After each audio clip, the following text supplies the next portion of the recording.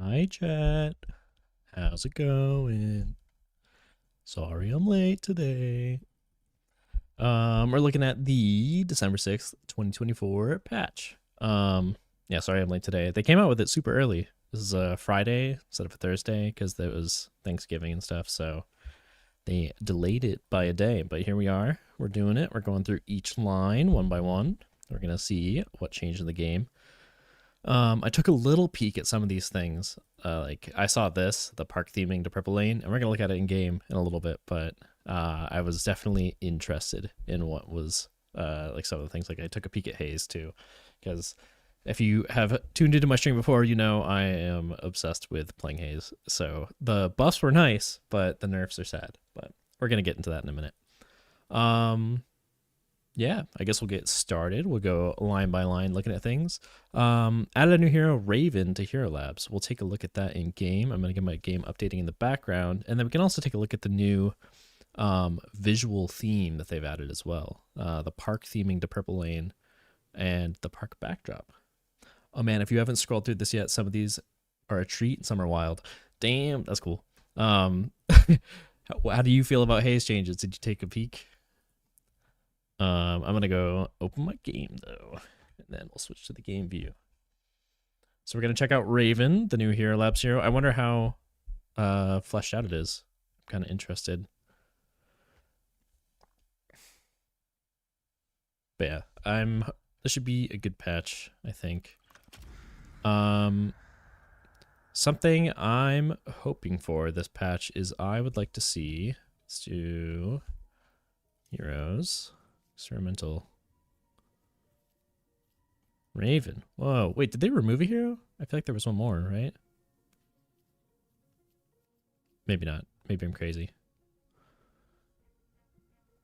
Positive, no spoilers, but actually nothing crazy. I think positive, no spoilers, but actually nothing crazy. I think there might need to do some testing on her to make sure I understand the changes. Gotcha. Thanks.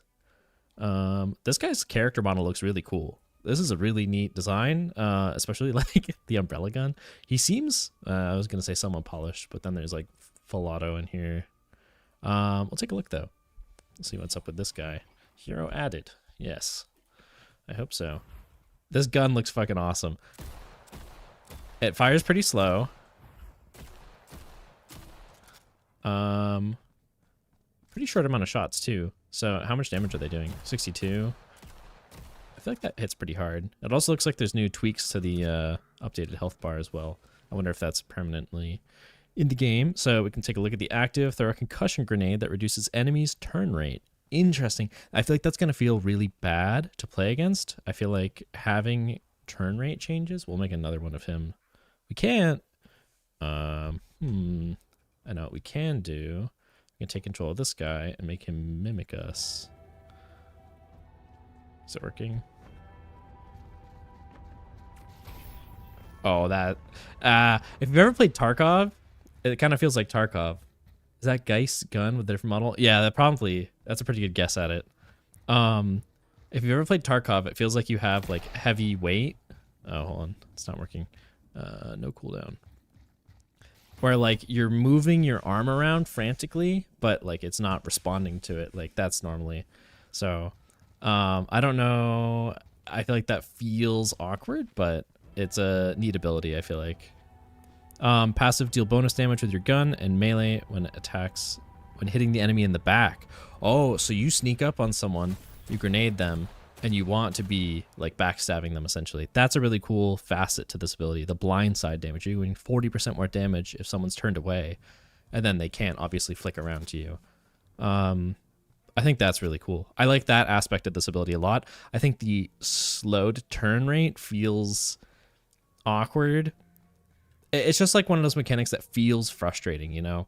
But I think that it's in other FPS games to some extent, so I think it'll be okay in this one. I don't think it's the end of the world.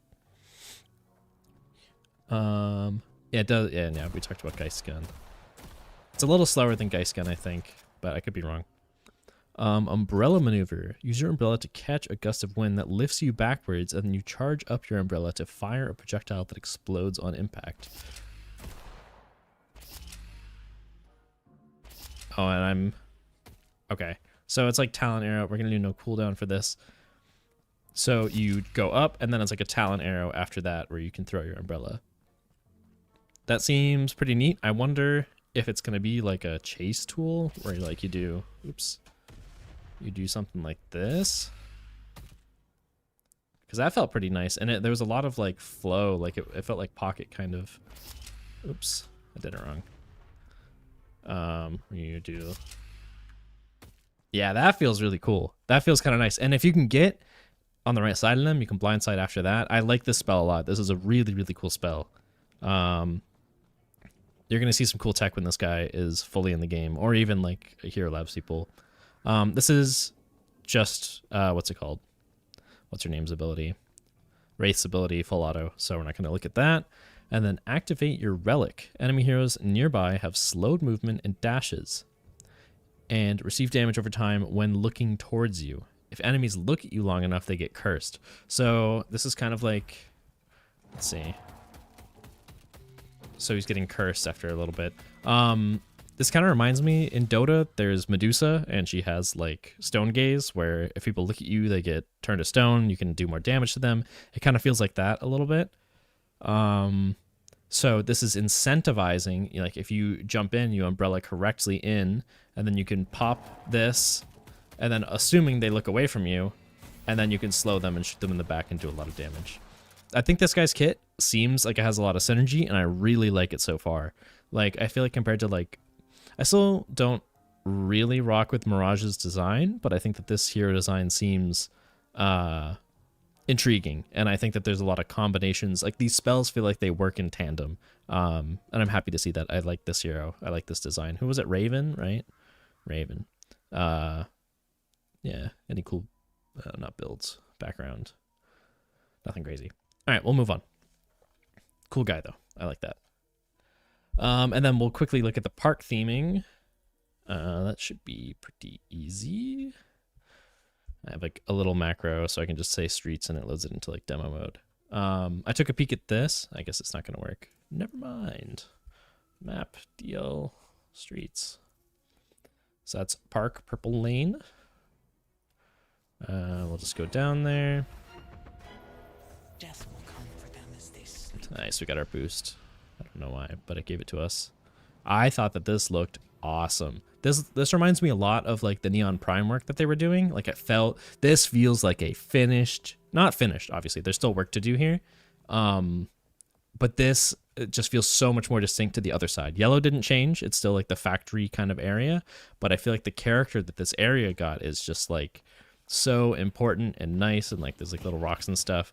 I feel like you can now visually distinguish the different parts of the map, and like to say like, oh, they're on purple. Like normally I was like looking at the zip lines and like graffiti around. Like this just feels like park. It feels like P. Like I don't know.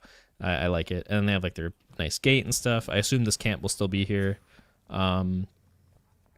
Yeah, they added a new skybox on the outside here and stuff. I really like this. I think this is a excellent change, and I like the direction that this game is going to go in if they keep doing this map stylization. So I rock with that. Disconnect from this so we don't have to hear the troopers shooting each other.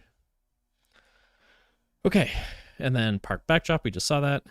And then player collision to canopies. So you're going to be able to sit on top of trees now. So yeah, that's pretty neat. New visual style for tree models. I feel like there were some on like yellow and in between the lanes, like in that like river style, like that valley in between.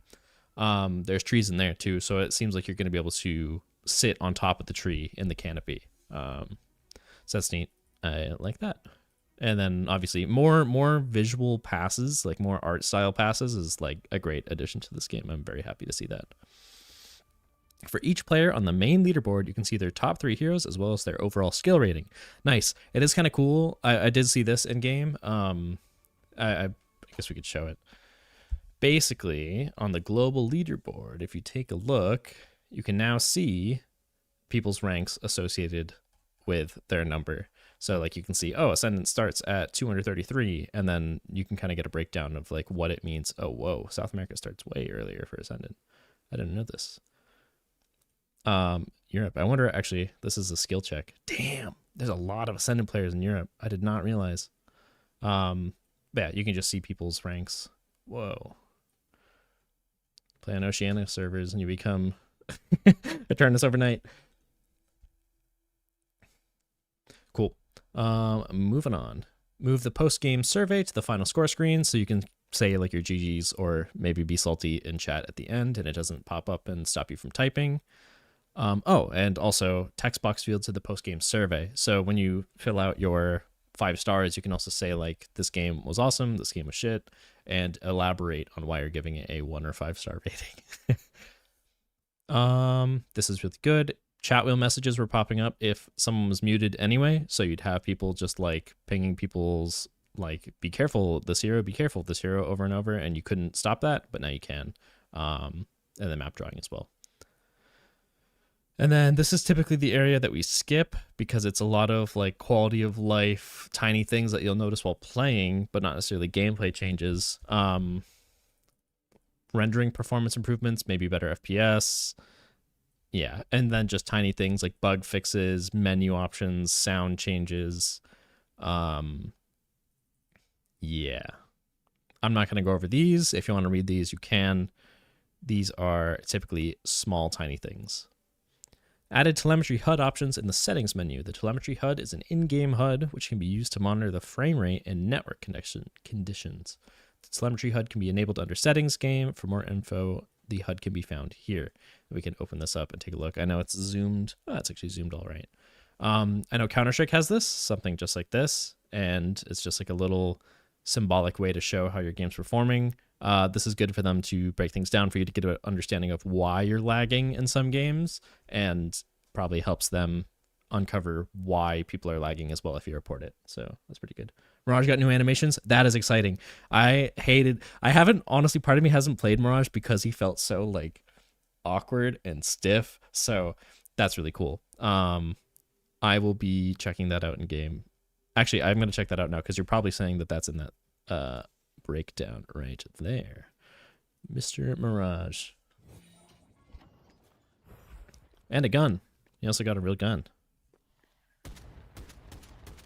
Yeah, he feels like a guy now. Like he feels like actually like, and then yeah.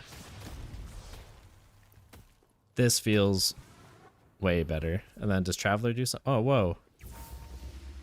Still kind of looks awkward with Traveler. I'm sure they'll work on it, but this feels way better.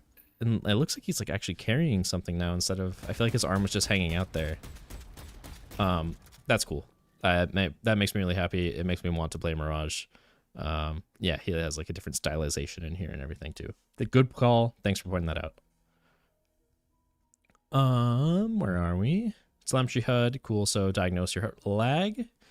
Need to learn to play tutorial images. Nice. Steam input support. So this is controller support. I would bet that they're doing, I mean, I guess they have the Steam Deck, but part of me wonders if they're going to actually release this on console to some extent. Probably not. Hi, Shizman. How are you? What's up, chicken? Doing pretty good. Thanks for asking. I wonder, they probably won't release on console because then that would mean like adding Steam Store support to console, which they probably want their own chunk of the change. But I think having good controller support is nice for Steam Deck players. I know that they are trying to work on that, so cool to see them keep going down that. Steam Deck stuff, yeah, I agree, and I'm happy to see Steam Deck grow. I like that platform of console, if you will. Excuse me. Okay, miscellaneous gameplay. This is always my favorite section. I think that this is where you get to see the biggest changes that happen to the metagame, like besides like obviously heroes come and go, items come and go, like strength wise, but I think miscellaneous gameplay shows the direction that they're trying to get the game to go in. So this is always my favorite section. I always burp a shit ton on stream and I like try not to make it gross, so sorry. Yeah. Added an extra competitive option to allow players to control what type of players they are placed on their team. Okay, so okay, I'll talk about it once I finish this. If you prefer to play with higher levels of coordination, communication, and competitiveness, then you can use this option to tell the matchmaker to build your team with like-minded allies. This option will sometimes be inactive in scenarios where the pool is very shallow, large portions of Eternus, off-peak hours like 5 a.m., extremely long queue, etc. But otherwise, in most normal scenarios, the matchmaker will attempt to find you similar players.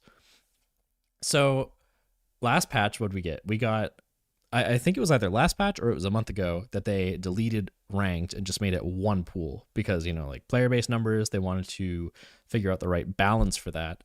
And to me, this sounds like they had a lot of pushback on people who just want to chill and play the game and not give a shit.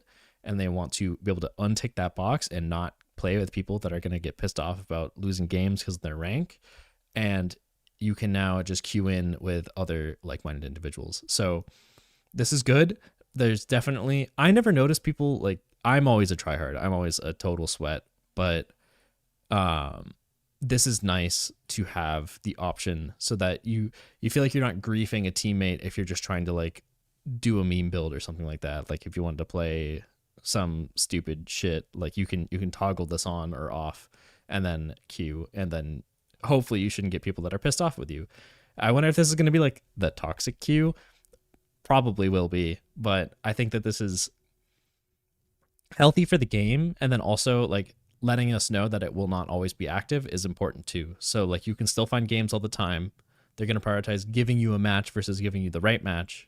So yeah, but this is good for like especially the weekends when there's people online and you can just like toggle on your extra competitive settings and you don't have like some stoned dude on your team that just wants to play like Lash and fly around, something like that. The new extra competitive option, incoming chat and lane preference party only settings are now collected within a queue options button on the dashboard below the profile area. Can we see that real quick? Queue options. Here we are. I was wondering. Nice. Extra competitive. Nice. And then I assume if you have a party, other things will pop up as well. Oh, we're live. Let's go. Sup, shiz. Hello, Zerkak?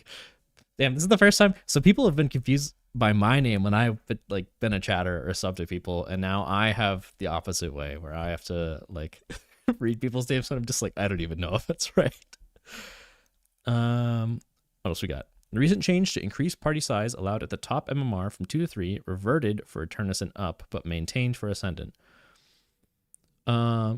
Increase party size allowed at the top MMR from 2 to 3, reverted for Eternus and up. If anyone knows the last patch, I mean, I guess this affects like 500 players, but I'm curious if people know. I don't remember this patch from the last patch. The matchmaker will now try to prioritize each team having at least 2 frontliners when it has the option to do so. This is good. I feel like we're getting so close to having a draft option without having a draft option. Like, I wonder if their vision of the game is to just let you queue in as certain heroes and just play the game and not like min-max the choice of what heroes you get.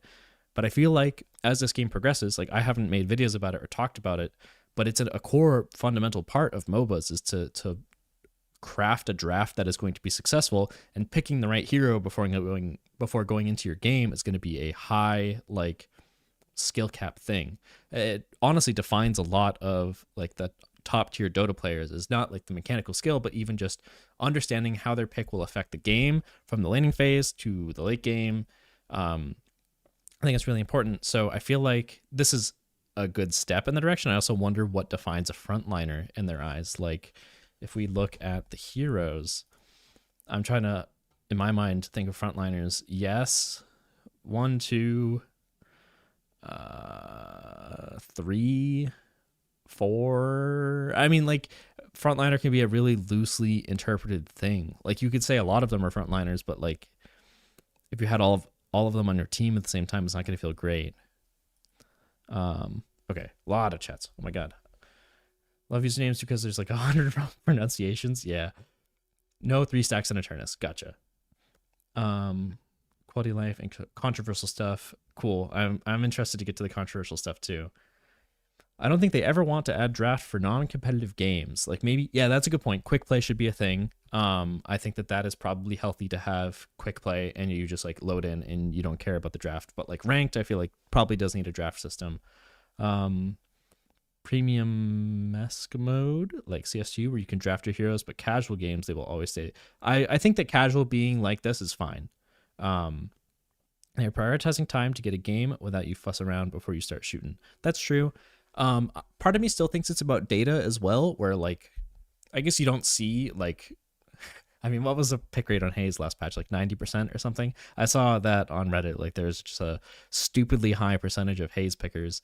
And I'm not surprised, but I wonder if they want to keep it that way so they can throttle in and out certain heroes so they can get data on the game without them in the game, you know? Um, so I think that's part of it as well. I think that in my mind, things like this are for them to be able to collect data, but we can theorize forever. Ultimately, what this is, though, is a good change to try to give you a frontline hero. Because if everyone's trying to play this weird backline, like not engagey play style, the game can get really strange. But having like two heroes that maybe frontliners, in my mind, are like the heroes that do shit. And I don't know. I'm happy to see that, you know? Yeah. 97. That's fucked up. I was part of the problem, don't get me wrong, but yeah, that's pretty high. It is nice to have a good Haze patch, but I mean, there were games where I was playing like my queue was Haze, Wraith, and Furnace last patch. And if you didn't get Haze, you were playing a Furnace or Wraith, which honestly I should have dropped them from my roster. But all the Haze needed was a slowing hex, and if you're against her, you just lose on both those heroes. You could just die to an ult, so it was sad. And it definitely was like a learning opportunity of like, if I'm playing Haze, just walk at these heroes and slowing hex them and they die. You don't understand the next one about ability range? We'll take a look right now. Ability range stat now has diminishing stacking. Ability duration stat now has diminishing stacking. Fire rate now has a minimum final value. Okay, that's good. So what this means is instead of it being additional, so you can just stack like 15% and 15% and 15%, and then suddenly you're at 45%, it will have diminishing returns as you go up. So the first, although you have three things that give 15%, they might not additively increase, but maybe you're getting half the value and then a third of the value on the third one. So instead of getting up to that 45% number, you might cap out at like 28 or something like that, like call it a number in between. So typically that's what that means. And I know in Dota we have like, I actually wonder if, I don't think spirit armor is affected by this, or armors in this game. But in Dota, as you get the armor stat, you continue to get like weapon resist in this game. But that diminishingly returns where you can't hit 100% resistance. And the same thing's going on here, where you will gradually hit a curve, but at some point it's going to cap out, and it's going to have like a logarithmic kind of relationship where it's not going to continue to give value. So you like getting 3 ability range or ability duration items is not going to help you as much anymore. And to me, like, yeah. So diminishing stacking, not additive, but rather multiplicative, logarithmic kind of relationships. Let me know if you want more elaboration on that. You can get 100% fizz damage resistant Dota with axe only at 20,000 armor. Yeah. So, and that's probably some rounding issue at that point. Like that's probably not even intentional. I mean, 20,000 is not intentional, but yeah. Cool. Heroes now have 0.5 sprint boots nerf, enduring speed nerf. So, I mean, if you guys follow my videos, my first real like meta update video I did was talking about movement speed when the map got stretched out, and we've seen it continuously nerfed over and over and added into the base game. Like last time, I think we just got a raw increase in hero move speed, and that got removed from enduring speed. And now all heroes are going to have 0.5 sprint, which some heroes had none before. Some heroes had it built in. Some heroes literally had 0. They wouldn't sprint. And giving it natively to heroes instead of having to buy items is probably good. Excuse me. I wonder if this is going to come with any movement nerfs from the zip lines. I really hope that doesn't happen. I really like zip line movement, but seeing everyone get sprint speed by default kind of worries me about it. Ability range nerfs hurt a lot. As a support player, positioning is going to matter a lot more now. Gotcha. And to me, like ability range stuff, yeah, that is a nerf towards positioning. And even like the first thing that comes to mind with these two like things is like the 7 ball build, where you would just like aimlessly throw a ball into a crowd and it would do like 800 damage. Like overall, like that style of gameplay, like we talk the Ivy video that I did too, like relied on these things as well, where you just had ability range over and over and over. Yeah. So I feel like both of these stats were causing these insanely stupid builds to come out, and just like everyone, yeah, frustrating things happened with these not diminishing. This overall I think is healthy for the game, not having to buy boots. Like that's a problem that's in Dota, is you have on like 95% of heroes you must buy boots, otherwise you're like trolling. And I wouldn't say this game felt the same, but it was starting to become that way when the map got stretched out. So I'm glad to see it be optional and be genuinely a choice instead of like a necessity. Yeah.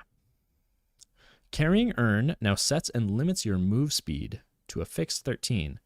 This includes things like IV airdrop and no longer provides sprint. The speed cannot be reduced or increased. 13 seems high. What is that in perspective? So we're going to look at heroes real quick.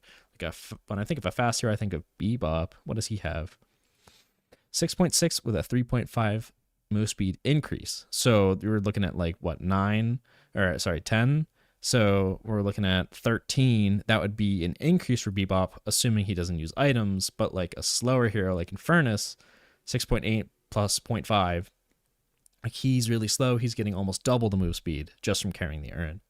And it seems like when they say that, they imply that it's not going to scale if you're winning or losing, because I think that was the thing that they were experimenting with, right? They were experimenting with more move speed if you were losing and less if you were winning. So many urn changes. Yeah, the urn is constantly changing. It no longer provides sprint. Gotcha. Move speed. So move speed, not sprint. So even if you're getting shot, you're still going to be moving fast.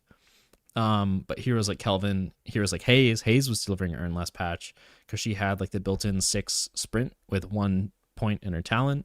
So all these heroes, like especially IV airdrop, like all these heroes that were really fast because of their abilities, got nerfed. Kelvin, Hayes, IV, things like that.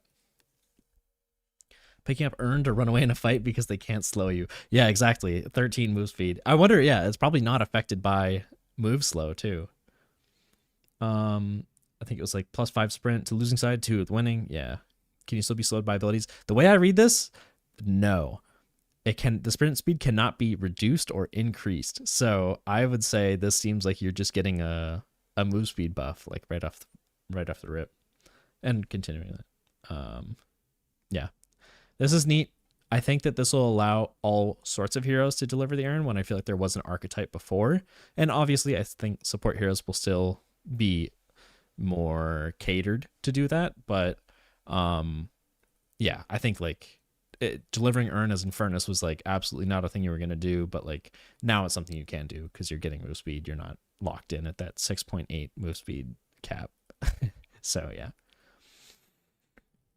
Nice. Okay, so shooting a trooper on a zipline now causes other troopers on it to dismount. Sometimes this is buggy, but if you're getting one, you're getting them all, and that's really nice. It kind of felt weird when you let one trooper go on accident and you like shot down 3 of them, and you're like, oh, like do I have to run back for the one trooper now? Like what do I do? Yeah, that felt really bad. So this is a nice quality life change. Flying over buildings no longer causes you to get zapped. Only standing on the building does. This is healthy for the game too. This is a buff for, I wonder if that affects Kelvin. Only standing on the building zaps you. So like all these heroes that could like go over a wall quickly, your Ivy, I think Vindicta could, and then Kelvin are the 3 that come to mind immediately. Yeah, this is gonna allow them to play around those rooftops more. Without doing it. Kelvin's standing on his ice path. I wonder if that'll affect him, but yeah. Okay. Patron HP reduced from 10k to 7.5k, down to HP from 18 to 13.5, and then it's going to scale up starting at 20 minutes. And then how aggressive is that? So if we do like I'll use my calculator instead of Google. I'm going to do this at the same time. I guess this is really easy math. 250 per minute. So every 4 minutes, it's getting 1,000. After 10 minutes, what is that? It's 2,500. So it scales up pretty rapidly. At 30 minutes, it's going to be equal tankiness ish for the living patron. I'm surprised the first patron is so squishy, honestly. I feel like they could increase that. And okay, I have some comments about this. Talon as well. Thanks. Yeah, the rooftop stuff. So and down patron HP grows by 450 per minute starting at 20 as well. Whoa, okay, that's huge. Minus 25% HP at 20 minutes, 0 at 30 minutes, and 25 at 40. Okay, so I have some I'm like tripping over my words. Sorry, guys. My comments on this is that I had games where I was losing and we were able to miraculously hold the game at this 20-minute marker, at this 30-minute marker, which felt really bad. Like the other team was coming close. They were going for the down patron. We were able to hold them off. We had really no business winning that game or even like causing a comeback. And the opposite was true too, where we'd be stomping and then you go for the win, you have like 2 people dead, and because of the sight lines towards the sides of the pit from the fountain, it became really hard to take the space at the end. I think having these health pools grow in accordance to the strength of the heroes in the game makes sense. So if there's like levers in the game and you're just ending the game early, this will make it nice. But I wonder how this is going to affect those games that came close and then there was comebacks, because I honestly had a lot of games in the last patch that felt that way, where like this downed patron fight, like since you have to go back once taking the first patron typically, I wonder if this is going to help people finish games or at least make it more attractive to stay and not let the health pool grow over time. Yeah, you don't know if you like the patron changes. I agree. I feel like there were some games that felt like a really cool comeback. And also the games that I feel like I threw because of these, like the patron health pool was on me as well. I feel like it was a skill check where I fucked up and I could have played better. So I'm feeling weird about these. I would be okay with down patron having less HP to start, but I feel like the first patron should have more in the first place. But that's maybe just my opinion. This feels like something that should kick. Oh, also, I feel like I wish that I could see these numbers in game. I think that would be helpful as well, is to really, like, I've never known what the actual health pool of these patron stages were. And I think it would be nice if there was like not just the health bar that pops up, but also like the proportion of damage that you've done so far to it. Feels like something that should kick in if someone leaves before 5 minutes or something. Yeah.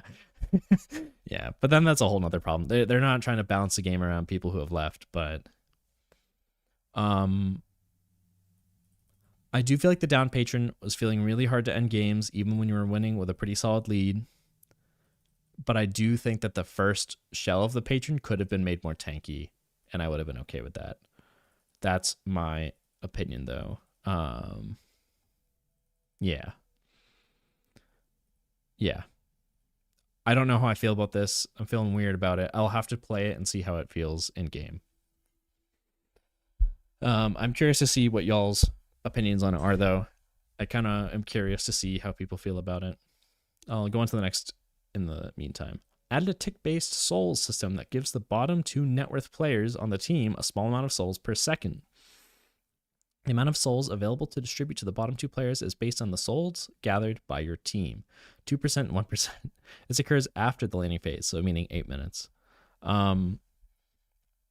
Tick-based souls system that gives the bottom 2 net worth players on the team a small amount of souls per second. As long as it's not coming out of my bank, I'm okay with it. First off, it's not like a tax that's going to the poor players, you know? Like, that's one thing. But the amount of souls available to distribute to the bottom 2 players is based on the souls gathered by your team, 2% and 1%. So for the most poor and the second most poor, I'm all right with this. I think it will keep the net worth less distributed between people. I mean, 2% and 1% does not seem like a ton, but it's all other players in the game. So all 6 people, it's like 20% of the souls gathered by your team you're getting as well. Eat the rich. Yeah, possibly. This, I like it. but it feels like one of these weird mechanics that's in the game and it's unintuitive and it doesn't apply equally to everyone.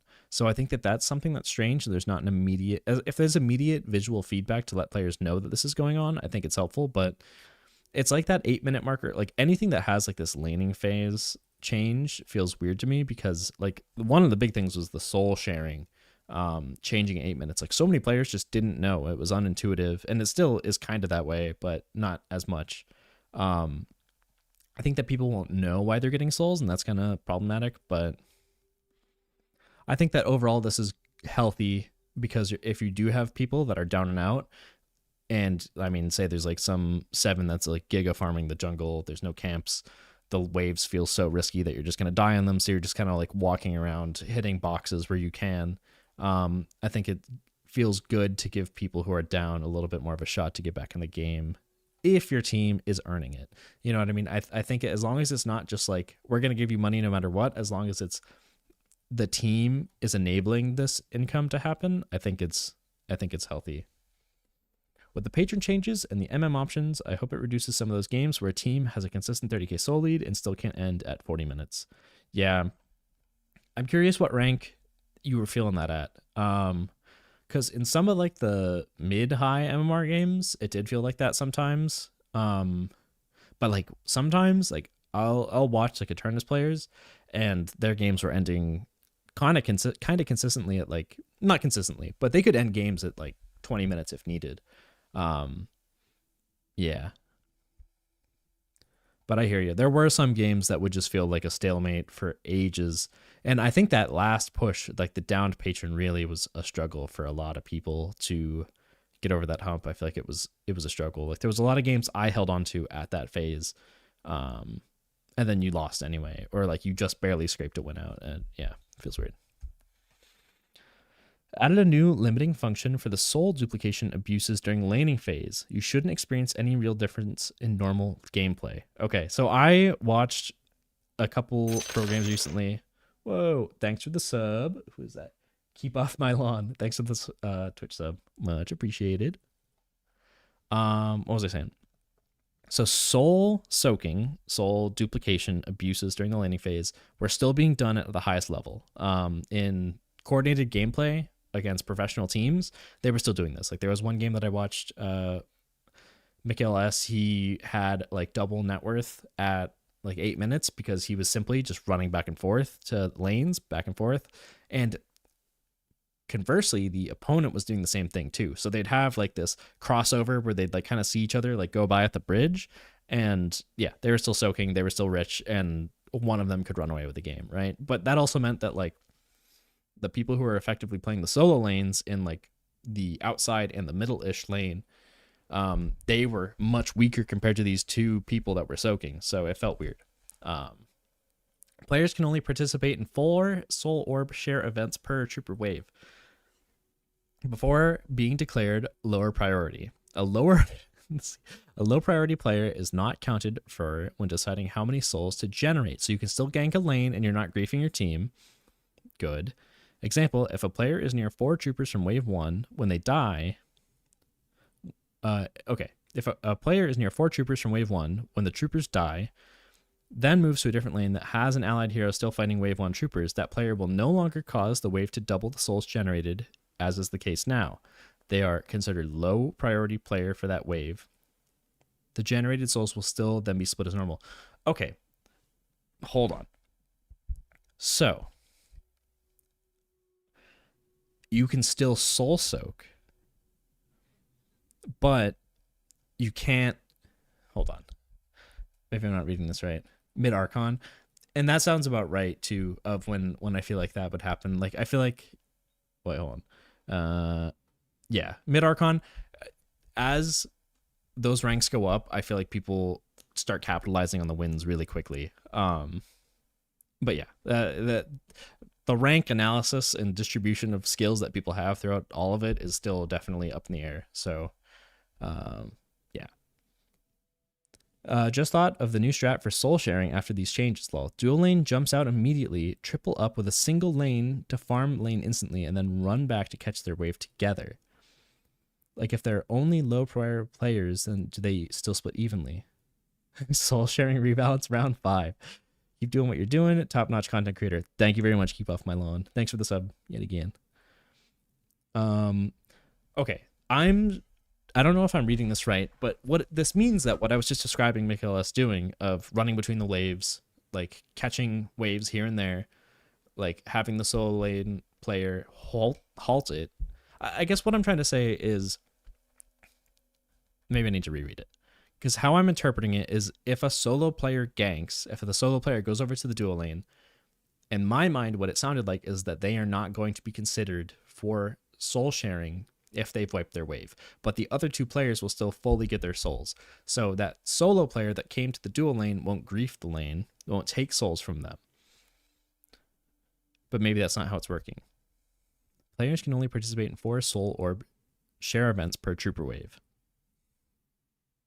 Lower priority. I don't understand the lower priority part, I think. Low priority player is not counted for when deciding how many souls to generate. Ah. Okay. If player 1 is near 4 troopers from wave 1 when they die, and then moves to a different lane that has an allied hero still fighting wave 1 troopers, that player will no longer cause the wave to double the souls generated, as is the case now, as they are still considered a low priority player for that wave. The generated souls will then be split as normal. Okay, so soul soaking on 2 waves seems to be removed, correct? Sitting in the office watching this right now. Hell yeah. Need to know how it works if there are only lower priority players farming a wave after hitting souls elsewhere. Oh, man. And then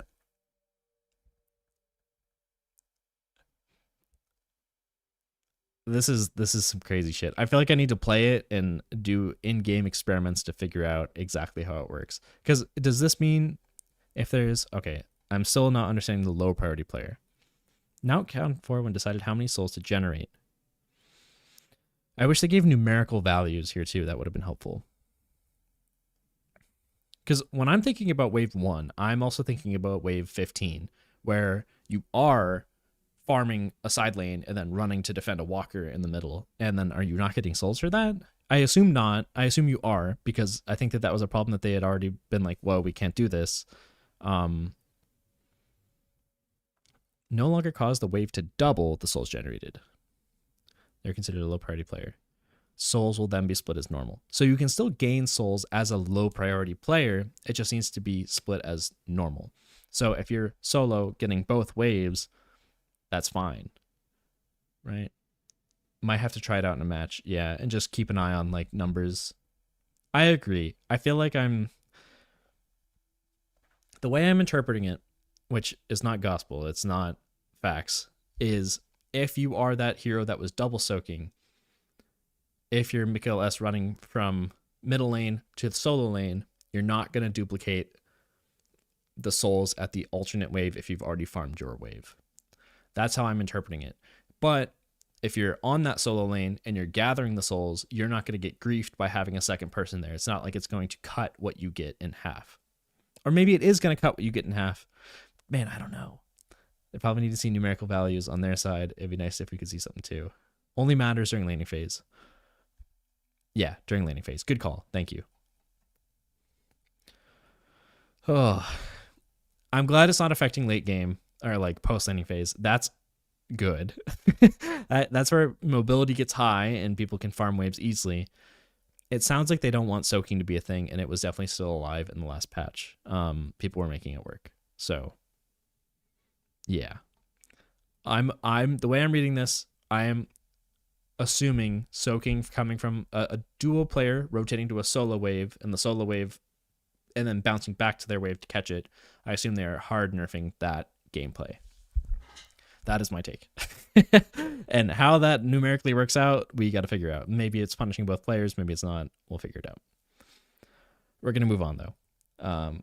I do wish we got numerical values though. Cool. Reverted a few changes recently related to soul duplication issues. Guardians now deal 25% more damage to troopers. Oh, okay. And then they reverted things from the last patch that were supposed to mitigate this. So they wanted Guardians to kill the waves faster. Yeah. And then this range nerf was a thing too. So they think they found a solution up here, and they're going to undo these things. These felt nice to me as not a soul duplication fix, but rather it was punishing if you actually kill the opposing laner. Before, and how it is again now, it's going to feel a little bit strange to kill your opposing laner because they're going to make it back in time for waves still. I feel like this 25% damage from Guardians was making it so that you could actually punish killing a hero in the lane. You could actually deny them troopers. And I still feel like that's the case, but I feel like it's not as much so without these value changes. Yeah.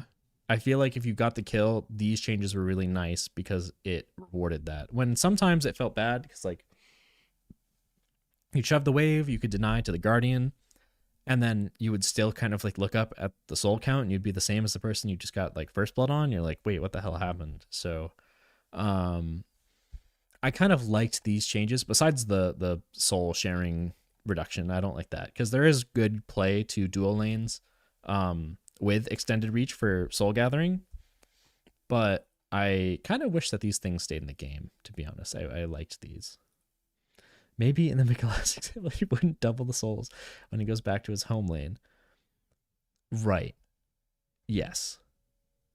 Yeah. I think that the rotating player will no longer duplicate souls. I think that's what they are trying to stop, and they've been trying to do that through all these weird ways, and they're trying to stop it through this rule set. And honestly, this won't affect 95% of the player base. And the 5% that does care about it will know about it. So maybe it's fine. I do wish that the Guardians doing damage stayed personally, but each their own. I am glad the range is back to normal. Okay, getting into item changes. That was a verbose and lengthy section of soul duplication fixes. All right, what do we have now? So weapon items. We have, it looks like not across the board, but a lot of numerical changes down in weapon damage. So basic mag got nerfed in terms of weapon damage. Close quarters went down in weapon damage. Bullet resist reduced.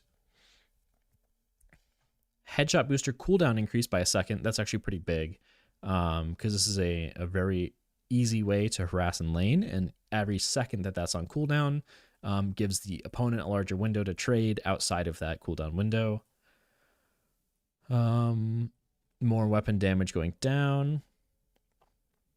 Hollow point buff. No, nerf. 5%. You need to be healthy. You need to be healthy to get your hollow point ward buff. Weapon damage down. Weapon damage versus NPC reduced from 30 to 26. I'm surprised they didn't nerf the opposite side of monster rounds where you took less damage, because I feel like it was effective versus Guardians, but I guess it hasn't been as much of a problem of people diving recently with monster rounds. Yeah, seems like they're slowing down a lot of the weapon damage from early items, and I wonder if that continues as a trend down. No, not as much. Guardian damage felt good. I agree. Yeah. Berserker now builds into Frenzy. This is a cool build up. I wonder if Frenzy gets buffed. Now builds from Berserker, grants Berserker passive, increases bonus per stack from 6 to 8. Nice. Provides 12 ammo. This is a really good item now. I feel like heroes that were getting Frenzy like to get Berserker anyway, because like Berserker, you're getting hit. Frenzy, you want to be low health. You want to be in that middle range. This seems like a really strong build, especially like Abrams is heavy buffed by this build up, I think. It's also slot compression. However, they did nerf it, but then also you had like close quarters got nerfed and like other Abrams items so far. Yeah, so this is a cool build though. I like to see Berserker build into Frenzy. I think it makes sense. And then as I said, slot compression. It's huge that Frenzy is now essentially 2 items in one. Yeah, that's really nice. That would be a good spell, or a good item. Active reload ammo increased. That's a lot of extra ammo, actually. Active reload, I know, was kind of getting slept on in the recent patch. I don't know what they necessarily... I do remember. I think they gave it... I think it gave reload speed on top of the active reload part, but maybe I'm wrong about that. I know it got hit with a nerf. People preferred QSR over it. I wonder if this will turn some heads and make some changes. Yeah. Fleetfoot cooldown increase, so heavy melee canceling still available with items like Fleetfoot. 1 second, not the biggest thing, could turn the tide in some chases, stuff like that. Melee charge nerf. Ever since this got like the double ammo, basically, it's been pretty strong in a lot of certain heroes. So small nerfs there. Spellslinger headshots. Proc bonus changed from 3% spirit power to 3% spirit amp. Interesting. Spirit amp versus spirit power. How does that work out? Because spirit amp is going to work. I assume this is a buff because I don't think that this item was strong in the first place, but I'm surprised 3% spirit power to spirit amp. So some heroes don't scale effectively with bonus spirit, but might get more damage based on spirit amp. So I think that this will positively affect some heroes and negatively affect others. Some heroes like to have more raw spirit than spirit amp, but I think overall more heroes would like to take more spirit amp, because I mean, like 3% spirit power might give you like what, 1 or 2 spirit here and there. And spirit amp is just going to be a raw increase to your damage as opposed to what you might get from spirit. They gutted your boy. Does spirit amp go on the target? Oh, spirit amp. Good question. When I read 3% spirit power, I was assuming it was going to buff your raw spirit stat rather than spirit damage. But I'm curious to see how people interpret that. Amp would be a nerf because spirit power buffs heroes in general. Yes, but some heroes don't scale effectively with spirit power, but would scale with amperage. They would scale off of raw damage. Some spells don't get damage from getting spirit power, but some do get obviously damage if you buff the damage itself. Base damage from your spells too instead of amping or scaling. Yeah. Who is your boy, J-Dow? Jadow? J-Dow? Yeah. I'm curious. I think this item was shit before. Okay, I want to look at an example in game.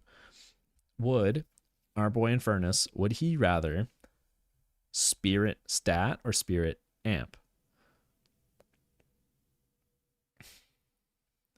Because this is a hero that I think of as like a prime candidate for this item. Spellslinger.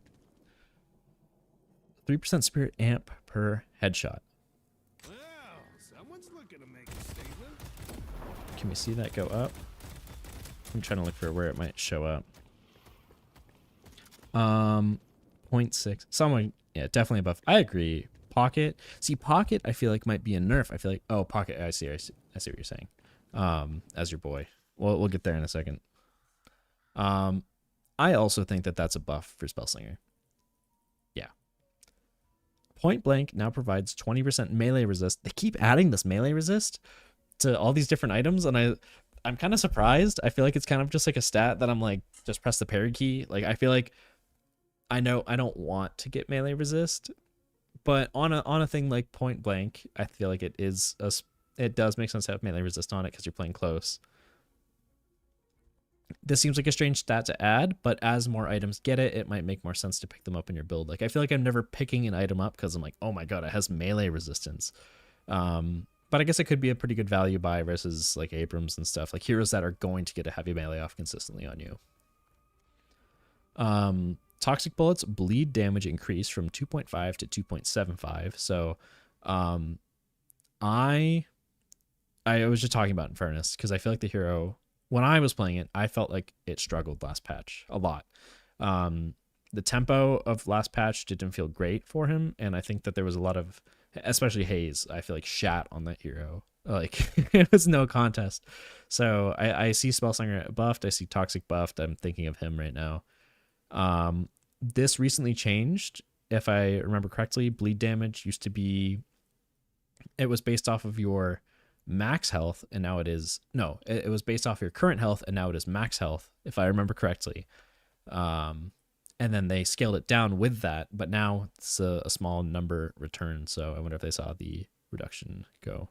Alchemical Fire felt really meta last patch. I think people are starting to realize the power that it had to push objectives with the reduction in weapon damage resist that it gives. It actually buffs weapon damage if you're sitting in the Alchemical Fire. It's not just the burn effect. and you could throw that on walkers and guardians and stuff like that, and you could shred through them.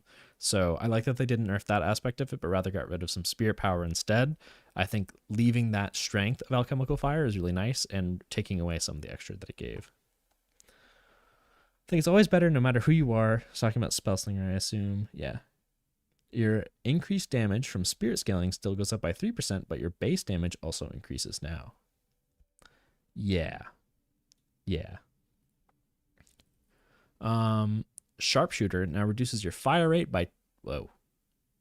Hold up. Sharpshooter now reduces your fire... They've been trying to give this item an identity in the last couple patches. Did the tier 2 variant of Sharpshooter long range didn't get this. But we saw this item change last patch to give reload speed. If I remember correctly. Sharpshooter now reduces your fire rate by 10% and move speed by 0.5. Anything that is going to reduce move speed feels bad, but we'll get into that. Weapon damage increased from 20 to 30%, so across the board a buff. And then also far range weapon damage increased from 50 to 70%. This, I like that they're going in a direction with this where you're building into a play style where this is you want to keep your distance and you're genuinely going to do more damage. 70% is not to be slept on. Like, that is a lot of extra distance. Also, I think far range in this aspect. Oh, sorry. Was I? No, I just tapped out. I was like, oh shit, did I not have the notes up? Far range, I think, is defined by being beyond a 15-meter distance. So I'm actually really curious. So let's be the Elo Thief and build long-range Haze.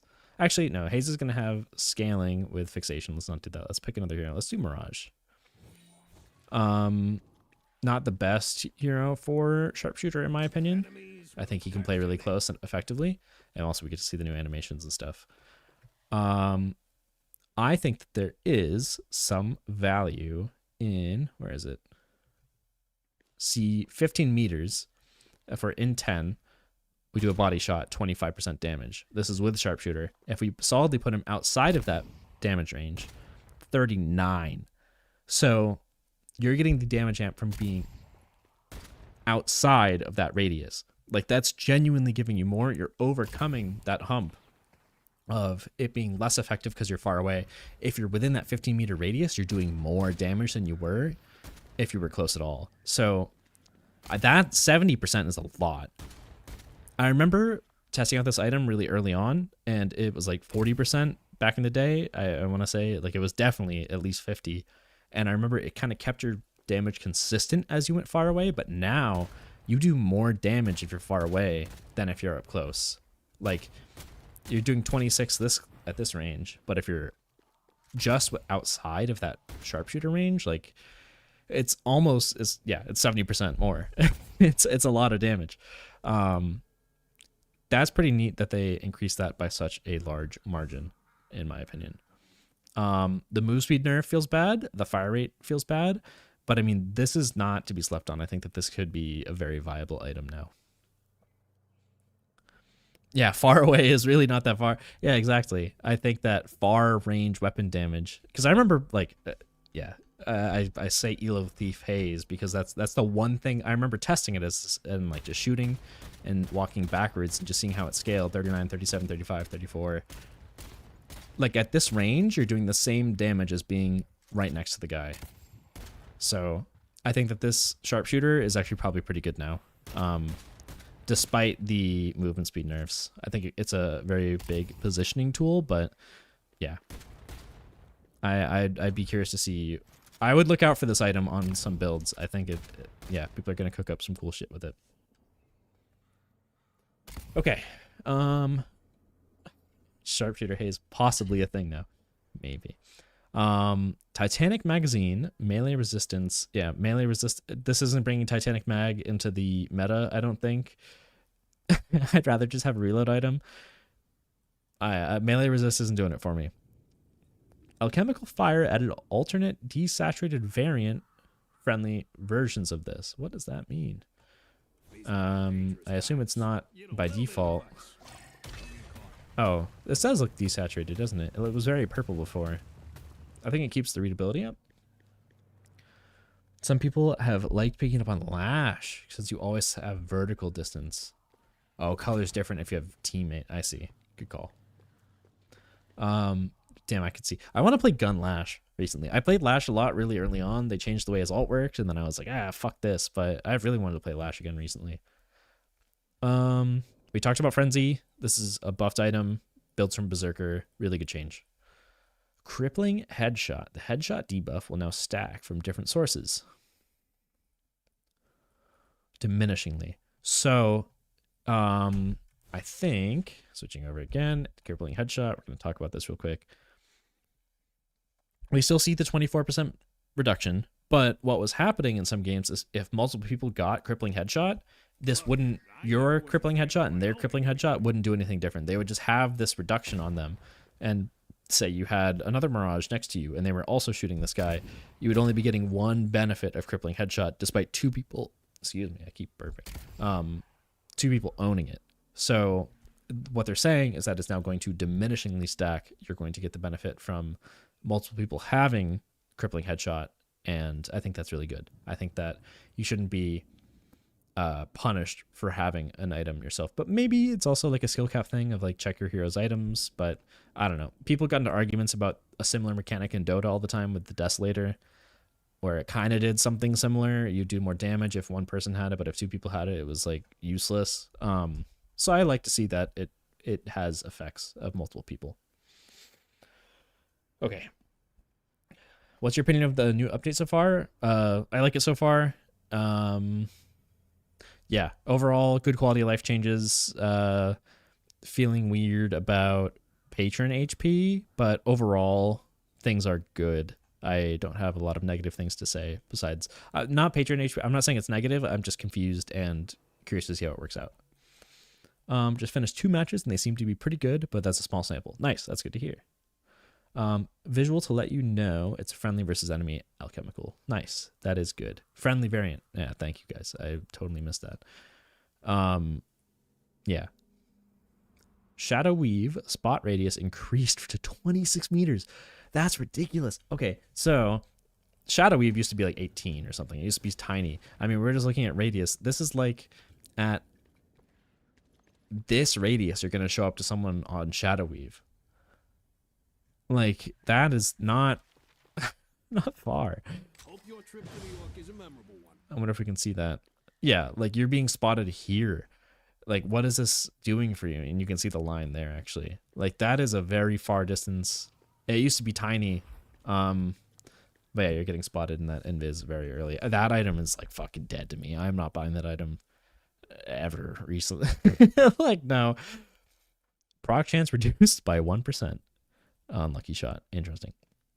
Silencer buildup difficulty increased. Wow, they thought that silencer was good. I actually didn't have that feel on it. So if you guys don't remember, last patch silencer got changed. Instead of an active item, you build up a silence debuff and a spirit damage reduction debuff as well on them, and they made it more difficult, so you have to shoot them more. I'm kind of surprised to see this. I bought silencer in a couple of my games as Haze. I didn't feel it to be very strong. I liked other items over it, like survivability, more raw damage. So I'm surprised to see this a nerf. Mirage got the flintlock pistol now. Yep. Yeah, Mirage got a very good visual buff with animations and a real pistol. Yeah. Spiritual overflow cooldown reduction reduced from 15 to 12%. Gotcha. This item was feeling strong in a lot of heroes. Yeah, I feel like a lot of shooting heroes were benefiting from this. And then also just giving something CDR was also pretty crazy. Like, I feel like pockets were building this just to have CDR. Yeah. And it's like spiritual overflow, like you're not, I mean, pocket shoots a lot, but I mean, yeah, it didn't feel like a pocket item, but like that CDR was, it's really important to a lot of heroes. Okay. I think I'm getting sick. This is not good. Extra stamina, fire rate reduced by a little bit. Extra stamina was a goated 500 vitality item. I'm still going to be buying this in all my games, but this, I was buying this in like every game, and I still probably will buy it in every game. But the fire rate, I mean, I've done this comparison. Oops, wrong one. I've talked to friends about this where it felt like this item, rapid rounds, 10% fire rate, and then compared to extra stam, it was giving you 6% fire rate. It was like, why am I getting rapid rounds over this? Like I could get stam recovery, a little bit of bonus health, versus like in lane, people were getting rapid rounds, and it's just like, you're not getting the sprint speed. The fire rate is like okay, but like you could just do so much more with extra stam. So I feel like this item was doing too much before. It still is really good in my opinion. So they're just getting back on track with that. Healing rate, 15% less health. Not going to read into it too much. Okay, Heal Nova. This was, in my mind, I'm thinking of Viscous when I read this item. When I think of Healing Nova, I'm thinking of these like support heroes that are like a pain in the ass to kill. The Kelvins, the Viscuses. This is a pretty big nerf. The 0.75 seconds is going to matter. Where this health heal, this burst of like what up to like it's like 400-ish health, is going to come back gradually and give you a window to be actually like be able to kill someone that uses Health Nova. So that matters a lot in my opinion. This is a pretty big nerf. Enchanter Bearer cooldown reduction, more cooldown reduction. So these heroes that were stacking CDR, the pockets that we were talking about before, definitely other heroes on this list. Yeah, those early Enchanter Barrier heroes are going to struggle more. I'm seeing a trend between items that CDR is going to be going down. Return Fire no longer has 9 spirit power. It gives you HP regen and ammo. Interesting. So Return Fire did feel weird that it gave spirit, and I think it was a strong alternative to the metal skin nerfs. And I think that this is a nerf to it. I feel like Spirit Power was pretty nice on it. And HP regen isn't going to feel amazing later in the game when that 9 Spirit might have felt better. 10% ammo is like not something to scoff at, but not all heroes care about that stat when a lot of heroes care about Spirit Power. So I feel like this is a nerf. It's probably better to get Return Fire early. Actually, I think this... I don't know if HP regen is going to change people's mind about it early game, but I could see you picking this up in lane and making good, effective trades with it. Yeah. Restorative Locket, cooldown reduced. I want to see this item be good as an analog to it in Dota. Magic Wand. And I like picking it up. It's a cool situational item to buy, so having the CDR go down is pretty neat. Okay. Veil Walker. When shot while invisible, you will require 1 second to go back to invisible rather than 0.25 seconds. I didn't realize it was that small, but now that I think about it, I feel like I was running into Yamato's building Veil Walker and then fucking disappearing, bro. I did notice that this is so small last patch, but I don't know how long it's been that way. And the cooldown's been increased. I see this as a Yama nerf. I feel like I ran into multiple Yamatos running Veil Walker, and it felt insanely strong. Yeah. I think they're just trying to put extra regen back into... Yeah, I agree. I agree. They are trying to put extra regen back into Return Fire. Yeah, Veil Walker. This item felt strong, especially Yamato. And then also, Veil Walker, also consequentially, also nerfed because of the Enchanter Barrier nerf. Synergistic items together, both getting nerfs at the same time, feels bad for Veil Walker. No longer gets interrupted on slam down if you get shot. Is that how that Majestic Leap was working? Where I know that it was... Oh, did they entirely undo that?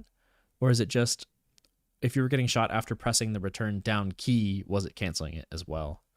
I do feel like I saw a lack of Majestic Leaps recently, so yeah, I'm okay with that. And especially like this is a especially toxic item on pockets, so I think if we see nerfs to that in terms of pocket, that's fine, but we've seen pocket nerfs elsewhere, so I think it might be bringing back the item itself while nerfing pocket at the same time. Metal skin duration increased. I'm all right with this at this point.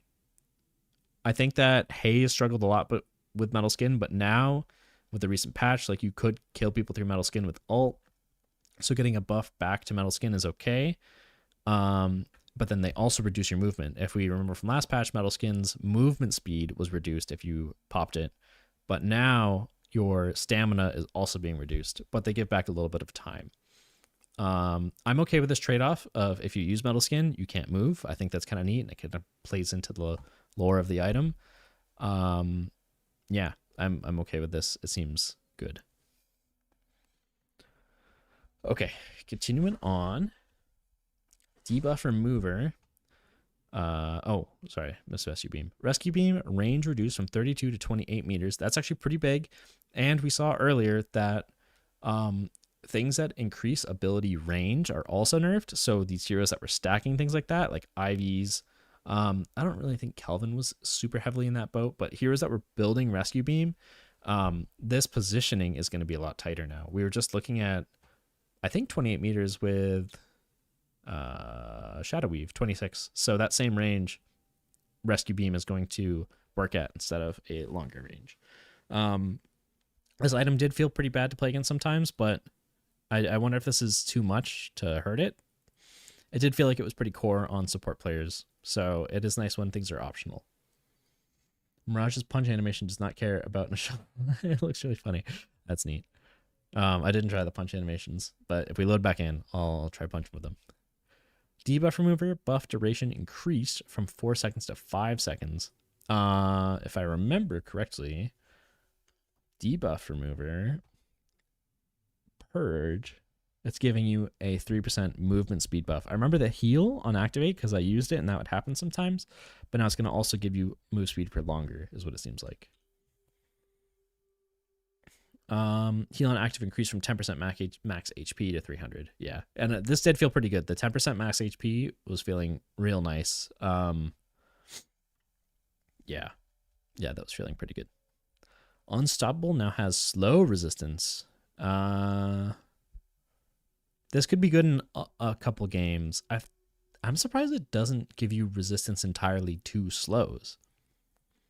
I'm surprised it's just giving a 20% slow resistance stat. I actually didn't realize it wasn't giving that benefit in the first place. Leech no longer provides CDR. Leech now upgrades from Healbane. Whoa, this is more of that slot compression. I feel like Leech kind of came and went in terms of an item. More CDR being removed from the game, yet again, by the way. But being upgraded from Healbane, I think that this makes Healbane a lot better of an item, and also Leech. It's going to make Leech more expensive, but that slot compression is important sometimes to get the 2-in-1 for one item. We're seeing a lot more of this, like items building into each other. I got to cough real quick.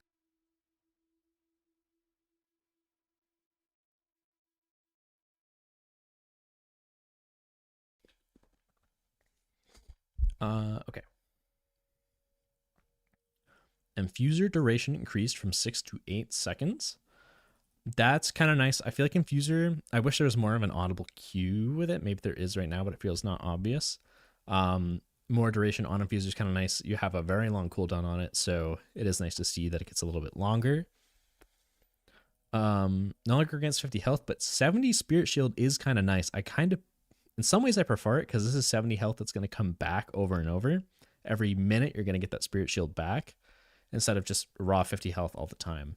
I like these changes to Infuser. I think it's going to make it a stronger item overall. Bit surprised Leech builds out of Healbane instead of Healing Booster. That's fair. I think they wanted to give the item more utility.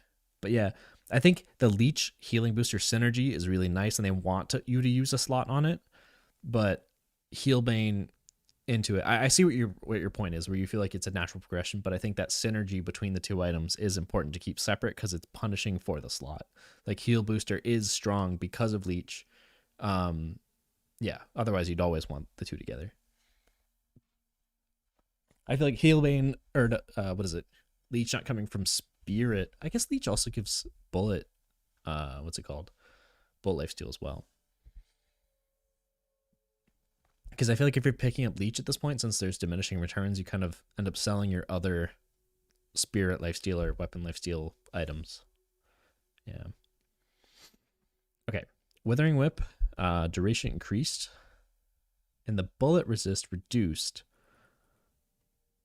Wait, bullet resist reduced. Does that mean it went up or down? Because for me, bullet resist, I remember on Withering Whip, this wasn't visible in the past.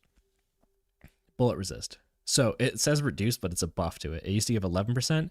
Now it's giving 12%. It's going to make you do more bullet damage to your target. It's a weird verbiage there, but I guess it makes sense.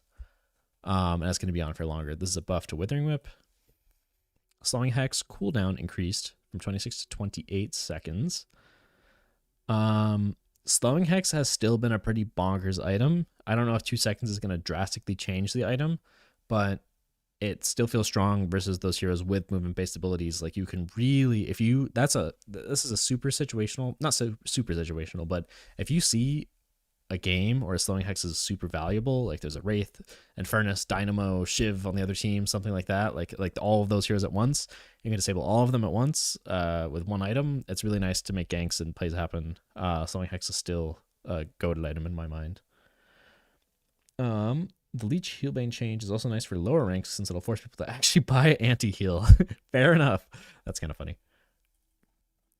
Suppressor duration increase by a little bit. To me, like, this sounds like it would be nice for McGinnis and turrets that are just constantly applying. But I guess it's not more like a constantly applying, but rather situationally because you're giving more duration on it. Decay bleed damage, 0.1%. Not going to read into it. Rapid recharge, cooldown for charged abilities reduced from 30 to 25%. We're seeing it yet again. CDR nerfs. Yeah. Ethereal Shift allows you to float around slowly. 2 meters per second.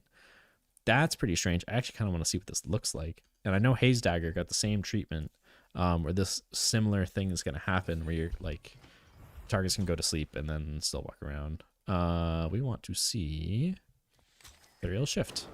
So you can still move around a little bit. That's kind of neat. Can you go up?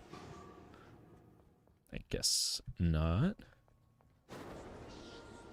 Yeah, you can very, very slow. Maybe? I don't know.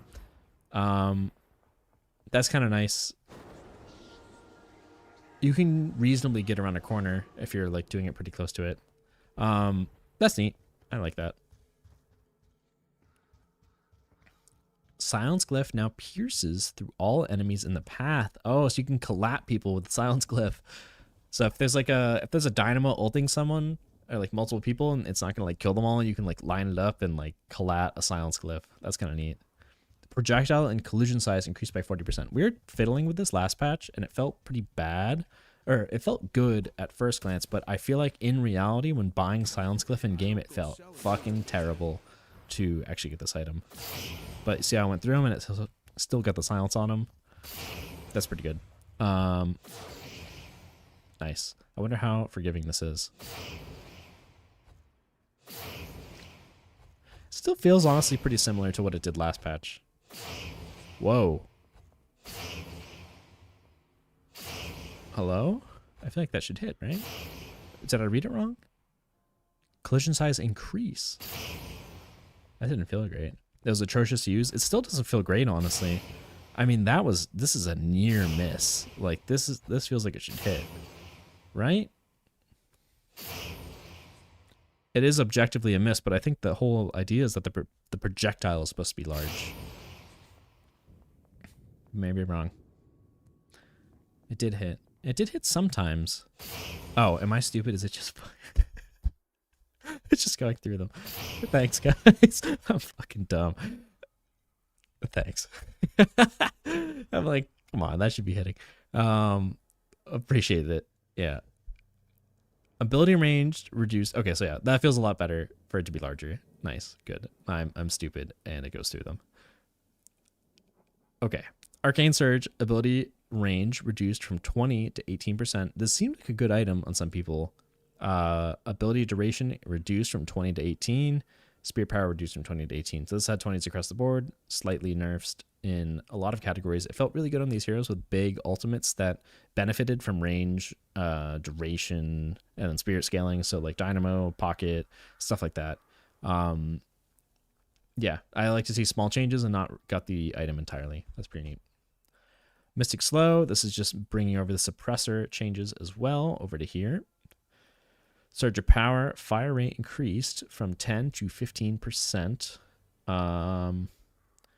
Interesting. It's a small buff for Wraith in my mind. I can't think of other heroes that really benefit from Surge of Power in terms of attack speed.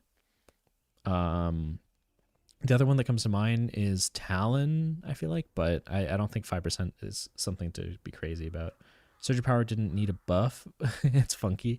Yeah, I think it's to help Wraith a little bit in my mind, because I know like sometimes you get Surge of Power on cards and it felt nice, and I think more attack speed on Wraith is like you're not gonna scoff at that. So yeah, but I mean 5% is like, it's not a ton. It's just small numerical changes to try to push it towards like that 50% win rate, you know, and not be a disadvantageous item to buy.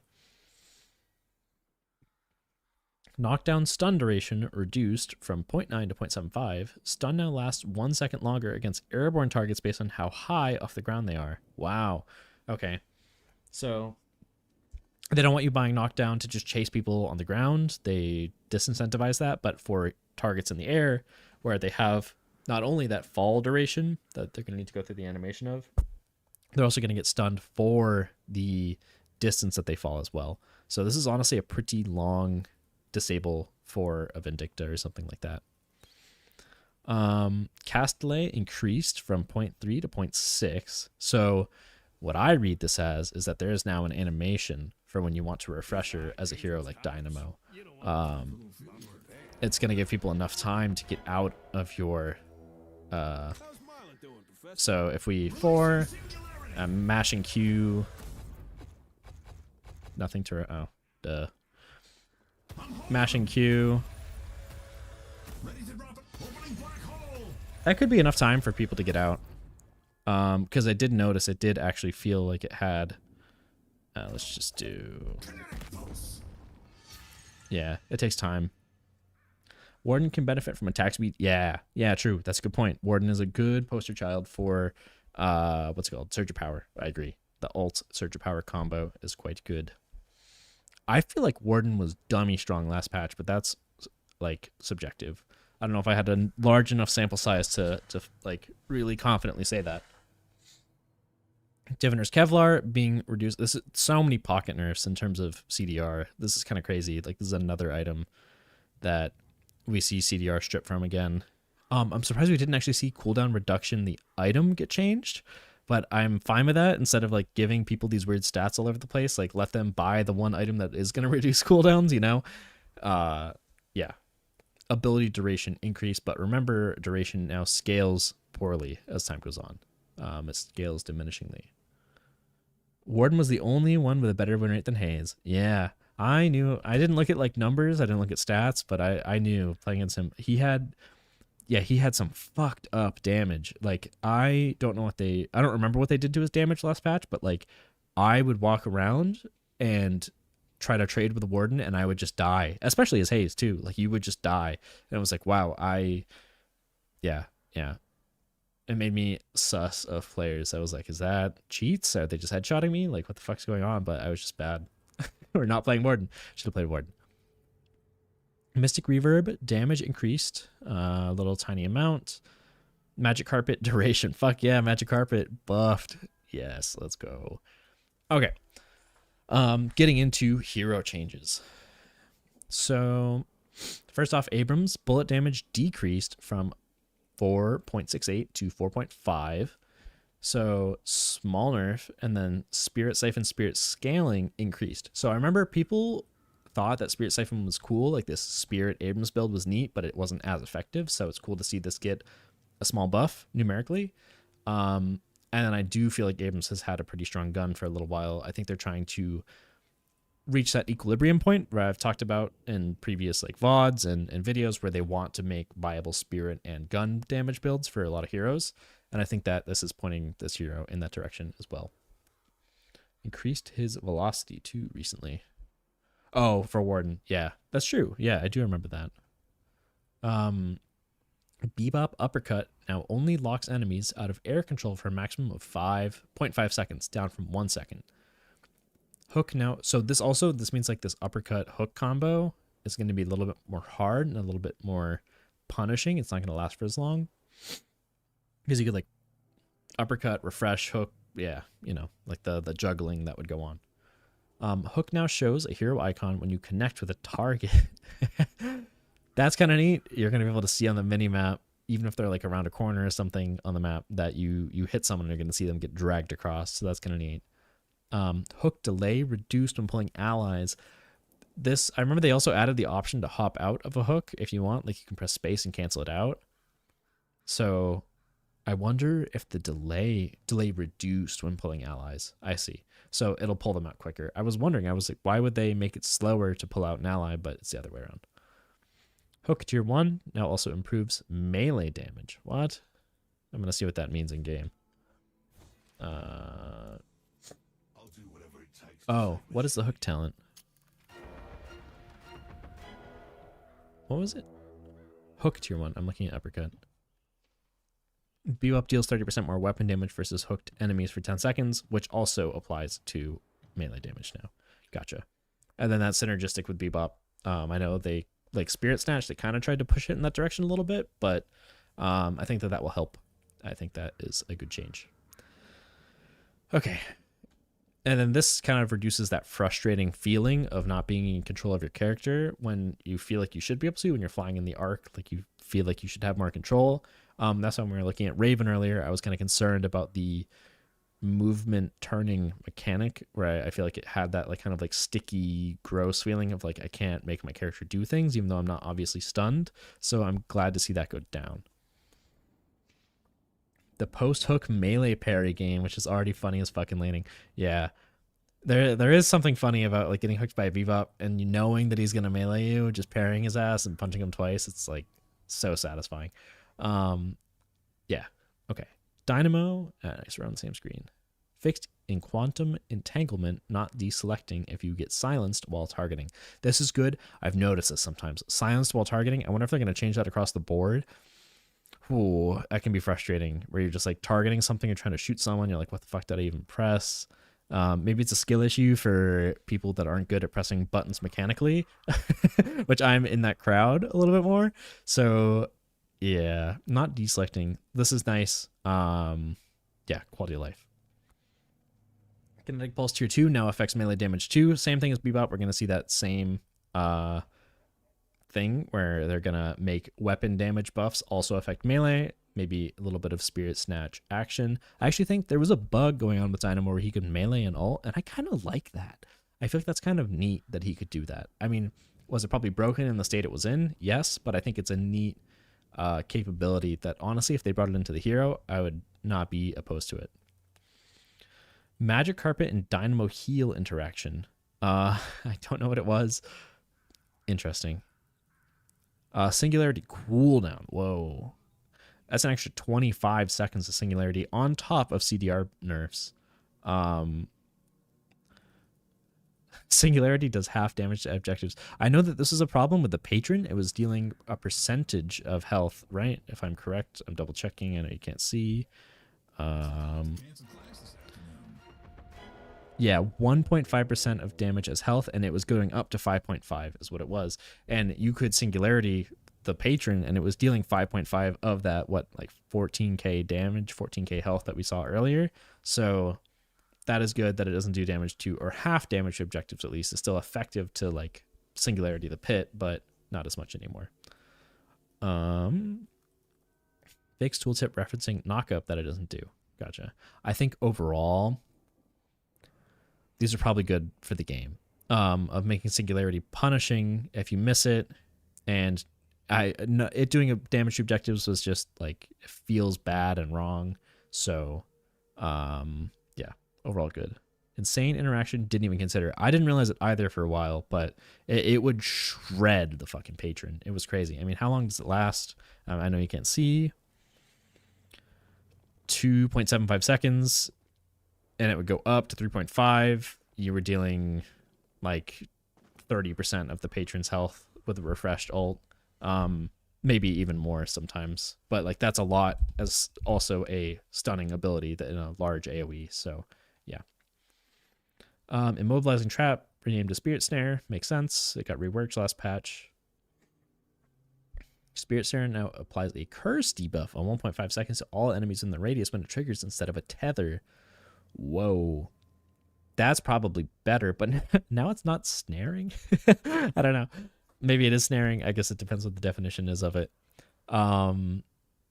instead of a tether. I feel like that feels better. I feel like why have both the flyers also have tethers? That felt kind of like gimmicky. So I'm cool with it being a curse. Spirit Snare tier 2 no longer increases slow by 1 second. Okay, but it increases the curse debuff by 0.5 seconds. You can now shoot a charged shot onto a Spirit Snare center to trigger it to detonate immediately in a 30% increased radius. That's kind of neat tech. Charge shot can now secure orbs. Okay. I like this Spirit Snare rework. I think it's neat. And I think that this is a really cool tech as well. I think being able to shoot a Spirit Snare is cool. I'm glad they moved away from it being a tether, just like Vindicta. I feel like that was gimmicky to have both the flyers have tethers. But I like this. I think this is overall a really cool change, especially charge shotting a Spirit Snare. You got to definitely watch out for that in lane. I feel like good Grey Talons will abuse that quickly. And I know I personally skirt the absolute edge of a Spirit Snare when it's in lane. So 30% increased radius, and then that's also going to feel even larger. Like the effective distance that that's going to cover is even larger because it's a circle. It's going to grow. Like, yeah, 30% implies a lot larger of a space for that. I took a glance at these haze changes before the patch and before I started my stream, so I kind of have an idea of what's coming. Smoke Bomb tier 1 sprint reduced from 6 to 5, so that's bonus sprint that you were getting. It went down. Excuse me about the sniffles. Smoke Bomb tier 3 charge time reduced from 10 to 7 seconds. I actually thought that this was a buff. And I think that this Smoke Bomb tier 3, I leveled it a lot. I leveled it a lot in game to see how it felt. Because if you don't remember, in the last patch, they made it so Smoke Bomb would dodge something for 0.5 seconds after enabling it at the max level. And it felt really weird to use. It felt ineffective at times. Like I was able to dodge a Lash ult tether at one point where he wasn't able to grab me because I dodged it and used it like a unstoppable effectively. And I think that being able to use it 3 seconds more frequently is good. In theory, trap while the Dynamo ult and activate it to cancel it out. I'm not sure what you mean. Range max and Gary Talon? Range max. Oh, true. Yeah, does that scale with range? It scales diminishingly now, but it definitely could be effective. Yeah. Fixation not correctly working with debuff resistance. So in my mind, what this means is fixation stacks have a lasting duration. And in my mind, the debuff resistance is going to reduce the duration that they stay on you. So that was one thing you abuse as Haze and Lane is you get fixation stacks and then you keep them by trying to tag them. So you constantly keep the stacks on them as long as you can so that when you do take trades, it's effective. This isn't really like a lane interaction, but rather like as the game goes on, you get debuff resist and it helps against Haze, but like you're not buying it for removing our fixation stacks or anything. Tier 3 fixation reduced from 0.15 to 0.12. This used to be a 0.2 value, and now it's at 0.12. That's pretty large. This is probably the biggest nerf that will be in the kit. This is a huge gut to the damage that Haze can put out. Not huge gut, but like it is consistent in decreasing the fixation value. This used to double what it was all the time. Of 0.2, and 0.12 is definitely feeling pretty bad.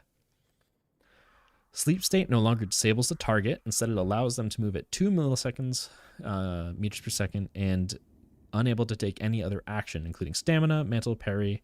The target still wakes up on damage. So this is what we saw with the ethereal shift. Like it's kind of like the same thing, except I assume it's like slow movement instead of like the floaty ethereal shift thing instead. 2 meters per second is really fucking slow, but it might be enough to, if you're like on the edge of a corner, I don't know. I feel like this isn't the biggest deal. I don't think that this is like a nerf, but rather giving the player agency, even though they're disabled. I don't see this as a huge nerf, personally. Sleep Dagger now takes effect immediately rather than after a brief delay. So you used to be able to get hit and dodge into cover immediately if you like have the timing tight, but now the second you get hit, you're not acting anymore when it did have a delay.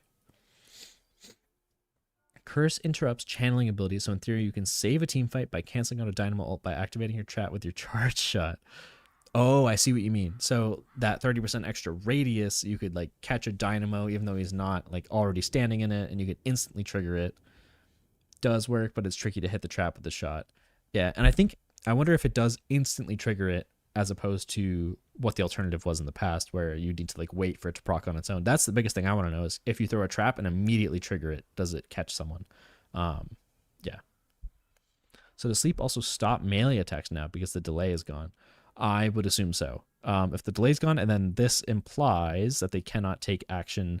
Yeah, mantle parry, which I would assume also includes meleeing. Yeah. Instantly triggers with a 30% range, doesn't visually show. Interesting. They'll fix it. Instantly triggers it. That's the biggest buff to me, is that you can instantly pop that trap. Because like if it falls and you could hit someone with it at the same time, right? Isn't that how? Yeah, Talon, it collates things. So if you could line it up so you're trapping behind them, hitting them with the shot, that could be some pretty crazy shit. So bad sleeping someone and still getting punched. Yeah, that's true. I think overall these things are healthy for the game, not necessarily like a nerf that is, yeah, for the hero specifically. I think that this is something that doesn't have to do with Haze being broken for the past 2 weeks. Fixed creeps sometimes attacking and waking on sleeping targets. Thank fuck. That was so awful. Was that you sleep someone and then your creep is just like, yeah, I'm going to hit that person and you are not going to get any benefit from hitting that dagger. You're going to damage them, but fuck you. That felt terrible, to hit a dagger and then have them wake up anyway. Bullet Dance CDR, not the biggest deal. I don't think that that's game ending or anything like that. And then they give it not back to you. It's still a 10-second nerf, but they give some of that time back with the tier 2. 6 spirit damage instead of 7, so across the board, we see damage nerfs to Bullet Dance and also the fixation damage that comes from it. And then they said that they fixed this patch. They said they fixed this bug in the last patch. It didn't entirely fix it last patch. So hopefully this is better. There's also the FOV bug. I wonder if they fix that, but we'll see.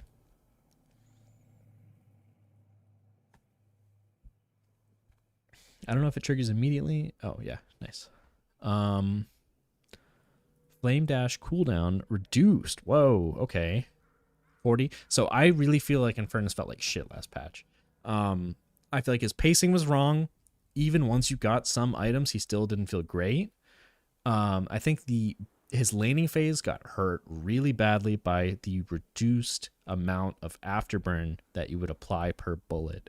That's what felt extra bad. So I wonder if Flame Dash CDR going from 40 to 35, that's still not enough for every single wave for it to be up. And the tier 3 is ultimately, is that better or is that worse? It's math is fucking hard. Holy shit. Okay, sorry. What is going on here? 20 seconds, 21 seconds. So they're reducing one cooldown, but this having charges is really, really crazy. These are some really cool changes for Infernus. I feel like there's a world where you max Flame Dash as Infernus. You definitely do. You max Flame Dash and you get Spirit, what is it? You get like the improved charge item. I forget what it's called. I'm looking. Oh, excuse me. Hiccups and everything, man. Not great. Change hero. Infernus. So at max level, this gets charges. Say you grab a rapid recharge. You have 3 charges on it. 15-second cooldown. You use it. And then you're waiting what? How long is that? That is 3 seconds of dash time. That's not bad. That could be a very viable build. And then instead of maxing Afterburn, you're maxing Run, and then you're farming camps with this like entirely. Naruto arc for Infernus. These are some really cool buffs for the hero, and I think it makes it a lot less one-dimensional of like max Afterburn by Ricochet. I think that this could make this hero really, really neat this patch. I'm really excited to experiment with him. It's still, so one thing I do notice is that the this still does not mean that you can activate it every wave. The 35 seconds versus 40, at first, I think Infernus released way back in the day with like 25-second cooldown on Flame Dash, and that meant you were able to use it for every single wave. You could Flame Dash the wave, and at that time, pushing waves was extremely rewarded, so you would wipe the wave, you'd get all the last hits, and then you'd effectively just start trading with the enemy because there's 4 troopers breathing down there. Anyway, yeah, that's a whole nother rant. I think that this is going to be a really neat build to build around Flame Dash early, get like, what's the name of it? I just bought it. Rapid Recharge. You get Rapid Recharge, and then I think that this build could be really cool. And it got a Spirit Scaling buff. I think that this Flame Dash farming build could be really neat. I think Infernus also lacked some kind of capability for early game fighting, and having a second charge on Flame Dash lets you effectively get in. I think Infernus literally has a voice line for it. Get in, burn them, get out. That was so fucking cringe. Yeah, this hero is going to be really cool this patch. I think you're going to see a lot more fighting as Infernus and not the farm bot kind of shit. Played a lot of Echo Shard and Furnace Dash, so this makes your playstyle more valid. Yeah, and Echo Shard could also be, you could also pick that up, get like another one going. This is going to be a really cool patch for Infernus. I'm excited to see. It's probably like when we do finish up, I'm going to spectate Infernus players. Yeah. Let's go. Yeah. Ivy melee damage and growth reduced by 15%. I did notice Punch Ivy's coming out. Damage and growth reduced by 15%. Why specifically melee? Was she doing extra? But you do get the charges on the tier 3 of Flame Dash, not much for laning. Right, yeah, you're not getting it for laning still. And I'm not saying that that is better, but I'm saying that you're still at 35 seconds. You don't get it consistently for every single wave. So it's not buffing it to that extent. Because I do remember when they turned it up to 40 seconds, that was the point in time where it was like, oh, you can't use this on every wave. But it still is in that threshold of every 30 seconds a new wave is there. You're not able to Flame Dash every wave. It's still every other wave. So that aspect of his laning phase hasn't changed. Starting health reduced. I believe Ivy had one of the highest win rates in the game, if I'm correct. I could be wrong on that. I think she consistently enables a lot of heroes in the game. Watcher's Covenant fixed to replicate healing even when you are full. Okay, so this is something similar in Dota. There's a hero that had this tether ability, like Watcher's Covenant, and at first, the hero used to not heal if you were full health. You would not give your ally regen, but I think the way I'm reading this is that even if you are full, you're going to give your ally regen as well. Initially locks onto the target in your facing direction if there is one. Nice. So that makes sense. Nice quality of life changes for Ivy.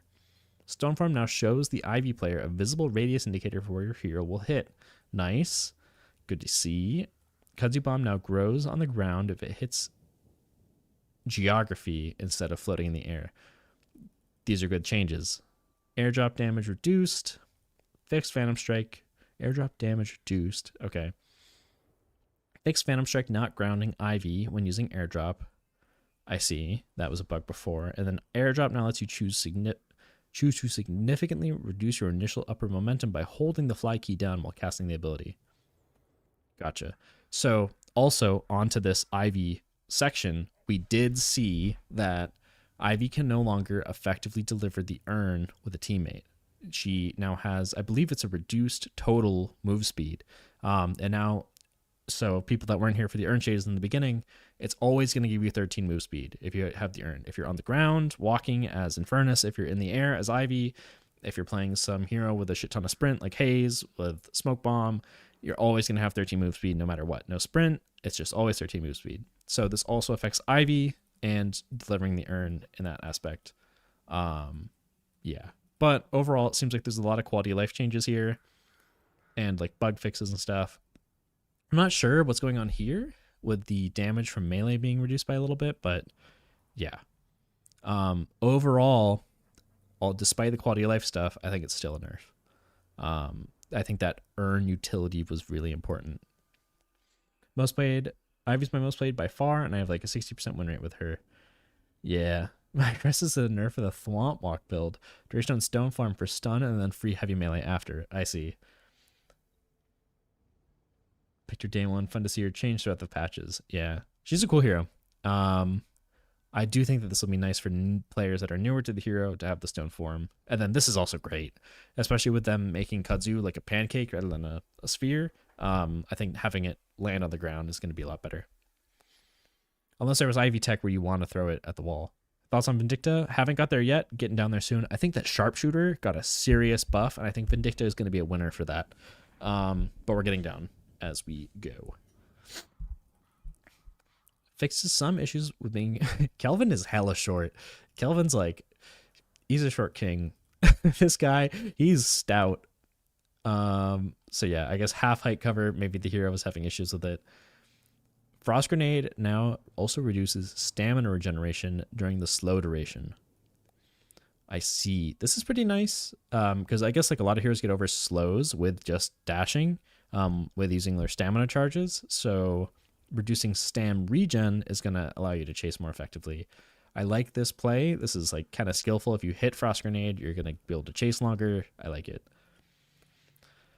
Frozen shells are now created on key up, while the key down an outline of the area will be shown. This is good quality of life stuff. I'm going to actually check this out in game. I feel like Ivy can never shoot around walls. Ivy and Talon either. Yeah, true. Ivy's definitely there as well. We are looking at Kelvin. I want to play more Kelvin. Guys, so this is me holding 4. That shows me the radius. So if you want to just perfectly trap someone in, you can now see it earlier. This really doesn't have scaling with a, yeah. What is it called? Improved reach.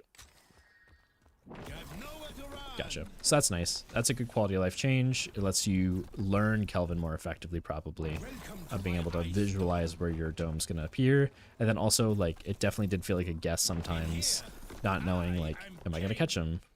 Oh, whoa, is it a confirm cast? I'm just gonna tap for it.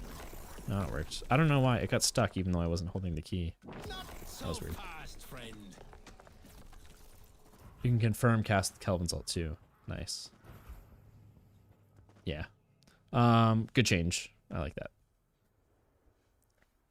Frozen Shelter just rounding out numbers. I'm not really sure if that's huge. I'm moving away from the creeps that are shooting because I can hear them. What else we got? This cooldown reduction to not quite match what we have. Overall, quality of life changes for Kelvin, and then also reducing stam regen, so a buff, I would say. And then they rounded out some like numbers around the hero. Malice can now secure orbs. I like that they're adding. Some of them feel really weird, like Talon being able to charge shot an orb is just like, am I really gonna do this?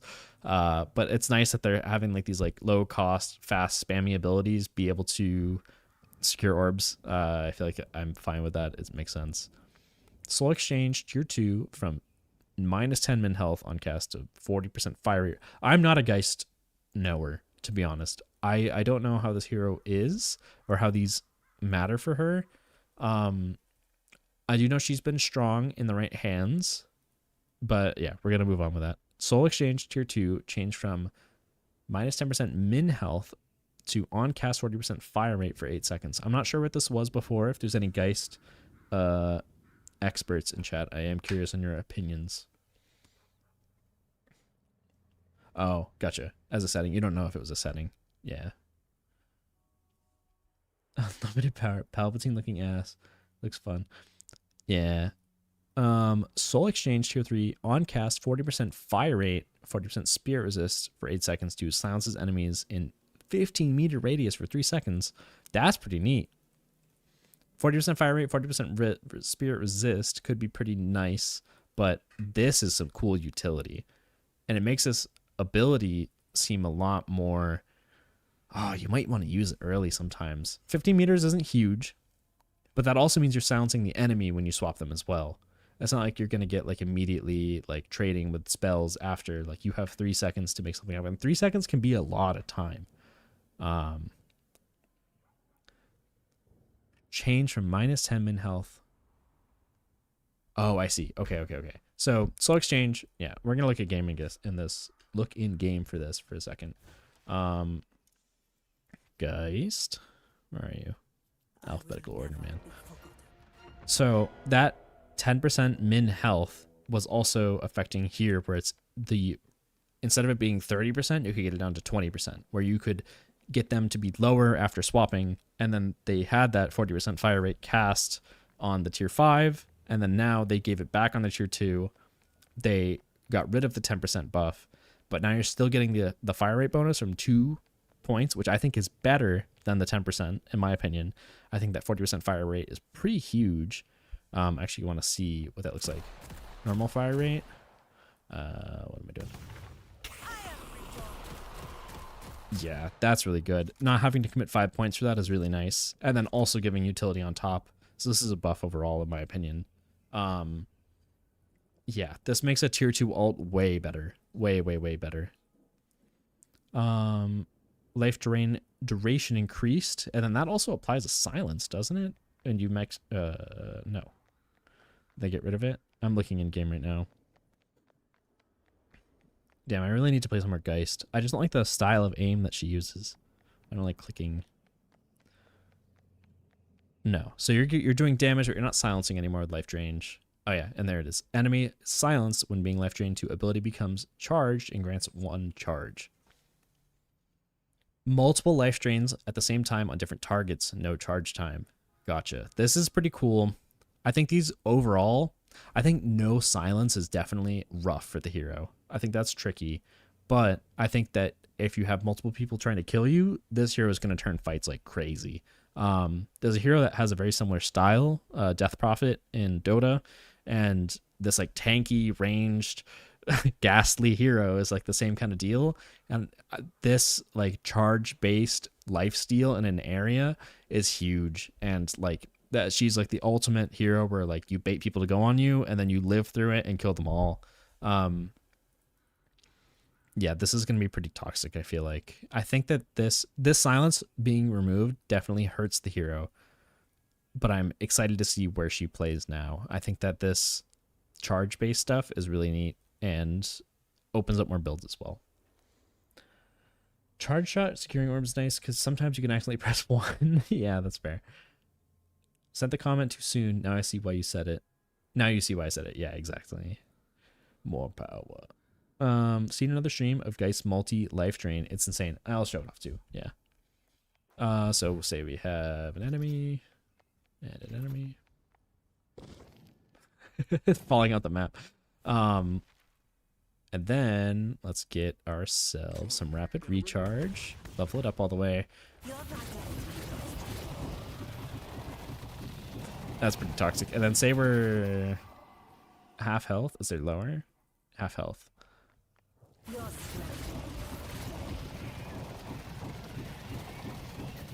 That's a lot of life steal. How does this scale? It scales with spirit. Oh man. Let's get like a boundless or something. Boundless. And these guys are gonna die. Try it again in a second. This seems pretty bonkers.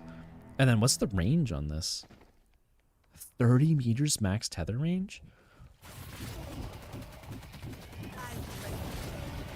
This is a buff. This is for sure a buff. I don't know if it's a buff or not. I think it's a cool. This is really cool. I will be trying Geist this patch too. I like these charge-based changes. I think they're really cool. Yeah, that seems very strong. It seems like a lot of health coming in, and you can turn fights pretty quickly. So I am excited to play that hero. Lash Ground Strike, small buff. That seems like they're rounding out a lot of cooldown numbers. I'm not sure really why that's going on. Death Slam channel time increased from 2 to 2.3. And I assume that's the time you can hover in the air and then like lock on to players before grabbing. Maybe a small amount of extra time to get those latches. But I feel like people are trying to break line of sight, so you're using it pretty quickly anyway. Yeah. What else we got? Impact radius increased. So, gotcha. cone angle increased. Oh, excuse me. So I assume that's you looking down and what you can catch people in. If they make that cone wider, it's going to help you catch more people. Cast range increased. So this is one thing I hated about Death Slam is I talked about earlier in stream playing Lash, they changed ult and then it felt worse. Cast range going up by 2 meters is pretty nice, but I wonder if Lash was building multiple ability duration items and that's making up for it. I'm not sure. The tier 2 has been changed from plus 100 damage to minus 30 seconds cooldown. I think that's helpful for Death Slam. That used to be a tier 3, if I remember correctly. That's going to give it more uptime, but is it enough? That's still every 2 minutes. That feels kind of slow. Yeah, and then this was big before. Impact area stuns for 1 second. I feel like this is overall a nerf, personally, because I feel like you're not throwing Death Slammed people at people, because that's what it looks like you want now from this, is its impact radius is increasing by a meter, and then it's stunning people for a second. But I feel like you want to throw people towards your team where there shouldn't be an enemy ideally anyway. So I don't really like this change personally. I feel like it's a nerf. Nice. Lash, Death Slam, Crash, Fix. That's good. That was plaguing some competitive games. Yeah. The stun on ult is so huge. Haven't played Lash this patch yet, but I feel like that'll be so nice.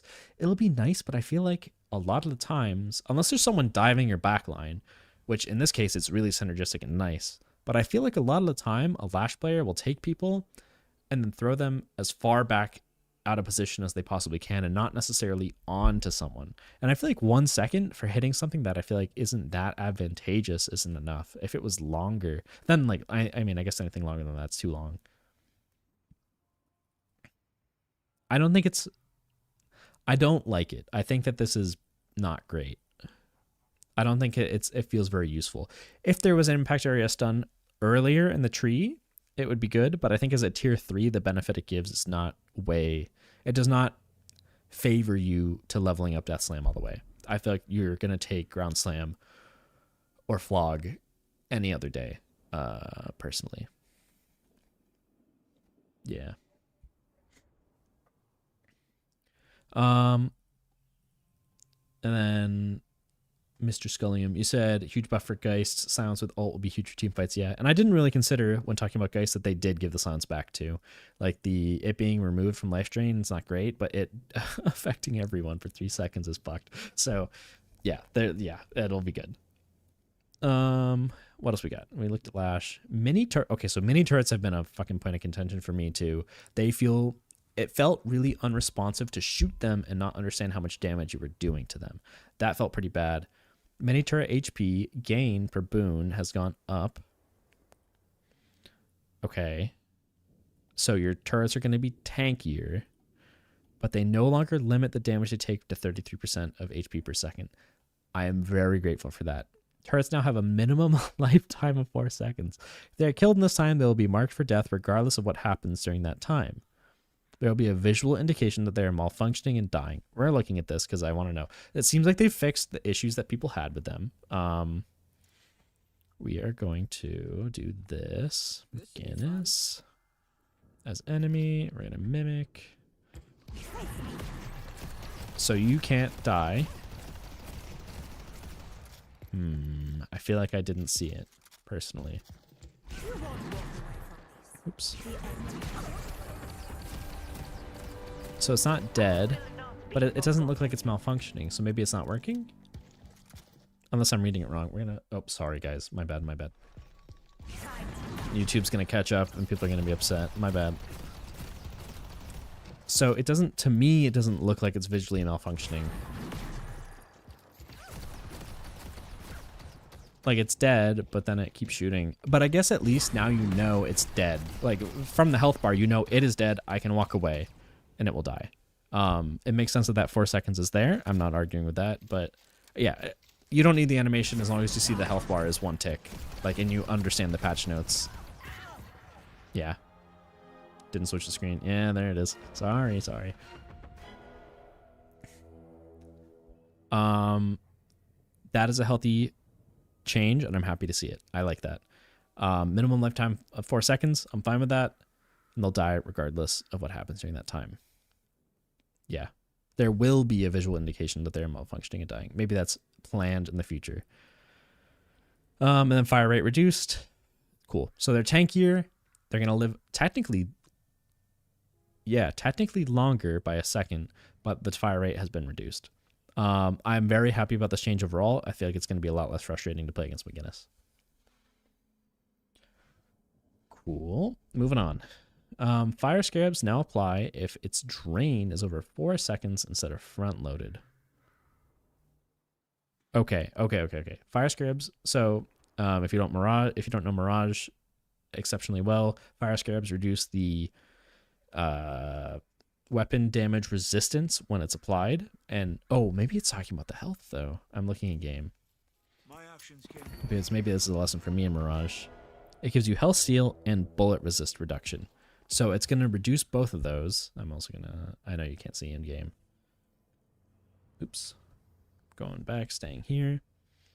So you're not going to instantly gain that health, and it's going to make sure to not put the bullet resist on immediately. So I guess that feels nice. It makes sense that a Scarab doesn't immediately like bite an entire chunk out of you. I don't know, like lore wise, it's gonna like grab onto you and like eat you or something. I don't know. Small glow effect on the turret. Oh, gotcha. Yeah.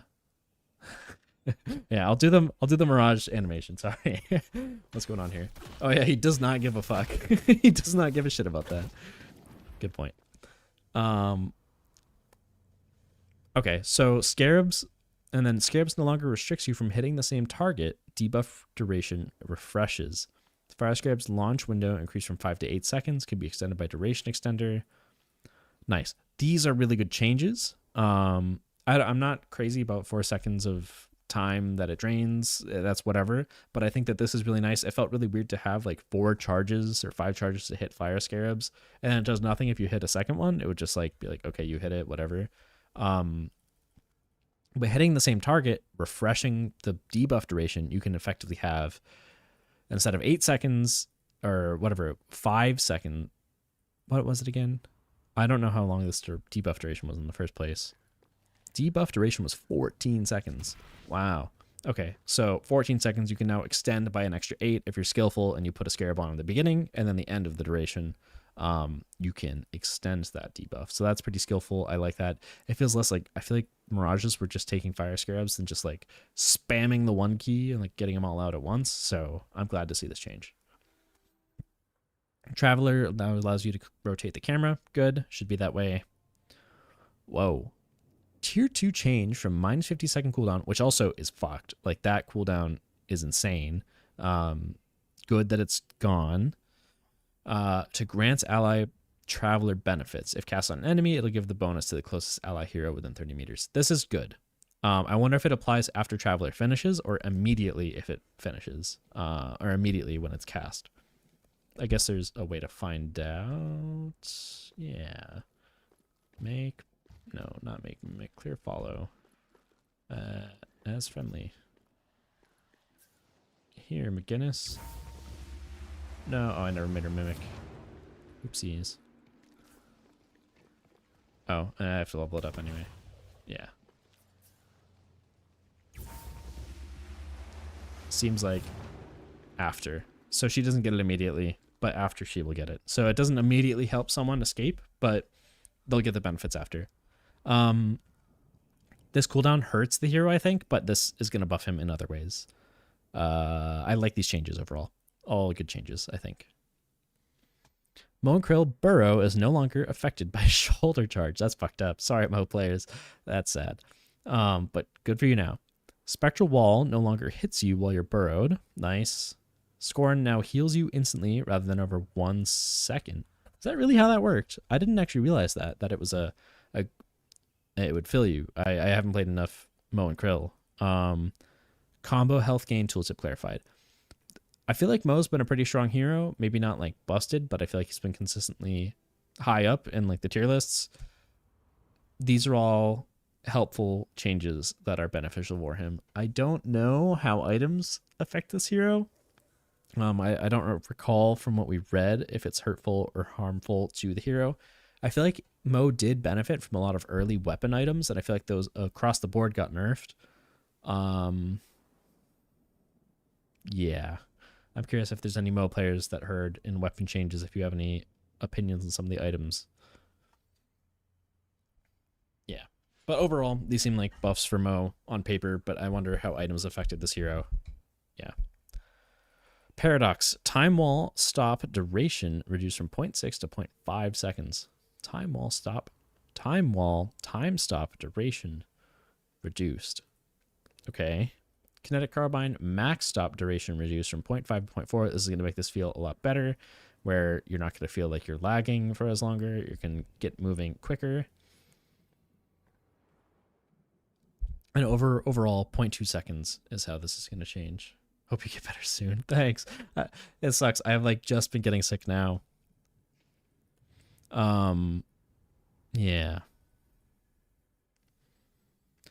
So overall, this is going to make it harder to get the carbine into swap combo. I wonder if it's going to hurt it so it's out of the window entirely, but I don't think so. But overall, it is going to like that like carbine stop duration feel less bad overall. Pocket. So we've seen a lot of pocket nerfs overall through item changes. A lot of item cooldown reduction has been removed. So health growth has been reduced from 31 to 27. So less healthy overall. Yeah, and this is kind of a slippery hero that likes to play off of like these tiny health pools and like get away in these like clutch situations. So this could matter. These like 4 or whatever. 4 health per growth on boon. So we'll see how that goes. Satchel tier 1 increased. Okay, so they're giving a little bit of CDR back, but it's flat. They're going to give it to the hero in the beginning, but not through CDR in the end. Satchel escape duration reduced from 2 seconds to 1.5 seconds. Okay. So that's less time that you can spend in the satchel. It's going to pop quickly. It's more of a dodge rather than like I'm going to sit in here and stall. And the satchel tier 3 also gives you escape duration back. So if you're maxing it, it's not going to affect it overall. Flying cloak duration increased from 3.2 to 3.4. Slower speed, same overall distance. So they're nerfing the they're making it so cloak does not get you as far while you're satcheled, especially because satchel is not protecting you for as long. So the amount that you can jump in that like the split decision of like, do I chase the cloak or do I stay at the satchel? That decision is less punishing. You can kind of sit in the middle and probably get the kill either way. Affliction now immediately deals 18%. Oh, whoa, did they rework this? No. Did they? Affliction now immediately deals 18% of current HP on application. So also, remember we saw reduction in the ability radius scaling. The ability range is now diminishingly stacking, and then also the duration is diminishingly stacking. Those are also pocket nerfs. But now we see that it's going to immediately deal 18% of current HP, and then it is the DPS has been reduced by a significant portion. And the scaling has been reduced significantly as well. Oh. Affliction radius reduced from 14 meters to 9 meters.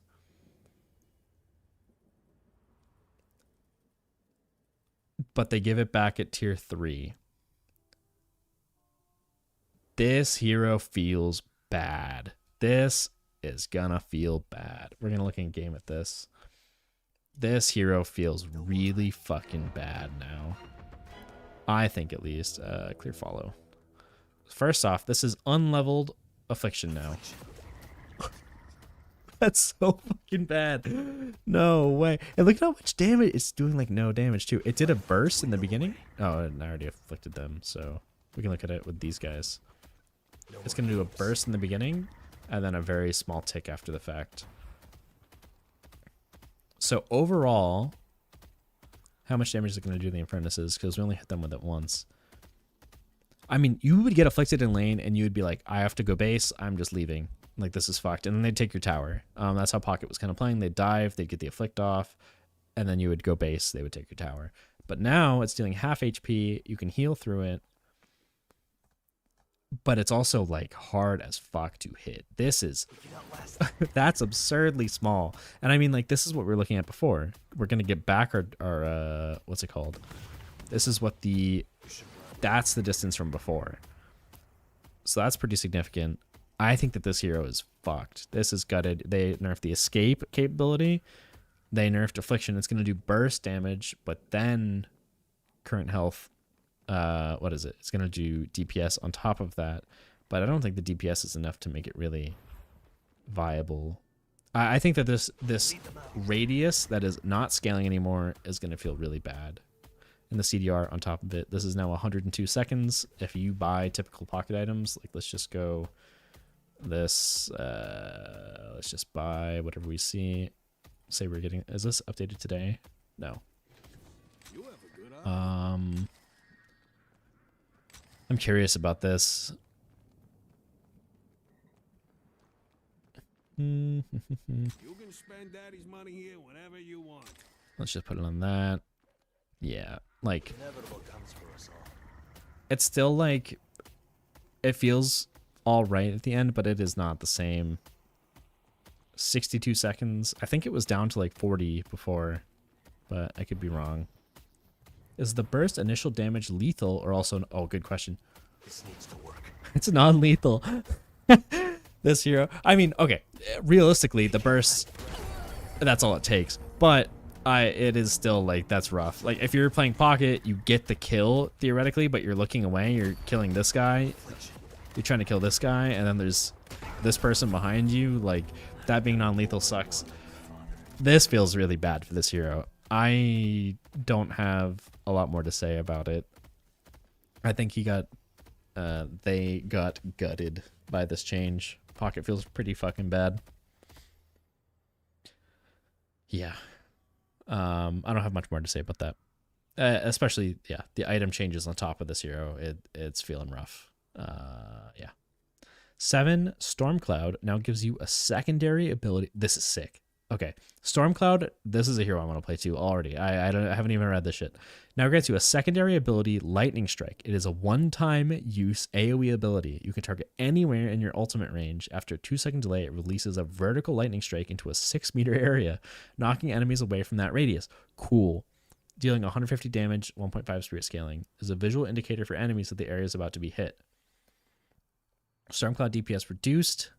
Stormcloud tier 3 now also allows you to float around at 2.5, which isn't huge, but okay, this hero could be viable. I think that ult build on 7 could be doable. I've also, so Infernus I want to see being played after, and then also 7, because this seems sick. So, oh, hold on. So A, you can move around, so if someone's line of sighting you, you can A, lightning strike on their location, and then also scoot around over them to fuck with them. This hero could be ult viable. This is a really cool rework to the spell. I'm very excited to see what people make of it. That's doing a lot of damage. 100, no, that's the DPS. I can't, how much is my lightning strike doing actually? Fucking hell.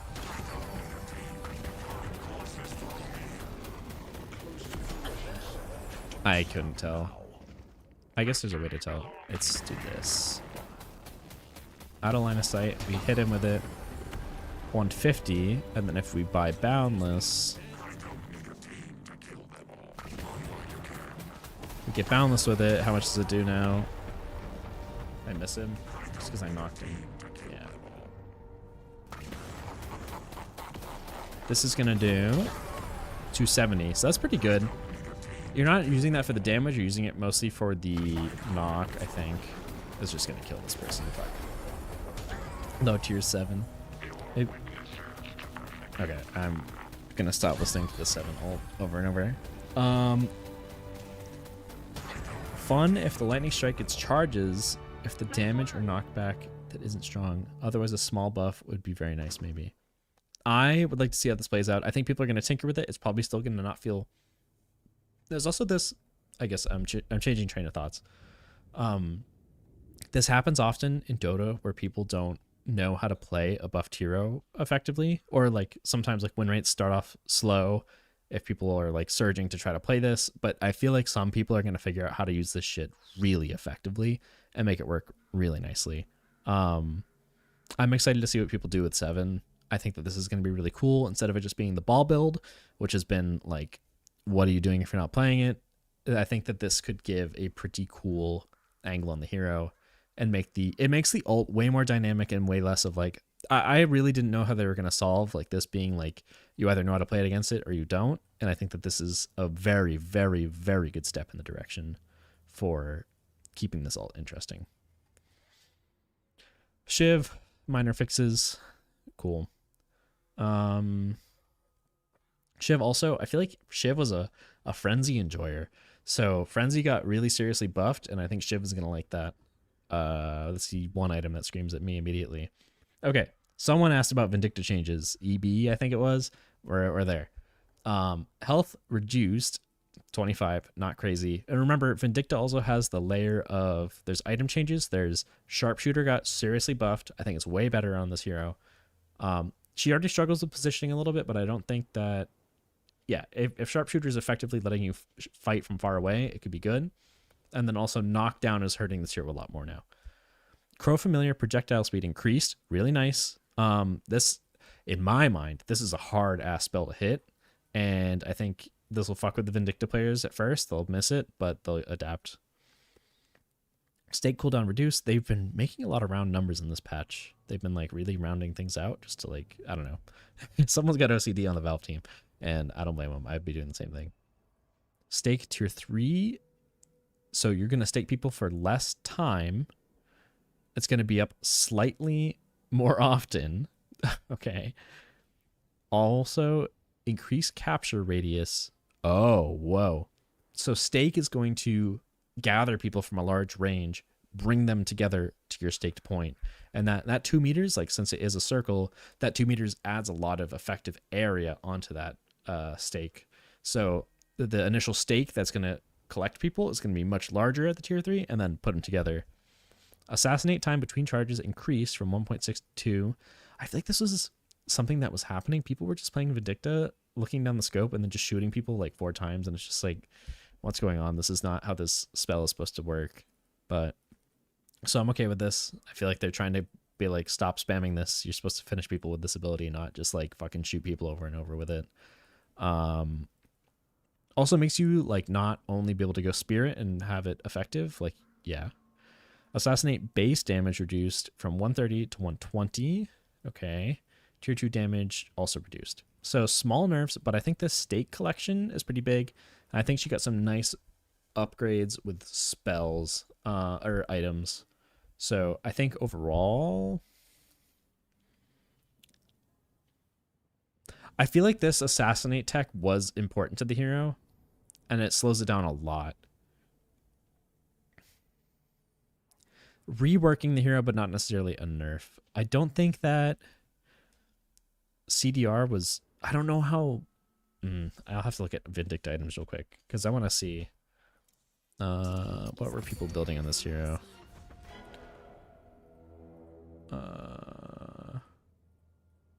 Sure, Recurrent. Not Recurrent. Whoa. I think that also tells you who was playing. If there's no like Michaelis build, maybe not. This is updated by Shrooms. People are building Charge, Spirit, Enchanter Barrier got nerfed. Overall, a lot of these items felt the same. Long range. I think that Sharpshooter builds will definitely are worth experimenting with. So I'm curious to see what people make work with there. Sorry if I didn't change screen. I don't even remember. Okay. So Viscous fixed a visual parry cooldown bug with Puddle Punch. Puddle Punch added it so you could parry last patch. I guess I haven't successfully parried a Puddle Punch, but it seems like there was a cooldown bug. And I feel like that affected a friend of mine, but maybe not. I'm not sure. Dropped 30 with Sharp your last game. I am not surprised. That seems fucking crazy. I think that item got seriously buffed. Like seriously buffed. It used to keep your damage consistent as you ran away, and now it amps it as you get further away. And yeah, I think that's gonna go pretty wild. Cube cooldown reduced, but cube cast range also reduced. And remember, we got the cast range.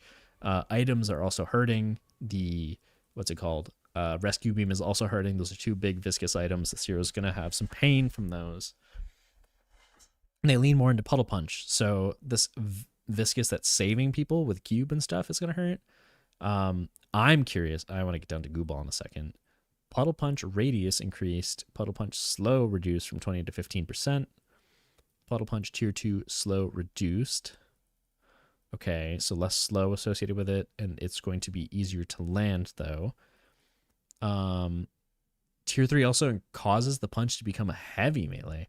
That's pretty neat. You're going to do more damage with it. I wonder, does Spirit Snatch only work if it's a heavy melee? I'm looking right now at the back. Spirit Snatch, light or heavy melee? Okay. Heavy melee. Melee charge has synergy. Okay. And then it just means more damage, probably, is what I'm interpreting it as. Goo Ball's spirit power scaling reduced from 1.3 to 1.1. And then Goo Ball damage, tier 2, reduced from 120 to 90. And let me refresh my memory. What is Goo Ball's third? Because I remember that is actually pretty big. So there's some builds where Viscous would take Goo Ball and then items for the tier 5, right? So there was a build where people would take Goo Ball and they would not put any points on things in lane.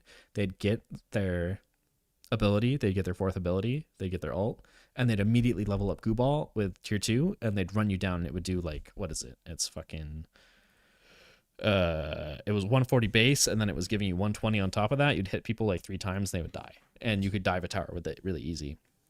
I think that slows it down a lot. I don't know how viable that was, how much people were doing it, but I think this hero got nerfed overall because of the changes to items. That ability range, excuse me, and the ability duration is going to hurt this hero a lot. I think that's two things that this hero relied on. Yeah. Parry to puddle punch once, it felt amazing. Yeah. I gotta really pick up the puddle punch parries. Yeah, as a support Viscous main, Rescue Beam and Cube range nerfs hurt a ton, but early day punch builds are back on and you're loving it. Puddle Punch with melee charge doesn't reload your gun. That sucks. It definitely should. If it counts as a heavy melee, it should. I feel like that's unintentional. Less focus on ult bot for Viscous, interested in gun or hybrid builds. Yeah, I feel like Viscous gun builds kind of go fucking crazy. But I do feel like this is a nerf for this hero overall. I feel like these cooldowns, not the cooldown in this case, but like the cast range is important. And especially also like Rescue Beam getting reduced as well is going to hurt. 26 is consistent with Rescue Beam if I'm correct. So that's at least good, is that this hero can like manage spatially where they want to be and they could cube or Rescue Beam. Cube is really 30 meters? That's fucked. That's insane. 0.3 to 0.22. Where are you seeing that? Oh. Huge. Oh, Warden. I gotcha.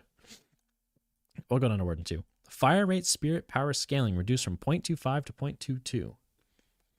0.22. Yeah, this hero felt, so I talked about it a little bit earlier, if there's anyone new joining. This hero felt bonkers. I feel like I would die to this hero with just gun in like a split second last patch. Like I was totally surprised and taken aback by how much damage this hero could do, and was totally unequipped to deal with it last patch. So less fire rate scaling with spirit, and that was good. That was synergistic with, we talked about Surge of Power. I think that's also on there too. Last Stand resistance from 30 to 60. What does Last Stand give you? Does it give you resistance in all categories? I forget. Spirit resist and bullet resist. So that was 60%. Now giving 30%. Oh man. Last Stand only goes on cooldown for 20 seconds when interrupted. This is fine. I think that's good. I think that feels really fucking bad if you get interrupted while trying to channel Last Stand. this makes it so you can't immediately just pop it again, which used to be a thing. Like you would just like sit there like,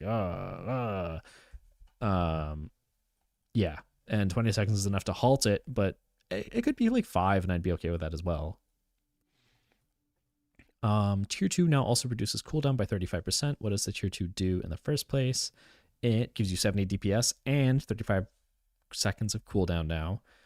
And the tier 3 changed from 56 seconds of cooldown to, okay, they're giving back and more that bullet and spirit resist if you max the ult, which if I'm not mistaken, people were ult maxing Warden anyway. But I mean, this does check out. I should have played more Warden because I misunderstood this hero a lot last patch. And it definitely lost me games because I've had Wardens that would show up in lane. So this is especially, to me, this is early game Warden. It's going to hurt this guy a lot. In my mind, Warden felt really strong in one huge scenario, and that was tower diving. I feel like Warden would show up at a tower from like an off angle, like from the sides, ult, run under tower, take the aggro, take 60% less damage, kill everyone, take the tower. And I feel like that pocket kind of played into that as well, where you could just ult and it would just like force the taking of a tower. I think that play style is going to be heavily reduced. Damn, I should have played Warden last patch. I really didn't understand this hero until now. And especially reading the changes, I feel like I finally got an idea of what made him so strong, and that's a shame, you know? Yeah. But overall, maxed out ult, here's going to be stronger. Yeah. Yeah. Maxed out ult this hero is going to be stronger. Both resist, yeah. Damn, I should have played Warden last patch. I mean, I can still play Warden this patch. It's just that early game, like running them down, that shit was crazy. That was wild. Okay. Wraith felt really bad to play. This is one of the 3 heroes that I would put on my roster last patch. I'd played Wraith, Infernus, Haze. I got Infernus and Wraith a lot because everyone was trying to play Haze last patch. And this hero felt especially bad because now with the last patch, people would bob up and down. And then now, what else? Yeah, she felt bad because of that. And then also slowing Hex Haze hurt this hero a lot too. If you're playing against a Haze, they had a slowing Hex, you would die every time. Yeah.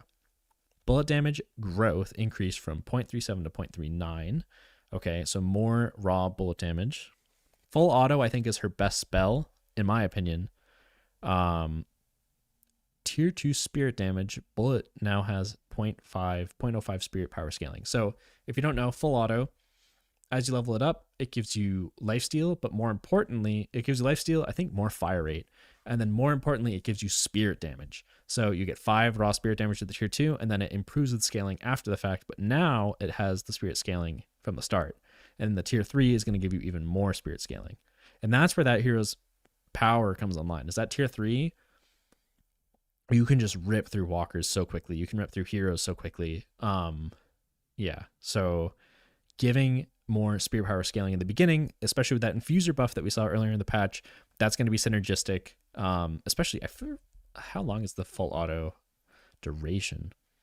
It is 5 seconds, and infuser would last that whole time anyway. And people like to build infuser on Wraith anyway because of the card synergy. So that working together is really, really nice. That's a big buff for the hero. 30% lifesteal to 30% bullet lifesteal to 20% bullet and spirit lifesteal. That's going to work with the cards as well. You're going to be lifestealing off the cards. These are some big buffs for Wraith. Telekinesis cast time reduced from 0.7 to 0.4. This felt like shit, especially because it would make the audio cue like you casted telekinesis, but that cast time was so long, it would be like, why didn't it connect? So this is a nice change to have it go down.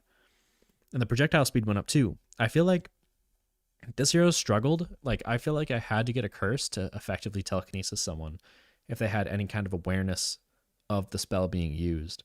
It felt really hard to get that ult off effectively last patch, and I feel like 750 move speed or 750 projectile speed with the cast time buffs is going to let you connect projectiles more consistently and actually be able to finish people off.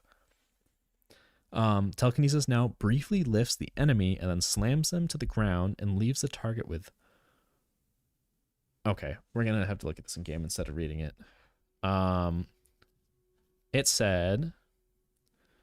Tier 3... No.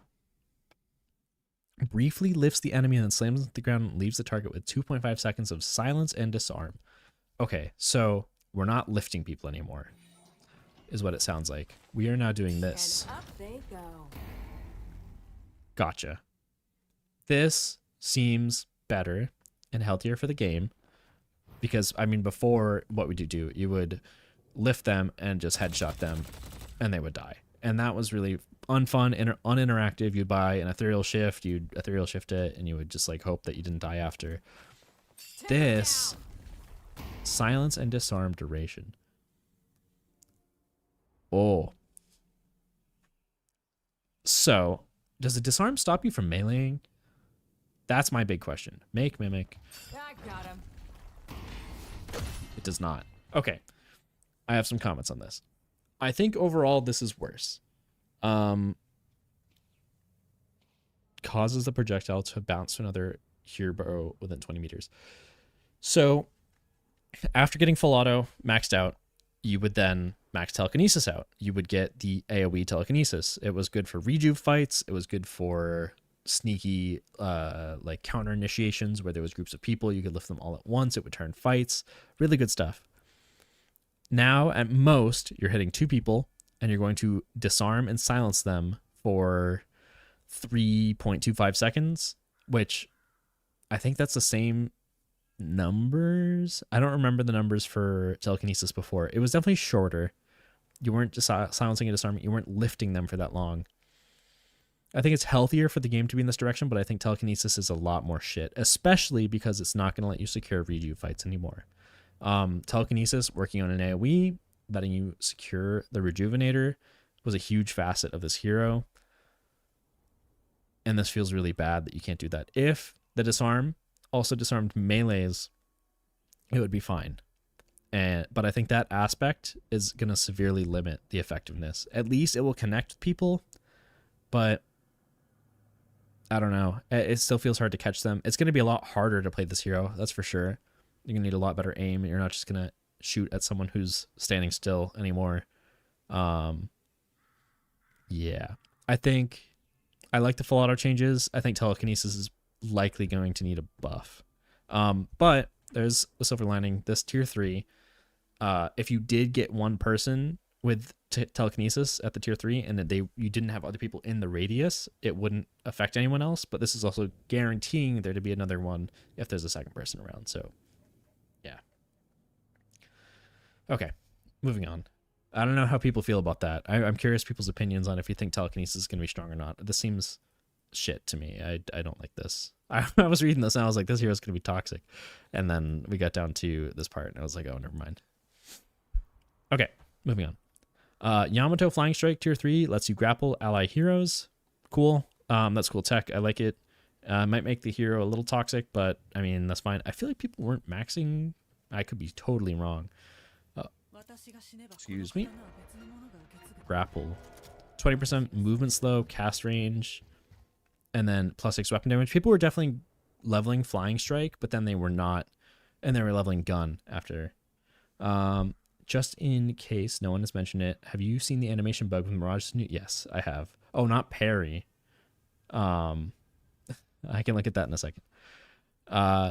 Shadow Transformation cast time. We saw the melee animations, but not the parry.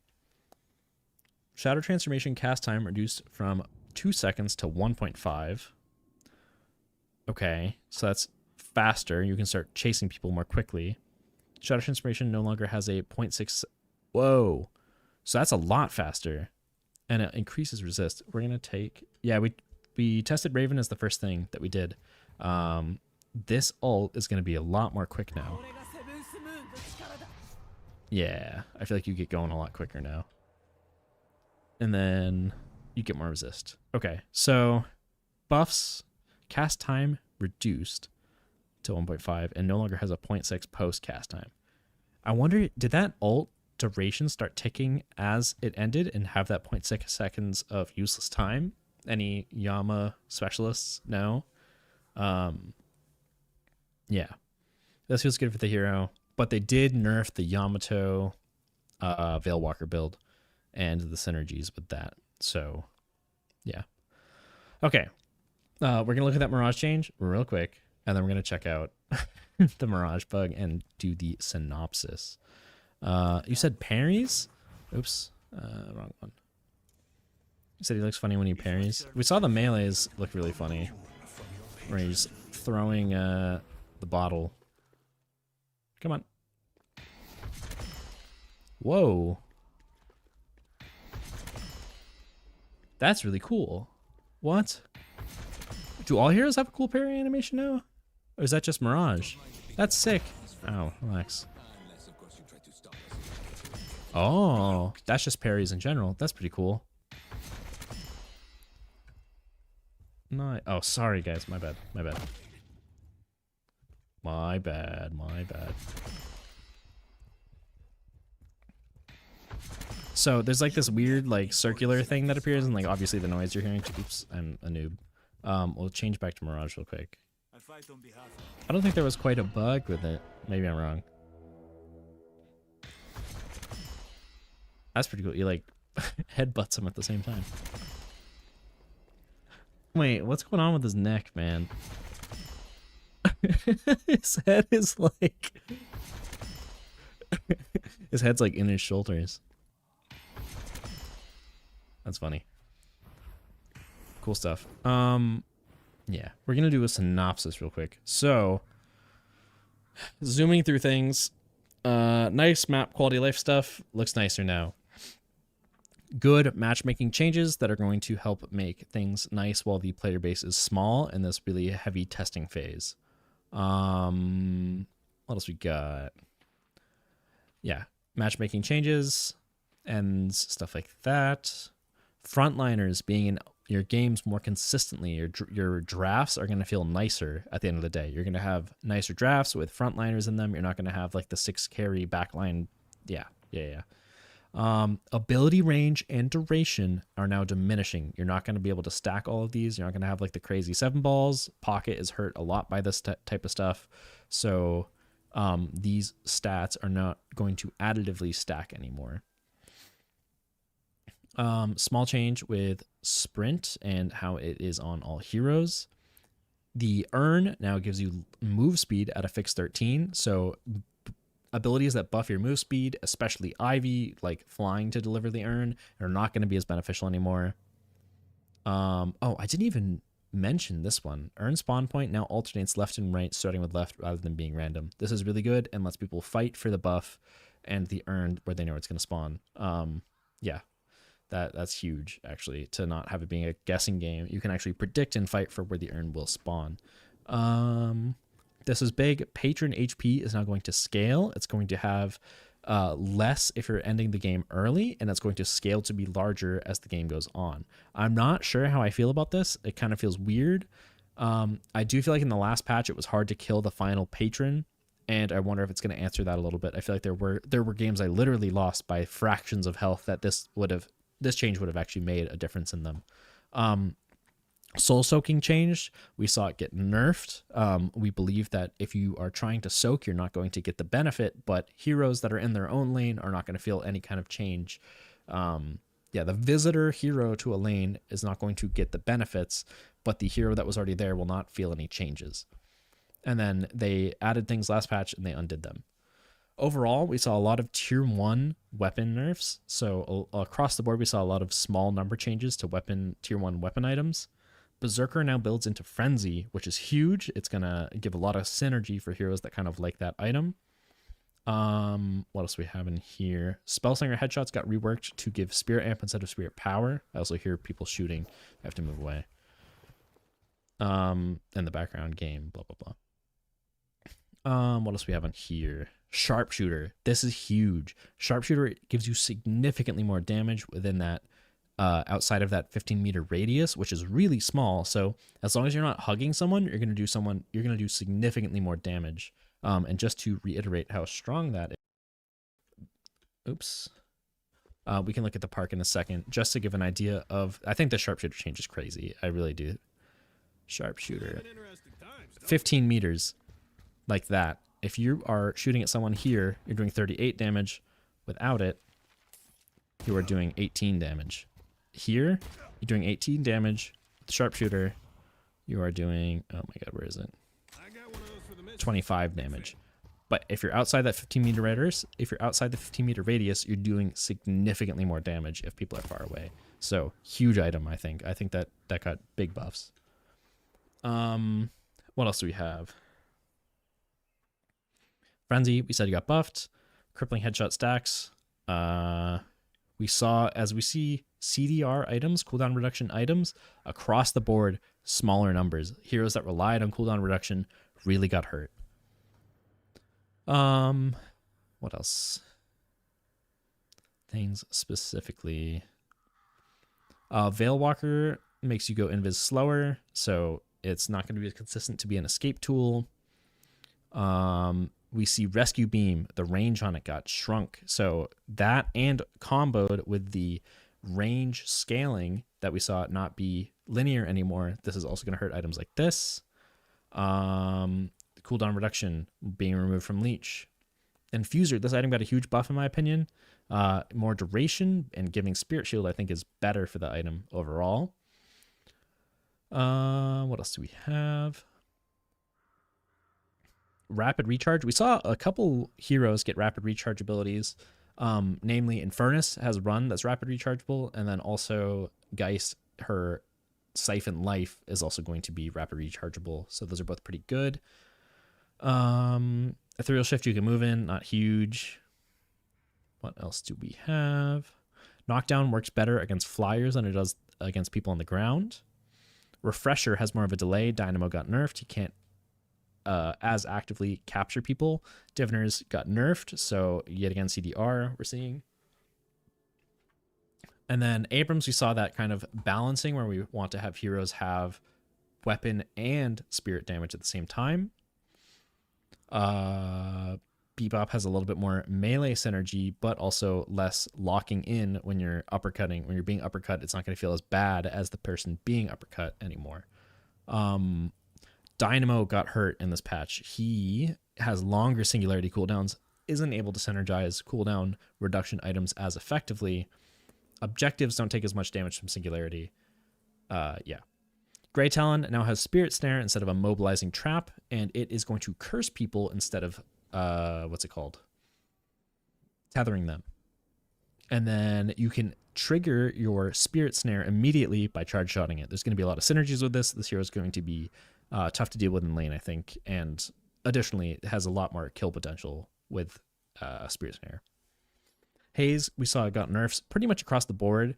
We see the sleep state is now also changing. It's going to let you move very sleepily around, but yeah. But overall, we see damage reduction to Haze. She's not going to do as much damage. Yeah. This is a huge one. Infernus's Flame Dash is going to be a cooldown. It's going to be a charge-based ability at the tier 3, and the cooldown is lower at that point. So, yeah. Flame Dash is going to have, yeah, having charges on it, it might be the thing that you level first and get like rapid recharge, really big Infernus itemization changes that have potential here. Ivy got a lot of quality of life changes, and but also some nerfs in terms of damage and health. Kelvin, one nice thing, quality of life, shelter, key up, really nice. Grenade, the slow on it is also going to reduce the stam regen. Overall, in patch, we saw a lot of like rounding of cooldown numbers as well. Not that it's hugely important, we just saw it a lot. Geist has a huge change where now she is going to have the ability to life drain on a charge-based ability. And then also they removed the silence that life drain gives and put it onto the ult instead in an AoE. So this hero is going to feel really good fighting groups of people now. Lash, he got a lot of numerical changes, but one large thing is that his tier 3 is going to, where he throws people, there's going to be an impact area that's going to stun for a second now. But overall, we saw a lot of tiny number changes for him. Beginner's turrets were a large struggle for people last patch, and now they are going to give, they are no longer going to have that 33% damage per second, but rather you can do the damage to kill them, and then they will pop after 4 seconds. They will always have a lifetime of 4 seconds or longer. but a minimum of 4 seconds. But you can deal all the damage in that first second and then see that it's going to die and forget about it, and it will pop after. Mirage, new animations, looks a lot nicer. And then also Fire Scarabs got reworked, so you don't want to spam them all at once, but rather apply one in the beginning and apply one at the end of the launch duration for Scarabs. Additionally, he lost his cooldown reduction and now can give allies the Traveler benefits. Monk Krill got some nice quality of life fixes. Yeah. Paradox got small number changes. I'm not sure if the Kinetic Carbine max stop duration is going to affect the swap combo. Yeah. Pocket, biggest loser, I think, this patch. I think I could be wrong because of the percentage-based current HP that it's going to deal as damage. But overall, Affliction is tiny, tiny, tiny now. It is not going to be something that you can just willy-nilly cast at level 1 and it will hit everyone in a giant AoE. You need to really be precise with it now. Additionally, all these CDR nerfs, all these ability duration nerfs, all these ability range nerfs really hurt this hero as well. Additionally, they made the escape combo of Cloak and Satchel much less synergistic, and it's going to be harder to escape as this hero as well. However, Majestic Leap got back some of its escape potential, so maybe that helps this hero, who knows. 7's Stormcloud got reworked, so now it's going to also give you a secondary ability, Lightning Strike. It's a one-time AoE ability. It's going to disposition people who are in cover, and also, as 7, you can float around to try to get people that have line of sighted you. So if there's people that are hiding under some tiny little thing that's going to protect them, you can either Lightning Strike them to get them out of that area, or you can move yourself slowly over to where they are. Vindicta really benefited from that sharpshooter change that we talked about earlier. Additionally, the tier 3 stake is going to scoop people more easily. However, the assassinate build where you'd shoot multiple times at once is now going to be 1.6 seconds instead of 2, or it's going to be 2 seconds instead of 1.6 seconds. You're not going to be able to spam assassinate shots very rapidly. They're also going to do less damage. Viscous, it seemed like, had the save potential nerfed with the items that Viscous would typically buy, the range items. And then also like that rescue beam meta, it's not going to be as easy to cube, and rescue beam people, you're going to need to position yourself much more carefully. Got some buffs with Puddle Punch. It's going to be nicer to melee with. Heavy melee synergies are going on, and then also some goo ball nerfs. So Warden had some early game, excuse me, Warden had some early game nerfs where the last stand resistance was started at 60% at level 1, but now they give it back and more when it's tier 3. So the Wardens that dive your tower really early on and don't take damage, that's going to be gone. However, it's going to be stronger later, which I am all for. And then some small things here and there. Wraith has a lot more spirit synergy with full auto. You're going to get more value out of spirit scaling from full auto. However, telekinesis got massively reworked. It's no longer going to lift someone and keep them in one's place. It's now going to lift them, slam them on the ground, and silence and disarm them after the fact. Additionally, the tier 3 doesn't reach out and get everyone anymore. It just gets one person, and then you get one person and it bounces to another. It makes it a lot worse for stealing rejuve, a lot worse for team fighting, I think. I think that this is going to be a really strange hero, and I want to see how it develops over time. Yamato had a couple item nerfs, but then also Flying Strike can now grapple to heroes, and it seems like Shadow Transformation can get online faster, and you can get moving with it quickly. It's going to have a shorter cast time and not have a post-cast time. Okay. Rant over. We're going to look at Purple Park. That is the quick synopsis, though. Oh my god. How long was that? That was probably like 5-7 minutes, something like that. That was crazy. What am I doing? Map street test. And I'm still going to re-record it and make a different video for YouTube because I'm not a lazy VOD uploader. Fuck that. I'm going purple. Came at the perfect time for the summary. Yeah, you're welcome. Should I upload that? I also want to do like my high level, like what are the implications on the video or implications on the game. But I don't know if that's good enough. Maybe I am a lazy VOD uploader. That's not me. I don't feel like it. This is what purple looks like now. Comprehensive analysis. I got you. It looks way nicer. I really like what they're doing here. I talked about it. It was like the first thing I talked about on stream. I went to a little bit more detail, but I really fuck with this. It reminds me of like the Neon Prime map where like, yeah, it's just cool to see the map get fleshed out. I think it's like the coolest thing every patch. It's cool to see where the gameplay goes, but I mean, it's so funny to play this game and be like, yeah, it looks great. Or not looks great, but it's cool to see the art style come into life. Ah, fuck. Sorry, guys. Screen. What was I saying? Yeah, Purple Park. This is it now. So you show up. It still looks like normal industrial streets. But then you're in a nice little parking lane. They have like this nice gate and trees and stuff. I really like this. The bridge has an arc. Got some camels. It's good stuff. Sorry, YouTubers. You're late. My bad. But yeah, good looking map. I'm really excited to see where they go visually. This is like great. It's not like perfect still. I think it could. It depends. Like I know people like when TF2 was coming out, they really didn't like the art style, but TF2's art style is so simplistic and beautiful in its own sense that I think like this could be done, but I would like to see more spice on it, I think, personally. Maybe it's just because these look so awkward and like alpha art-y still, you know? Trying to corner boost on this. Looks pretty. Love the gate. Yeah, I think the gate's really cool. I didn't do it. Yeah, the gate's nice. They added a new skybox and stuff. This is the only real map change that I could find. Oh, right, the trees. You can sit on the trees now. Let's go take a look at that. So can I like grapple up to that? Or not grapple, but can I sit up here? They said that you can sit in the canopies. Wait. When they say sit in the canopy, did they mean... No. Damn, I want to try. What does it mean? They made it sound like you could sit in the trees.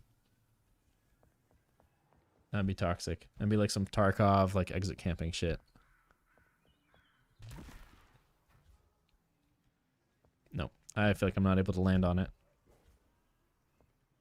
And I'm not in the special mode. But yeah, that's what's up. Oh, that was a hell of a patch note. How long did we go for? 3 hours? That's not bad. I might... Oh, I want to see canopies. I don't know what they are, though. Yeah, agreed. I thought it meant that you'd be able to stand on top of the leaves, like right there. But I guess not. We'll see. I did want to see and spectate games. I'll probably need to restart my game anyway.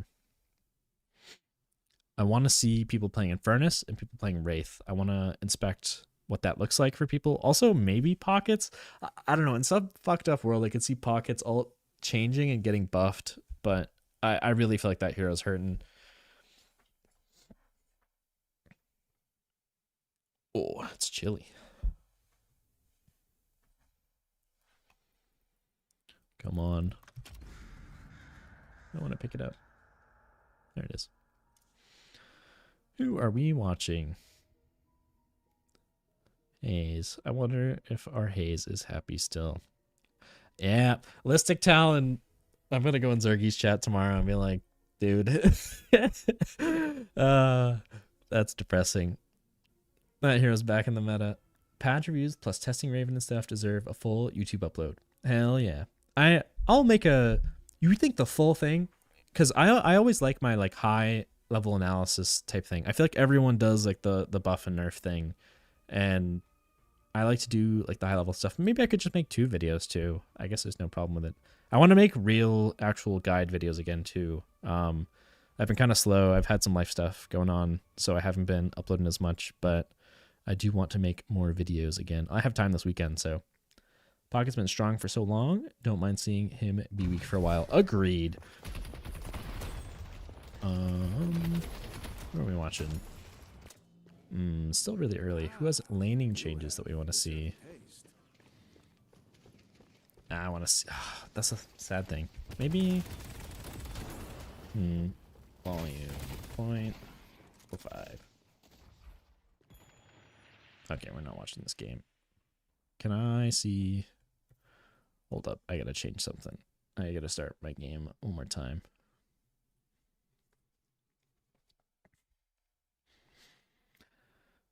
I'll just check Listix games or something, and he's just playing fucking Talon. That'll be the way that we'll figure out what's going on. Talon seems probably fucked. I think those changes to his spirit, what was it? His snare? Especially good job of translating what the patch will actually feel like to play compared to other analysis. Yeah, and that's what I like to do more too. Like I definitely don't have, yeah, I don't put, the thing is I don't have as much time to play the game as I think other people do. And I think that other people have better reads on what heroes actually got better or worse. But I feel like with playing Dota for so long, I feel like I can turn what I read into expectations for what happens. And then also like I try to put some hours in and like see how it feels as well. What has he been playing? Let's stick on Talon. Chasm playing Lash right now. Nice.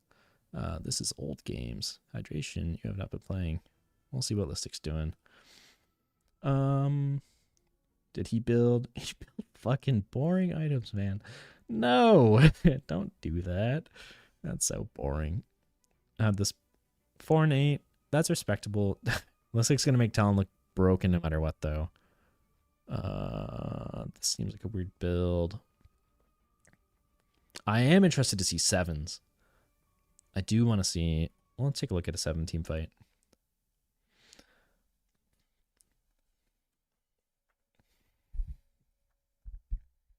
Yeah, I'll definitely still do my high level, like, I mean, if you're here to watch the stream, like, yeah. I do like putting together what the game's going to feel like, how the pacing of it's changing. Because I think that's also, like, what a lot of people have complaints about when they talk about the balancing of Deadlock, and it kind of shoos people away as like, oh, the game feels too fast. It feels really rapid. And I think it's nice to have a quick synopsis and understand that, oh, like the last patch was they really reduced the amount of snowballing that was going on. I think that was a big complaint for a lot of people, and communicating why that is going to feel less punishing is nice for a lot of individuals. So, also sometimes like you can read a patch note about a hero and just be so wrong about what actually happens. Like that's happened in Dota so many times.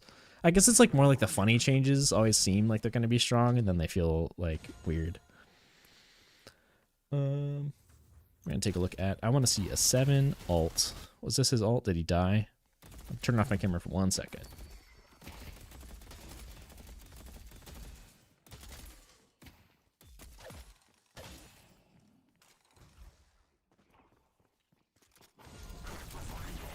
Patch removed a lot of unfun things like early tower dive ults. Yeah, I mean, yeah, pocket and what's going on? This guy's a psychopath.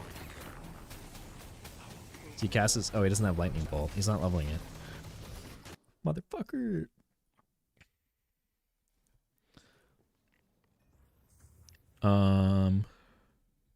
Yeah, I agree though. I feel like that was the name of the game. Like that fucked me up, or that was the one thing I slept on last patch. And like as I've said, like it's hard to get an idea of every hero just from patch notes. Like I think Pocket and Warden. Damn, he's not leveling it. That's a shame. Let's see what Listic's doing. I want to see Listic's laning phase. The tower diving ults were really brutal. The Pocket just jumping under, sending you back to base, and then Warden doing the same. Felt really bad.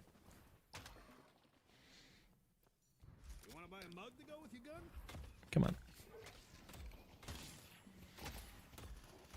I really wish they would patch the broken looking, what's it called? The Talon traps that sit on the ground. They like linger for longer than they should.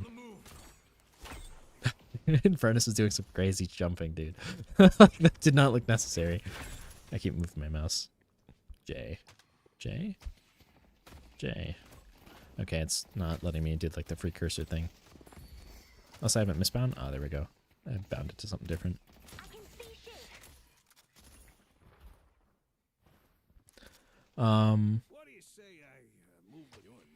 Yeah, I feel like Listic's gonna be, not Listic, Talon is gonna be pretty toxic. I am surprised not to see a Wraith in this game. Did this guy at least level this early? Sorry, I'm bouncing around about things I want to see. He is maxing. He's going even spread. Listic equals Talon. In some ways, yeah.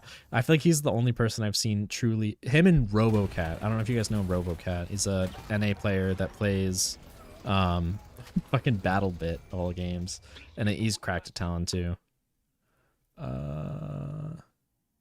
This is another game. Oh, it could be from today. And the patch came out so early today. Sorry I wasn't earlier, guys. I guess I get the people who also got out of work. Office job type shit. Ricochet again. Leech. Interesting.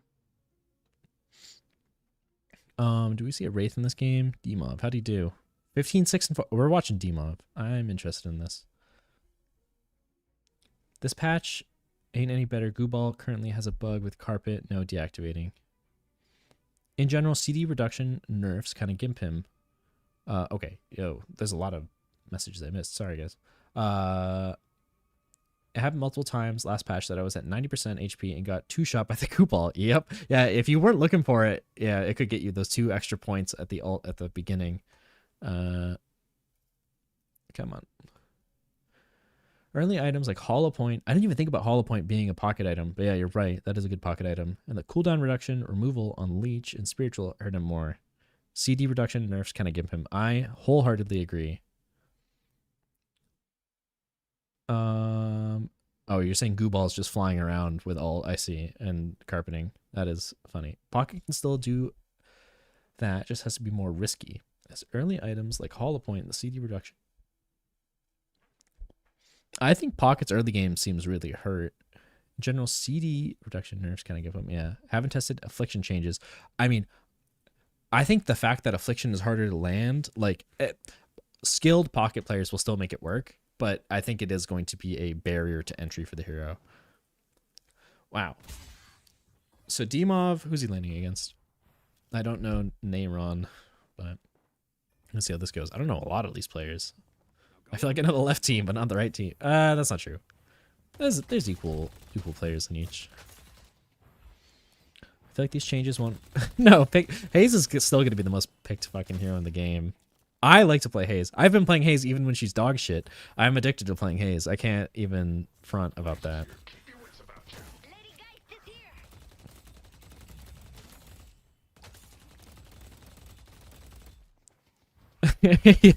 Yeah, no, literally, like, Hayes worst hero in the game. Like, I looked at like some players tier list, like Leffa had him at like don't even fucking play this hero like at all in the patch, and I was like spamming Hayes and just losing games and being like, why am I losing? And it's like, oh right, I'm playing far. I'm hurting myself with my hero picks, but most picked when she was the bottom 3 win rate. Exactly. Okay, let's get to a kill, D-Mob. Let's see what's going on here.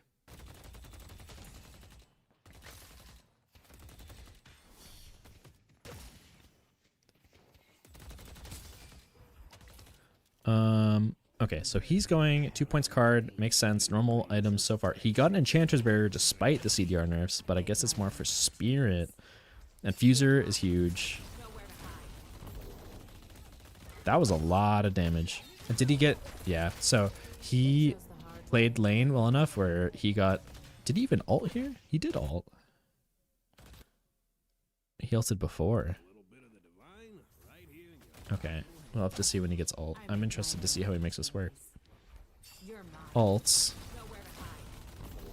That was the ult. Okay. And then she couldn't cast spells for a while. So you still need to like do like the rundown chase thing, but it's not as simple. I mean, yeah. My aim is all right, but it is that was kind of the crutch of Wraith, right? You just lock someone in place and then you just fucking shoot them. Yeah. I want less people to pick her. Dude, that was my problem in this last patch too. I was like so hyped. I was like, oh, Hayes got all these buffs. I'm going to play Hayes all the time. And I would queue in and I was playing Wraith and Furnace on the side, which both get shit on by Hayes. And it was like, it was not good. It was not good, man. Yeah, I hear you.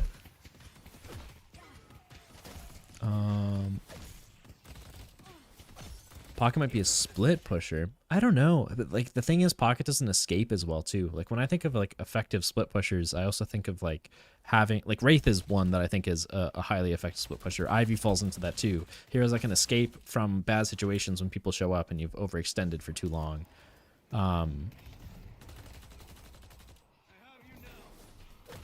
I'm surprised he hasn't carded yet. Okay. Cards seem nice. I mean, they've always seemed good, though. Why did he buy this so early? I guess there's a lot of potential with it. Isn't this cloak? Yeah, cloak's slower, too.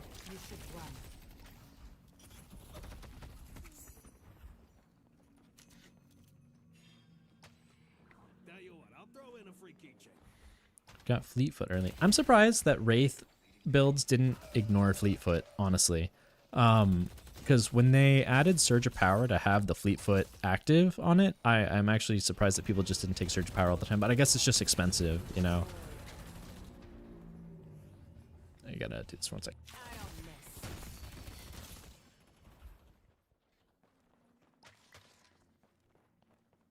I got enough bullets for everyone. I'm curious, do any chatters have 2 Deadlock accounts and have got ranks on both of them? Because I've seen some very disparate spreads in ranks between people with alt accounts and main accounts. So here's the slam.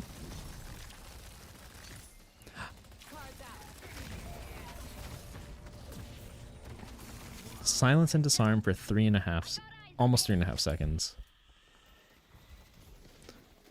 I'm surprised he's in, I mean, he's probably just tinkering with it. I feel like Falado is way better in this situation. Main is Oracle and alt is Phantom. Yeah. I have like 4. Hey, I can't talk any shit. I have an alt to queue with friends, so it's like a 2.5, 2.5 rank medals lower. Oh, damn. That's pretty crazy.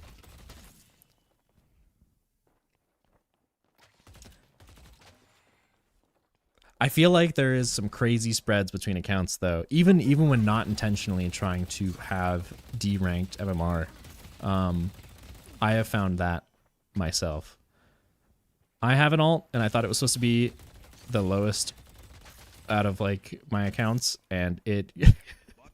Okay. I didn't want to talk about this too much on stream, but I brought it up myself. I have an alt that I played with brand new players, and I would just fuck around. I would do meme builds on like random heroes I've never played before. And I logged into it. I hadn't played on it for months. It has less than a page of games. And this fucking account got Eternus 2. And I genuinely don't think I am an Eternus 2 player. I think Ascendant is where I belong. I don't think I have the mechanical skill to be an Eternus player. But an account with less than a full page of games got Eternus 2 and queued into Lefa. And it's just like, have you seen the cringe clip from Metro? He leaves game to play on an alt because of people speaking Russian. I don't know. That's fucked up, man. There's no... Okay, if you're gonna have an alt, at least don't be shitty on it, you know? Like, that's the biggest thing.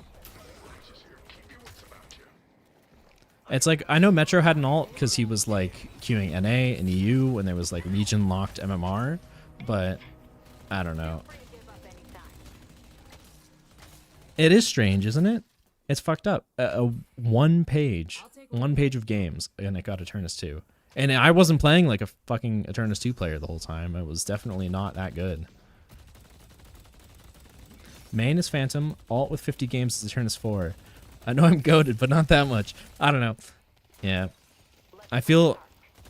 Valve, if you're watching, I'm sorry. But maybe I should probably give some feedback in that regard instead of just whining about it on stream. But it is strange. He went Mystic Vuln. Interesting. Interesting. That could be pretty sick, actually. Spirit scaling. It's 5. It's up to 6.2 now. And then with the burst... What is it now? Has he used it? Is it not active anymore?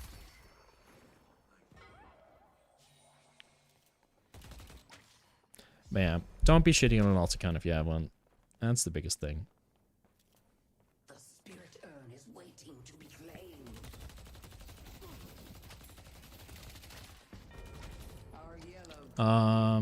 What am I gonna do? I wanted to see Wraith's scaling real quick. I wanted to see how this scales because he was building in a way. Let me see. He was building some spirit damage, and I didn't quite believe in that when reading it. Here's Metro's fucking build too. Let's see. What new stuff do we have? I wish we could sort by recents.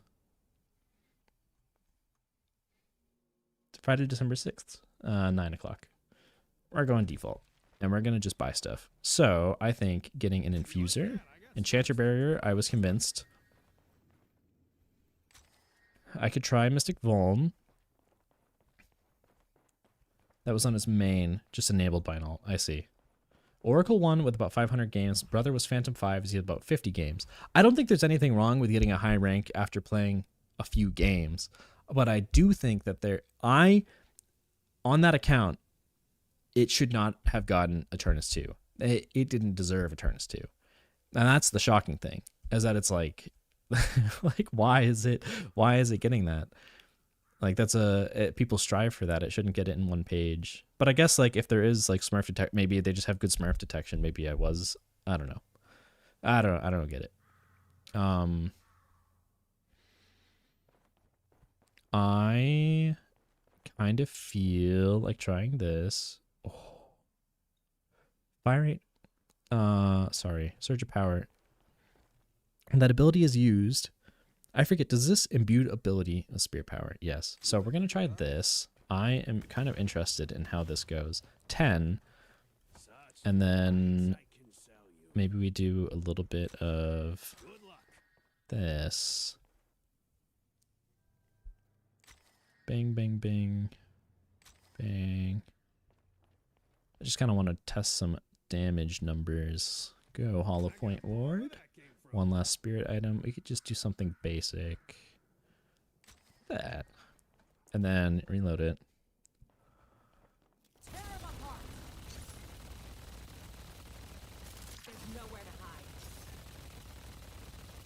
Oh, I didn't even pop infuser. It's probably important, huh? This is gonna be fun. 17 per. As opposed to 15. Light 'em up. Is that affecting it? Open fire. 12. Shouldn't this be giving it a lot more? Am I wrong?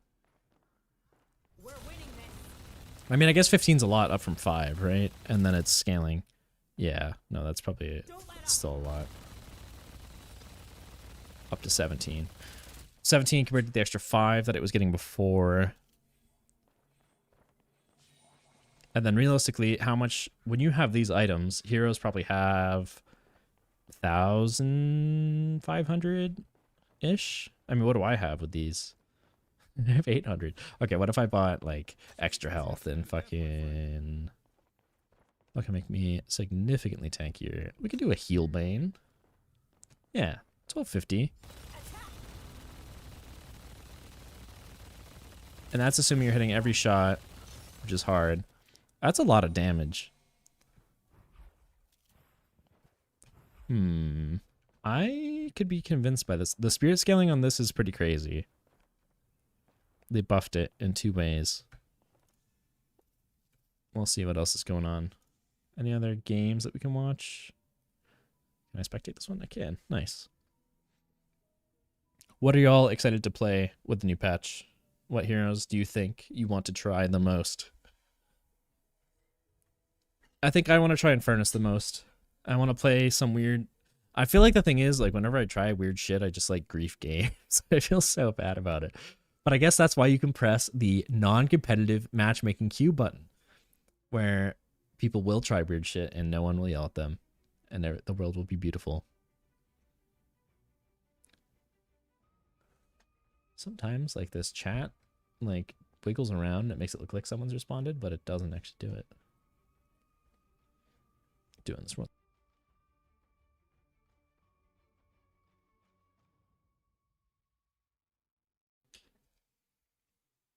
Come on, connect.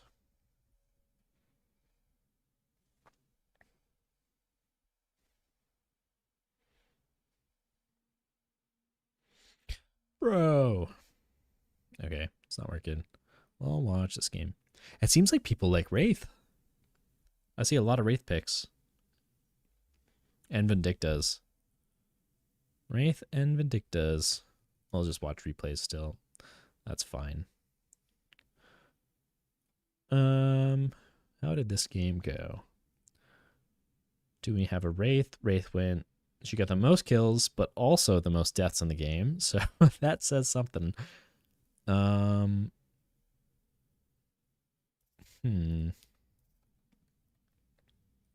Bro. Please, let me download it. I can't watch a game, man.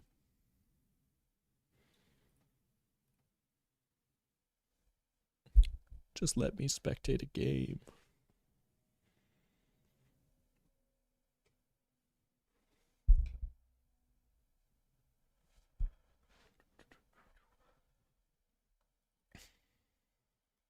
Dude, why is my shit breaking?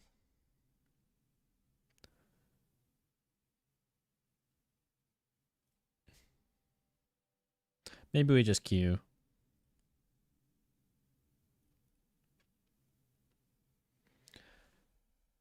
People are still split pushing on, or people still sleeping on split push pocket, maxing cloak first. All right, let's. What do you think's going on here? I'm looking at pocket real quick. I'm looking at the changes right here. What are you cooking here? Pocket. Flying cloak is slower, but has the same overall distance. Oh, you're just saying as in general that hero can split push with cloak. Maxing cloak. What do you think maxing cloak does for you? No changes, just better at the 1v1 when someone tries to deny the split push. I see. That's possible. I feel like shotgunners also do a lot of damage towards objectives. 7 weapon damage for 10 seconds after teleporting with cloak. I see your point. So you're saying that you think people should cloak in and do damage. It's not necessarily escape. You're just saying that you have so much fucking damage that you just effectively trade with people that show up to fuck with you. And also, you can take objectives down quickly. Shorter cloak, quicker, CD quicker. Is the cooldown quicker? That make it better. Interesting. I'm curious about it. I feel like you'd end up dying a lot at the end, but you would get objectives in the process. But you can say that about a lot of heroes too. Come on, man. Let me spectate. Maybe I should just let it sit and connect to match forever. But no one wants to watch connecting match forever.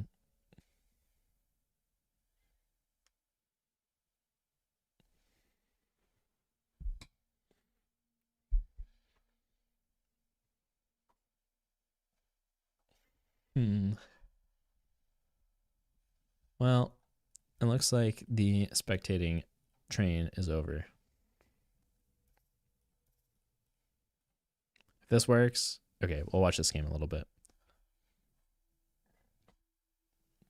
And then I probably gotta make some dinner for myself. So when I wrap up looking at this, I'll probably make dinner.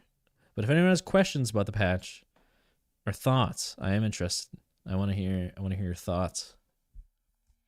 I am intrigued by pocket split push. I don't know if it's the strongest role, but I could see like gun focused builds for the hero work, especially with the abilities themselves being nerfed so heavily. I am curious to see. I mean, we haven't seen pockets in these games, have we? Yeah, that hero's gutted. What does this build look like? Same shit. I think Slowing Hex is probably pretty nice on this hero. I don't know about Teslas. Looks like recharge makes sense. Their heroes. Is this guy going spirit? Yeah, at least has spirit items. Who else do we have? What the fuck? E-shift. Why an E-shift? Interesting. This is a really strange Haze build. It's not that strange. This is just what makes it strange. He bought burst fire. It's fine. Great Talon's new trap. I think it's really good for the hero. I think it gives it more identity. So I am happy to see it. I think the combination with being able to shoot it, I mean, I want to see how, I guess I should just watch Listic for long periods of time and see. I should just focus on the kills. I kind of want to see him make this work, because if there's anyone making it work, it's this guy. But I think the fact that you can shoot the trap and instantly pop it is probably the craziest part about it. I'm excited to see how high skill players make it work. I think that they're the ones that are going to truly make it shine. I think that it's going to... He's doing 300 damage per hit. Oh, he didn't get it. So that's faster now. Yama is back into action quicker, but I mean, she's dead too. Okay, so we didn't see trap action there. Wish they would add another character to the live roster. I agree. I feel like Calico and Holiday have been feeling really done for a while. Like, I feel like they've been feeling like pretty solid heroes for a little while. So I'm surprised they haven't added them. I do feel like Viscous and Mirage were rushed additions, though. You know, and I think that's why I think they realize that too. But you're not going to pull heroes that could possibly be someone's favorites at this point. Oh, I see. I don't know if this synergy is good, but he E-shifts while Haze ulting. I didn't. Is that must be synergy that was old too? But you couldn't move at the same time, so he's probably tinkering. But I agree. I would like to see a new hero as well. I don't really play Hero Labs myself. I probably should. It seems kind of fun. Fuck it. I'm gonna queue Hero Labs. That's what we're doing. And if we don't get Hero Lab, if we don't get heroes that we want to play, oh god. Okay, I don't want to play Trapper. I would play this dude. He seems sick. Woot. Agreed. Woot. And I like playing Viper. This hero's funny as fuck. It feels like Haze. And then I'll play Ray. How many do you need? 3. Oh, 3 that are non-standard. I see. I'll do this. I'm hella bad at interacting and actually focusing on the game at the same time, though. That's my weakness as a streamer right now. I don't have enough reps in. But, oh, it's like I either turbo feed and talk to chat, or I like lock the fuck in. But there's a balance. It just takes practice. Let's see what else we got going on. What are people cooking up with this guy? What am I cooking up with this guy? He has full auto, but I think that that's kind of shit. Oh, but he has new full auto is the thing. It also is going to scale with spirit, so how does... Oh, this guy's going to be weird. Okay, let's build Wraith items on him real quick and see what happens. If I get this, and what did I buy? Hello? Search of power. Yeah. And I got this, and we'll put it on nothing. We don't want that item, it's bad. And we got enchanters, and we got extra health, and we got this. Hollow Point Ward, and I think he could use some rapid rounds, personally. And he could also use some Swift Striker. But then, does he have a mag? He doesn't have a mag. Why does he have full auto? I think you ignore full auto in this case. This seems... Okay. Never mind. You just don't build Spirit to amp full auto. That's useless. Because you're just dealing a lot of damage at once. I think you build... how close can you be? Yeah, you build Sharpshooter on him. That's what's up. And then...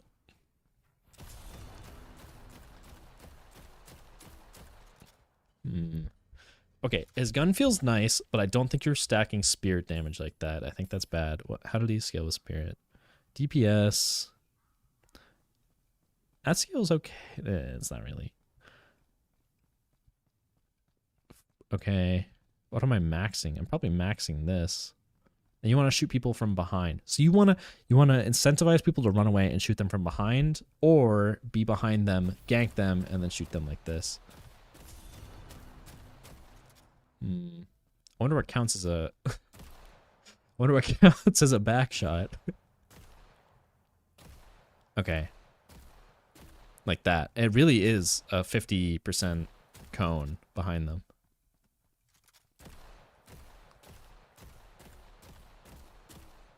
Yeah. So you can be basically like anywhere. It's not like a tiny cone behind them, but it is like a either in front or behind, down the middle. We can try this guy. Burst fire. He doesn't have mag size. He probably gets berserker. Yeah, he gets berserker. How does berserker scale when you get hit? Weapon damage per stack. You don't want berserker and sharpshooter. That's anti-synergistic. We're not going to take that. What else gives us ammo? Ammo. Raw ammo. This will be pretty good because that's going to give us... Oh no, that gives us ammo per soul back, but we don't scale with spirit like Haze does. This will probably be pretty nice. I'm looking for raw ammo stat. 5 temporary ammo coming from kinetic. I think you go kinetic berserker because that like doubles your mag size straight up. Yeah, that's pretty nice.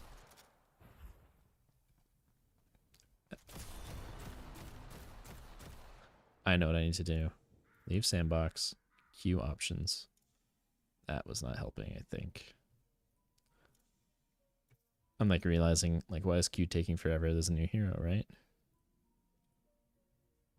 Guys, have you played Balatro? That game's addicting as fuck. I'm thinking right now, like, instead of theory crafting, I could play Balatro, but like on stream. But I'm not gonna do that. That game's fire. If you haven't played that game, I played that. It's so addicting. I was helplessly lost with playing that game for like 2 weeks. That's why I really haven't made a video this last week, is because I've been addicted to Balatro. I'm not gonna lie.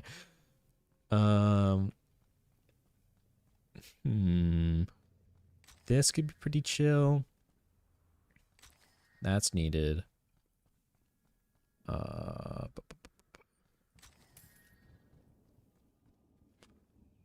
Everyone's playing Path of Exile. Is that what it is? Yeah, didn't a new Path of Exile season came out and Marvel Rivals and some other shit on the same day? Fortnite OG.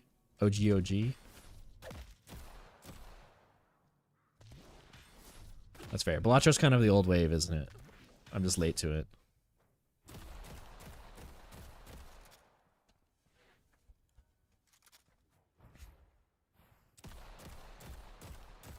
I think this is somewhat the build. I think you can take Berserker and Kinetic Dash. And then what else makes them not want to trade into you? Probably a little bit of Return Fire. You want them to not trade into you. You want them to say, hey, I should turn around. How rushable is this? Bullet resist. You could get that pretty early in lane. Bullet resist, weapon damage. Does this work versus... Why is it repeating? Do you get... I don't build Berserker enough. Going to be a slow weekend for Deadlock? Yeah, fair enough. That's how it goes. Yeah, you don't build Berserker stacks. That's a shame.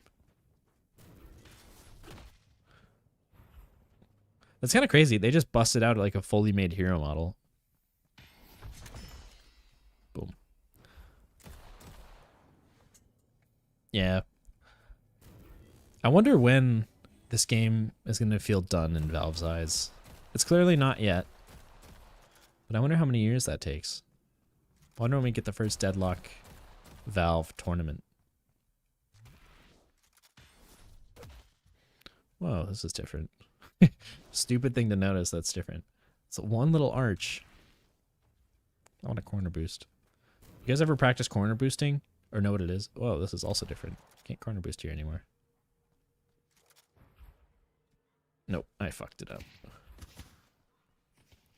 I didn't talk about corner boosting in my movement guide because it is niche as fuck and also hard.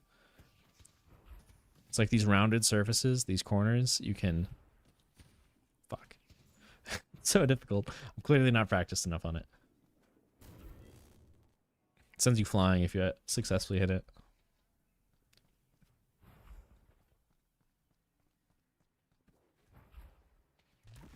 Nope. Didn't do it. I missed it. No cooldown. Did they make what does this give me? Temporary ammo. Not the same. I'm really bad at what's it called? Heavy melee canceling. Fuck.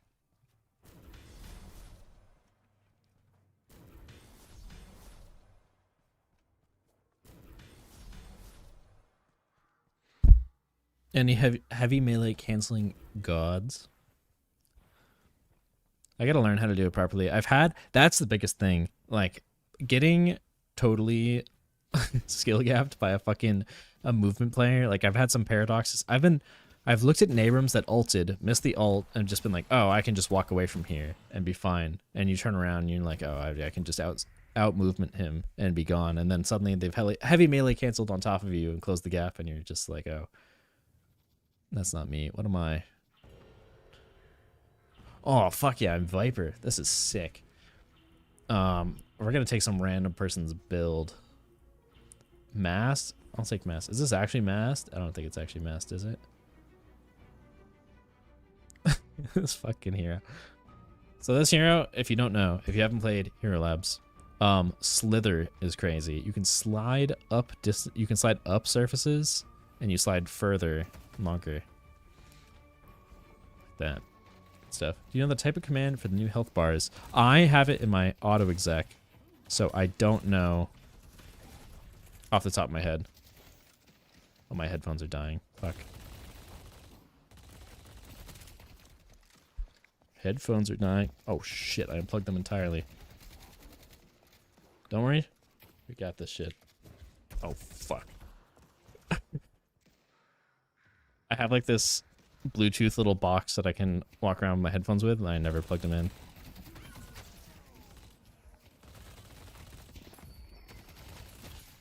Oopsies. That's not good. Sure, I'll follow someone's build.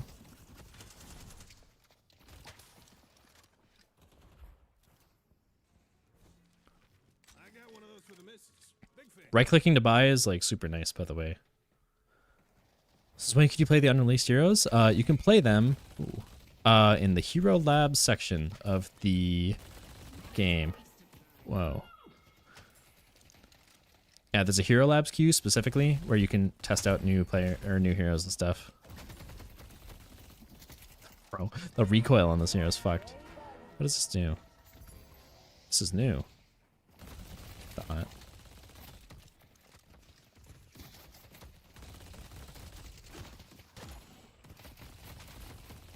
I feel like melee securing for last hits has been out of fashion for a little bit.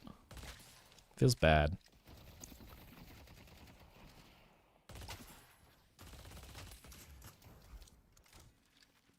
I'll take close quarter. I don't want that. I want an extra stam. Look who's ready for a 2 a.m. metro ride. Bro.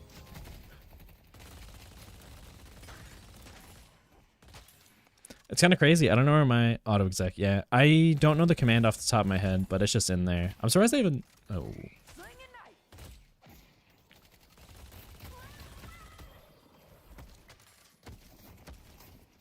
I am not respecting my health pool here. Learn this trick in Jersey. Keep missing that too. Yeah, there it was. If you need more protection, you know where to Hit my boxes. 3 minutes. Yeah, that's it. Thanks. Calico only in sandbox. Yeah, there's Hero Labs.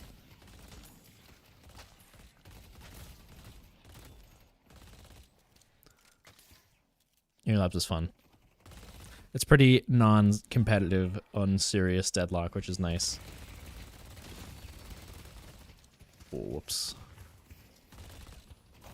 Where you going, pal? Oh. The fuck? Where's my camera? Hello? How did Magician get changed?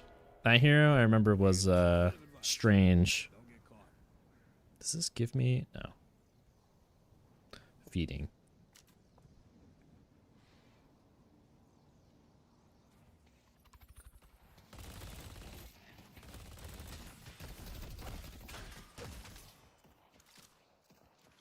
So weird to play against two, like, not two heroes, but one hero that I just don't know how it works. I hit her with it. Does it do damage? What does it do? Fading slow, 50 damage. Heard.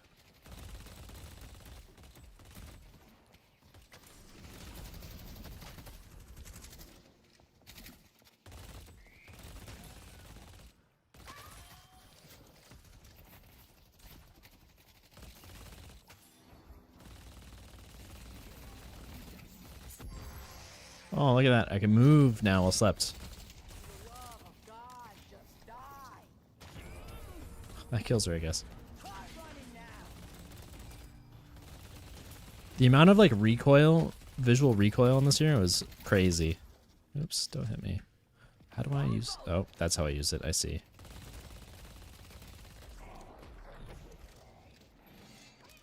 I'm getting the fuck out of there. You're about to get got.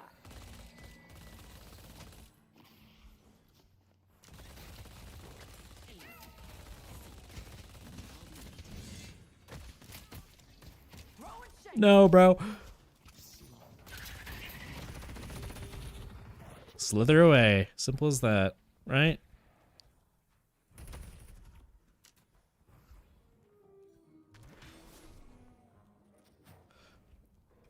That's the best feeling when you movement gap someone. Oh my god, it's awesome. Loving the pace of development in Deadlock. Do you think it will officially come out 2025, 2026? I think it could come out end of 2025, likely 2026. I think it depends on how they want to develop the game. And it depends on how much pressure they feel. I feel like there's no pressure for them to finish it, you know? I think it's like, take it at the pace they're doing it. I feel like visually it will take them until 2026. You know what I mean? I guess that's not true, though. They've redone a lot of the map quickly. What the fuck? Shiv's got nothing on me. Shiv.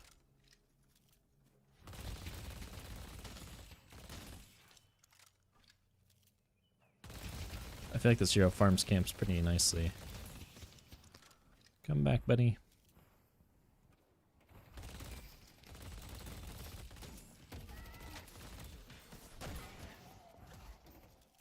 Updates every Thursday is so nice. Or not every Thursday, every other Thursday. But still, like, that, like, bi-weekly pacing is very, very nice. Okay. This'll take 'em out. How are you, Hayes? Do you get superior stam on this hero? I feel like that'd be really funny. I guess you don't want to be in the air, really. You just slide. Need that venom to kick in. No. Oh yeah, this guy's goated. He just melee fucking...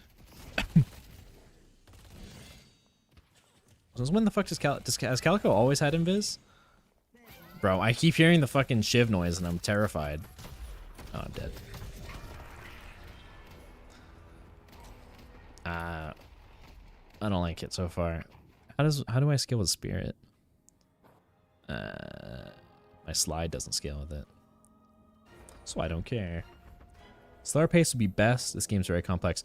I think that's what is driving a lot of people away right now, is like the casual level that the game has. A lot of the casual crowd, I think, is struggling to keep up with the weekly updates, which or bi-weekly update. Bi-weekly? Every other weekly? I think that people are struggling to keep up with that, and I don't even blame them. I do want my... That's a good idea. I agree. Random build maker. I cannot see my fucking crosshair when I shoot this goddamn gun. There's a Mo here.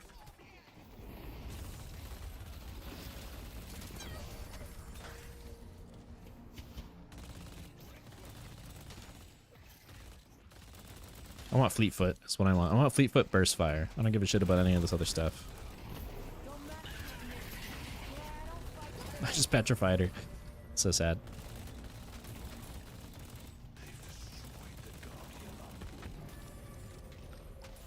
But yeah, I think that's driving a lot of the casual players away at the moment. I know that would piss me off if I wasn't making YouTube videos and stuff. I would be like, oh, my favorite hero is good right now, apparently. And it's like, no, there's actually a patch that came out like a day ago, and that's not true anymore. Wanna buy a mug to go with your This hero does not need slide speed.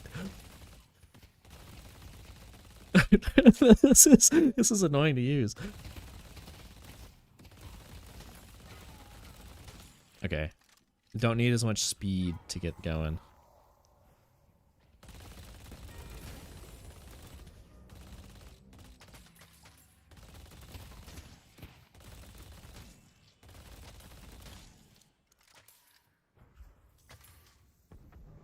They've destroyed the Guardian on purple.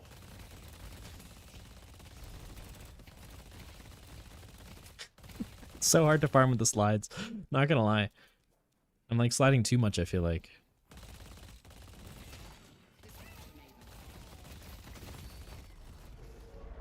Boss has arrived.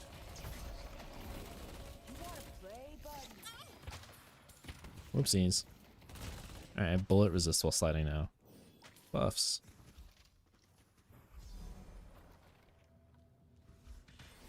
No, dude. It's so rude. He had every right to it. The spirit seemed to be clear. Okay, time to get the fuck out of here. I fucked up my kill opportunity.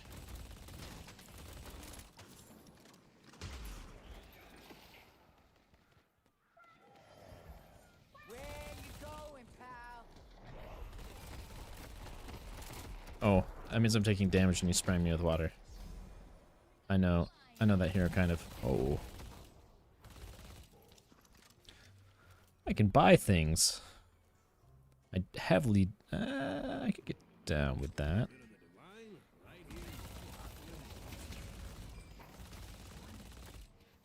It's so hard to control.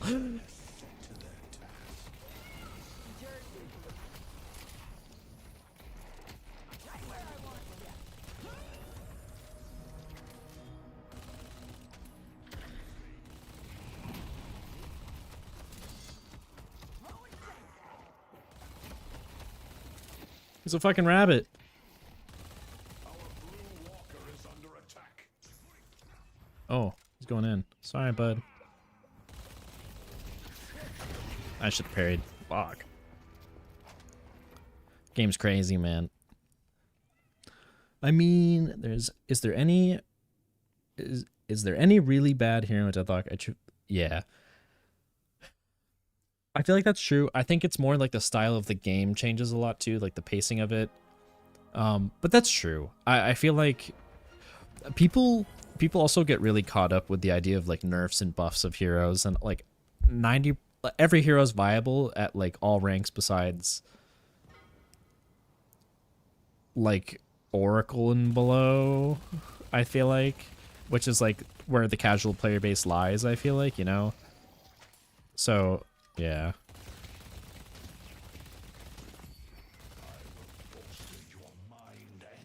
Should I buy Burst Fire too? Seems like a terrible idea. But that's true. Like, I do feel like it's not what people make it out to be. It's not really like this terrible thing of like every week changes, what the fuck. I do think like the laning changes and stuff though could fuck with people.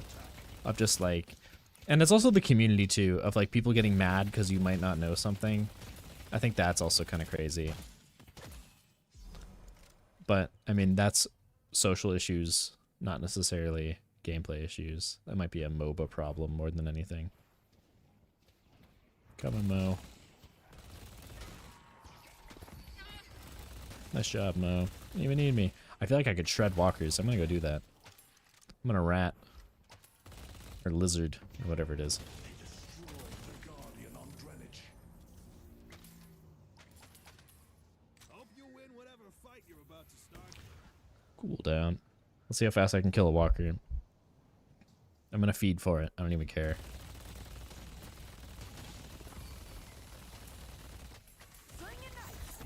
Oh my.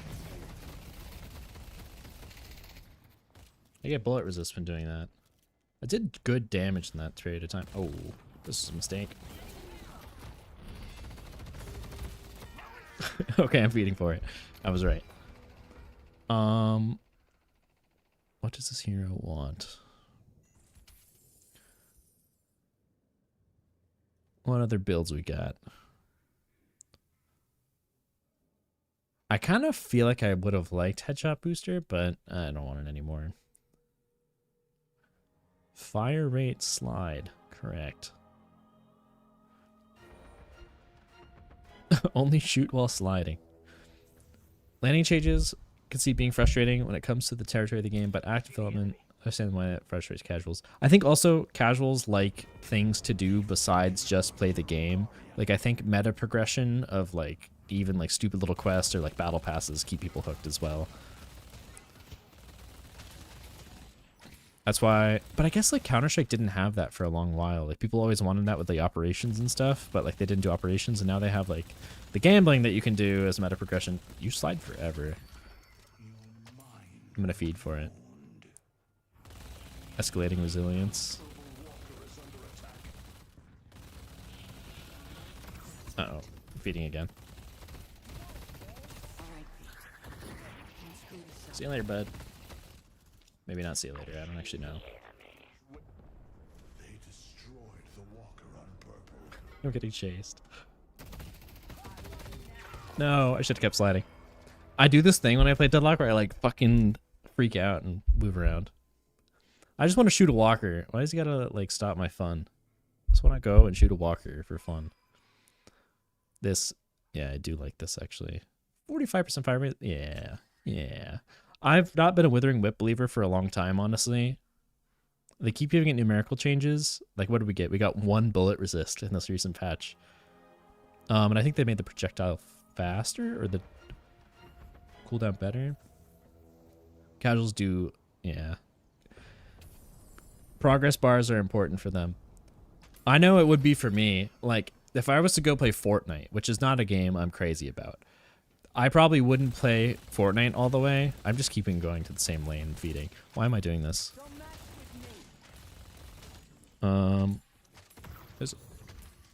Yeah. Hey, you want to try this again? It's gonna go differently this time, buddy.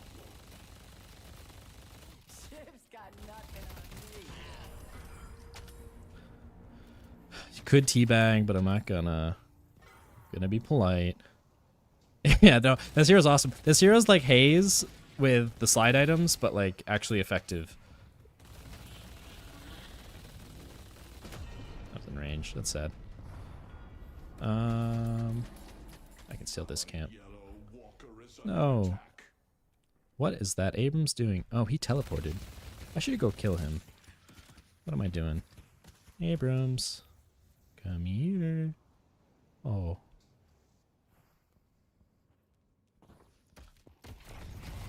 Oh, I'm dying to him. I see. Never mind. I'm not backing down. Unkillable. Yeah, the slide is great, though. You said escalating, mister. Yeah. Escalating resilience. That is quite nice. How much do I already get from this? 30% spirit and bullet resist. On top of the 40. I'll take it. You're right. That is quite nice. That keeps me alive versus that Abrams, too. There's no cooldown between stacks, right? No.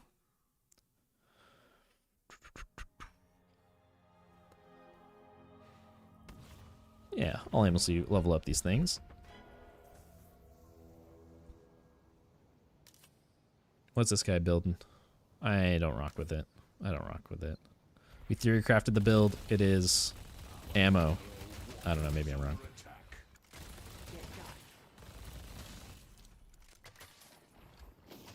I feel like this oh, Abrams, what is he doing? Where is he? Down below. Oh, I see. I'm dead. No, I'm not. You're dead. Oh, I'm dead. Nice escalating suggestion. Just kept me alive as fuck. Good call.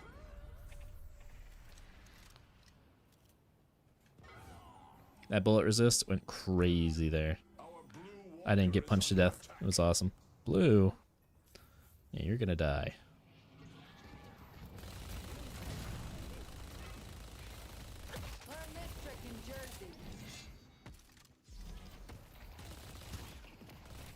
Fucking hell. Let's see how you're feeling. Petrified. Bonk. Do they not take damage when I wake them up, right? Block all damage but cannot take actions. Break free after taking enough. Come here, pocket clone.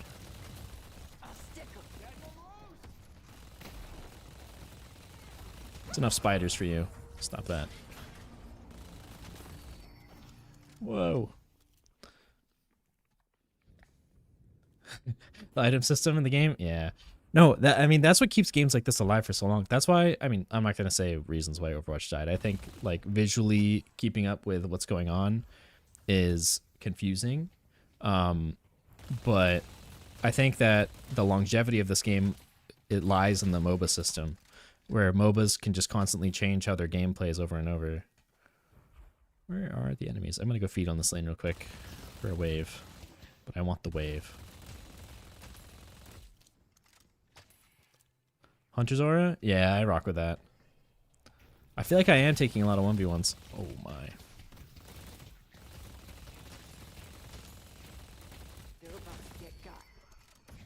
Oh, there he is. I saw him on my map right before. Bye-bye. I don't want to interact, sir. Oh, you're choosing to interact. Oh, many people are choosing to interact. Never mind.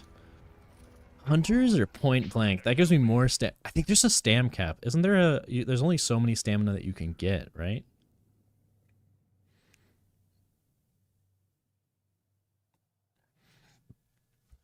Fire rate slow is pretty nice.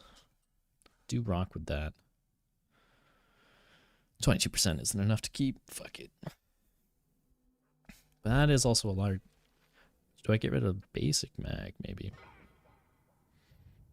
I gotta fill my fucking slots is what I gotta do. I gotta stop buying... Nah, bullshit's good.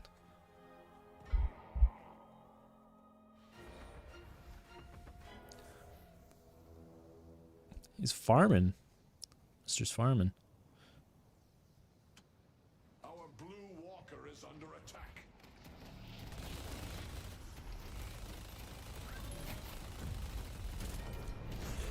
Oh, I'm trapped. That's awkward. Oh, poor Dynamo. Wait, that wasn't Dynamo, that was this guy. Just made the same noises. Protect the stronghold. Fighting the lizard? Yeah. I mean, you gotta realize that, like, at least they have to also hit you, too. Like, the frantic movement also comes with frantic aim needs.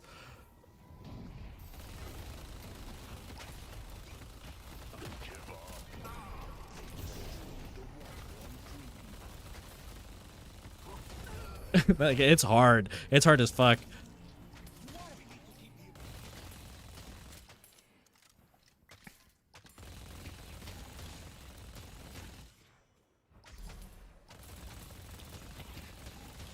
Part of me low-key wants to get like some stupid shit like Ricochet.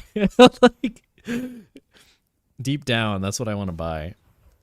Do you have any way of applying spirit damage for bullet resist? I was thinking that too. I think I have my dagger. My 2 is really the answer, but I keep not pressing it. Where you going, pal?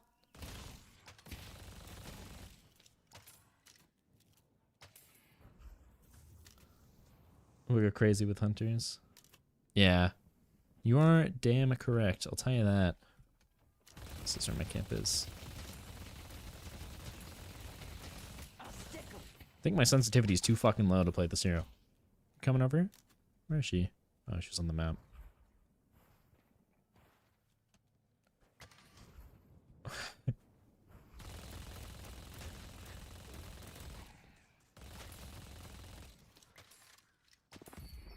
Tesla?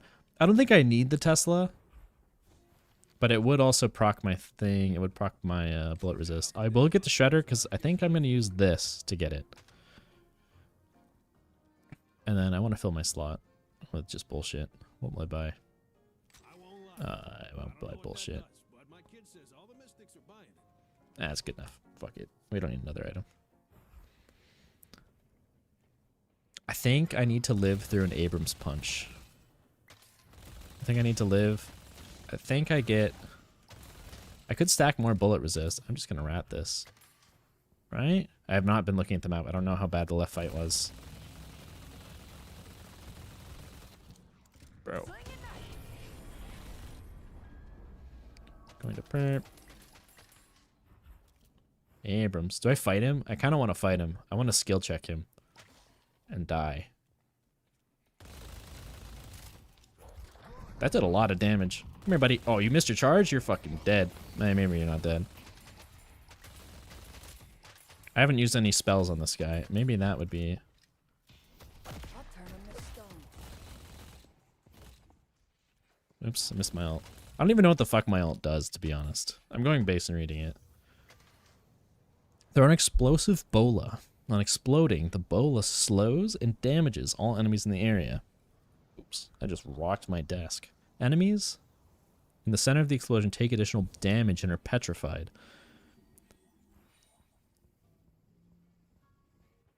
Okay, so that can let me catch up if I range land it. Abrams has your number. He shoulder charges me every time. Yeah, he should be. I think I'm just gonna do some... Don't spend this long in base, by the way. This is really bad of me. I'm just gonna stack bullet resist and not take damage from like a quarter of 13. Not a quarter. 3/4 of 13. Haze. Yeah, this is the build.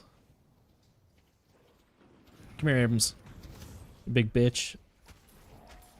Oh, I cannot fight in here. My hero will not fight in here effectively whatsoever. I'm just gonna shove a wave and hope he jumps out the window. What the fuck is going on in there? My yellow walker.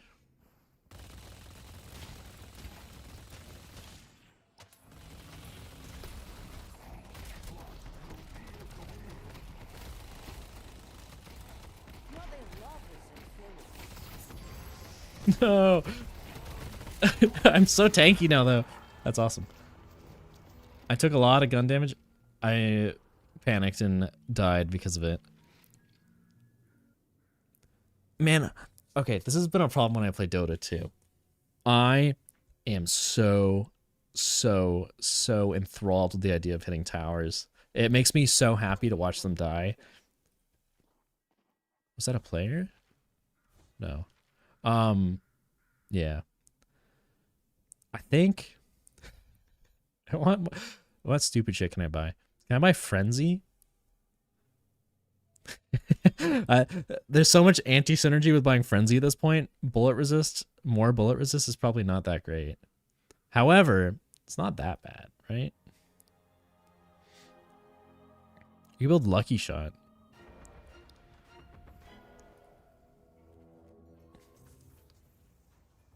Satisfying to see the HP bar get melted. Yeah, but it's to the point where I feed. Like, I think I have a lot of analytical skill for MOBAs and understanding why people do things, but I think the actual acting out why I when to press buttons and stuff, and yeah, it gets the best of me sometimes. Just watching the health bars melt.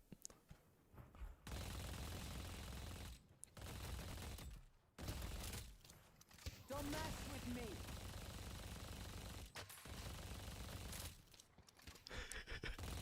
Okay. I am gonna teleport to my team on purple.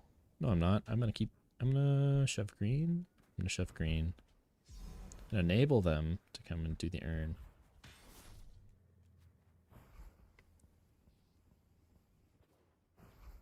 I don't need to shove green. Sorry, they all drop. Nice. New change. Thank you, Valve. That's awesome. Plus this one random creep. Where'd you come from? I'm out of stam. What am I doing? I'm gonna go tank a death here. I'm gonna go find it. Oh, yeah, here it is.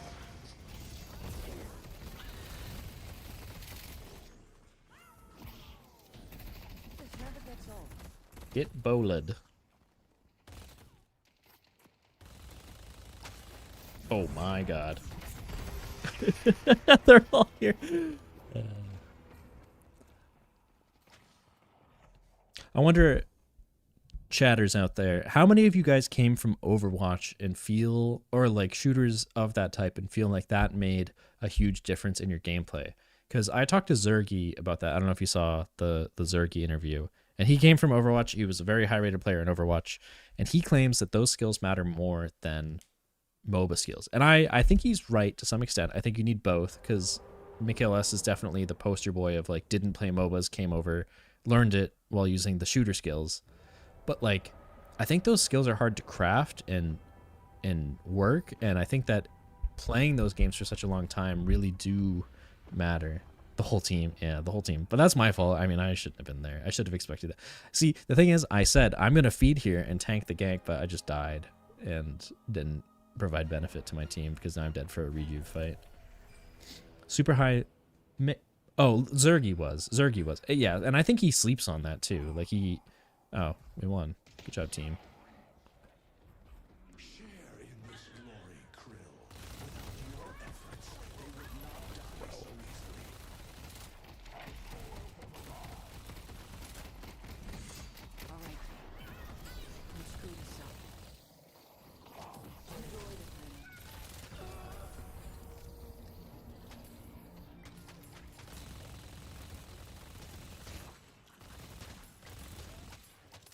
You were Grandmaster at Overwatch and horrible at League. Made it to top 500 in Deadlock mostly because of Overwatch heals.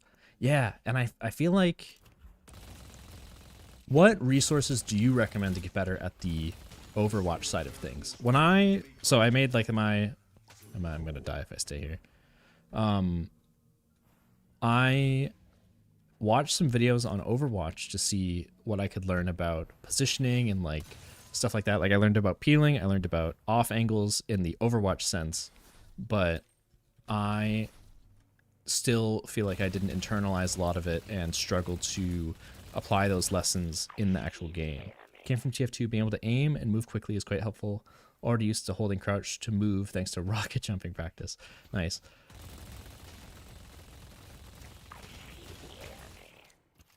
Macro in Overwatch and Deadlock is pretty similar. Interesting. So that's what I was trying to fill that gap with, was like, oh, I have 8,000 souls because I'm fucking yapping. What stupid shit should I buy? Oh, I should go this way. Interesting. What kind of macro would you put on Overwatch, like for labels? What am I buying? I'm also not effectively playing with my team whatsoever right now. I'm buying this. This is so stupid of me. Also gonna tank up. I'm gonna run at this guy now. Wrecker continues to lend his support.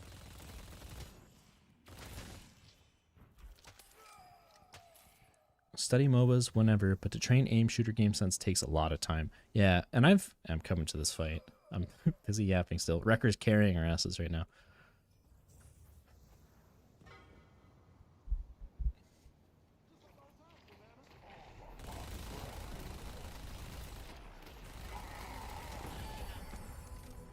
Nice. I did something. I show up and do a fuck ton of damage. But I need to actually show up to the fights. Cooldown management, tracking ults, and team fighting. Yeah, see, something... I also think tracking players and like where they intend to move is difficult as well for me. I think that that's something like when I... Early on in the Deadlock games, like when I... It was basically just like Overwatch pros playing the fucking game. There was no one else. I remember getting juked so hard, and then people just being like, wow, I can't believe you didn't track that guy. Like, I can't believe you didn't realize where he was going. And it's just like, bro, he's like dodging and weaving up staircases. Oh, I'm dead. Maybe? Chase me. Oh, bye. No, she's running. Bruh. I went bullet armor, escalating escalating in fucking frenzy, dude. I am here to not die to bullets. Oh. I'm lassoed. Oh. It's working out.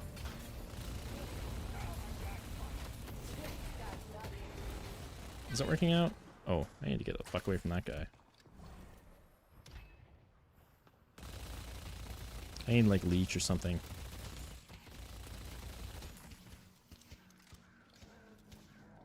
I'm going back in. I should have denied those souls. It's okay.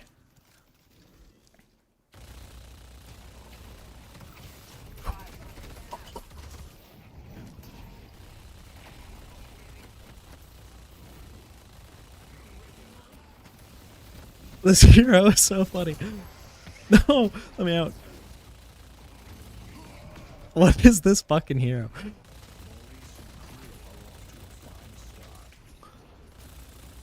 Look at my damage. Oh. Okay.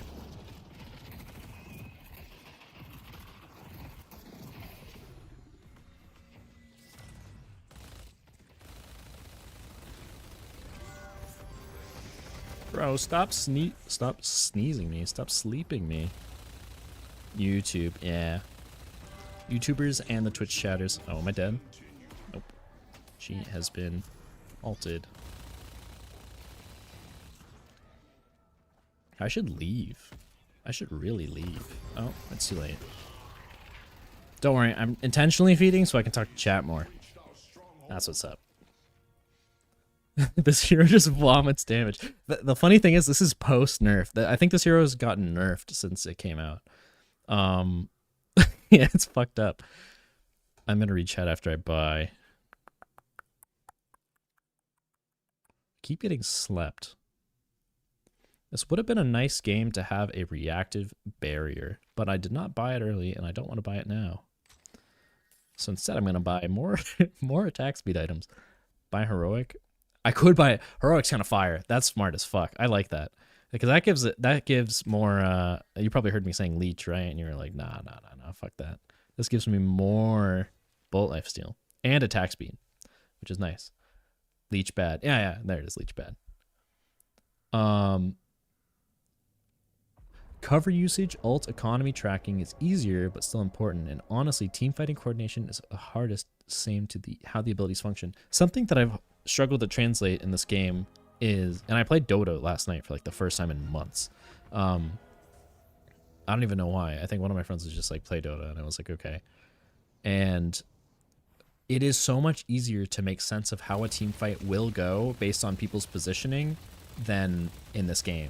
I think in this game, one of my struggles is going in too early and not understanding where my team is, and I can get you in like a really toxic headspace too of like, it's my team's fault that they weren't there, or like I thought they were going to help me, and it's like, no, it's on you to manage the spatial understanding. This is fucked up. This is just haze in every other way, but better. Oh, caught him. Thanks, man. Oh my ball.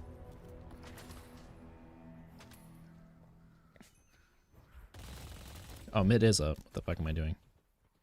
Let's go mid. I'm running out of mouse pad.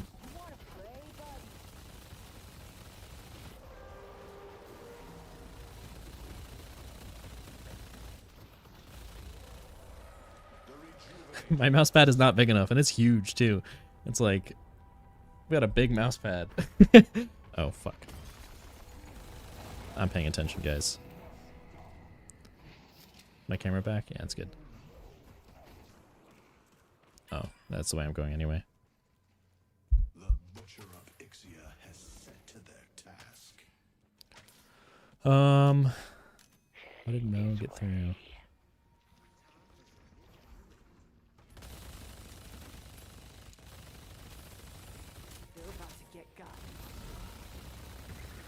I don't care, Calic. Maybe I care. I could kill you, I suppose. Okay, so it's 38 minutes, so the patron is tankier than normal based on the new patch. I wonder if I could just go in.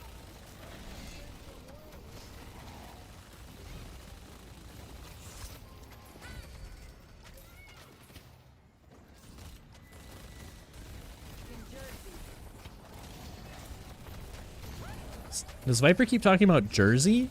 I guess that makes sense. New York and New Jersey. I missed him. Uh-oh. I'm asleep.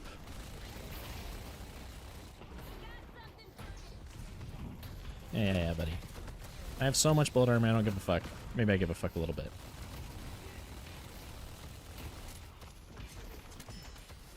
Bonk. Bonk. The parry. Oh, this is something funny I did on Viper the first time I played. You can just infinitely go around here. You can just continuously slide up and down. And just fight forever. It's really funny. I can't catch him, too slippery. I think they needed to... I don't know. It was a fucking emissary match. Oh, sorry guys. I like Viper.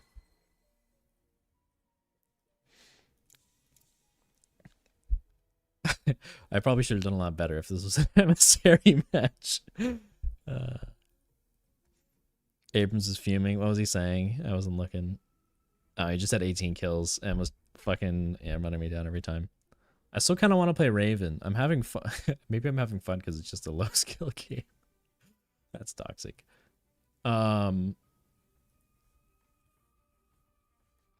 Yeah, it definitely is. I definitely enjoy it. I'm gonna try to play Raven. I want to play Raven.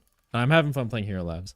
I tilt a little bit when playing normal MM, so I think this is good for the PMA vibes. So I'm gonna keep playing it. I should eat dinner though. I really should. I also want to record my video tonight instead of like 2 days late, like I have the last 2 times. But to each their own. Awesome match to watch. Yeah, I like Viper a lot. That's a good hero. Wonder if I could find it in here again. That's Viscous. I played Viscous? When did I play Viscous? Oh, that's way too far back. What Raven does, first time seeing them, Raven wants to play behind other heroes. He wants to position himself behind other heroes because he has Blindside. Blindside, you do 40% extra damage if you're on the back half of someone's perspective, right? So it is quite literally split down half. If they're in front, you do normal damage. If you're behind, you're doing 40 damage, and that goes up to 70 if you max it up. So you have tools to make them turn away from you. This makes it so they can't turn around. So if you're already behind them, you can slow their turn rate. This lets you position yourself behind them in the first place if you need to. And then I forget exactly what this does, but what's going on? Activate your relic. Enemy heroes nearby have slowed movement and dashes and receive damage over time when looking towards you. So if they're looking at you, they're taking DPS, and if they're in the area at all, they're slow. If enemies look at you long enough, they get cursed. So they really don't want to look at you. You pop this if you're taking a lot of heat. It goes up for 6 seconds, and then they turn around, and then you are able to backstab them. Yeah, when I say backstab, I just mean shoot them from behind. He has a pretty slow gun. I think his gun struggles. So, yeah, I'm curious about that. And then he has full auto, which is just placement, wraith ability. And he doesn't have a lot of ammo to support the spirit damage that goes on the bullets with full auto. I think he has like a mag size by default of 9. Why do you have face? Good question. What? I thought you were a voice. I'm a voice on YouTube videos. Maybe I'm a face on YouTube videos. I don't know. The way I edit, I cut when I make my videos, I will pause like that and like collect my thoughts all the time. So I like don't want to have my face on it because then it makes it way harder to edit. How much duration you can get on that? That's a good point. You can put superior duration. That would let you cook pretty seriously. And then you have it on a minute cooldown. You can have it like a 1/6 uptime. I have thought that you get some items that buff your ammo size. We were looking at these before queuing. So I was going to get temporary ammo on Kinetic Dash. I was going to get Berserker for 4 more ammo because I think both of them do nicely. I think Sharpshooter is a good item that I want to buy on some heroes, but I don't think it's good on this guy because I think you want to be close. I was thinking about buying more attack speed because he has a pretty slow fire rate.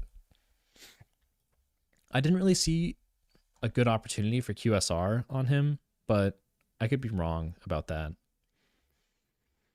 And then, yeah, I was basically just thinking about building around bullet damage. I wasn't thinking about building around the ult in buffing the ult. I was thinking about bullet damage. How can you kill people that are running away? How can you make them run away? Why do that comment's so funny. Why do you have a face? I thought you are a voice. All voices turn into faces at some point. Not all. Should I be a VTuber, guys? Should I make VTuber YouTube videos? Not doing that.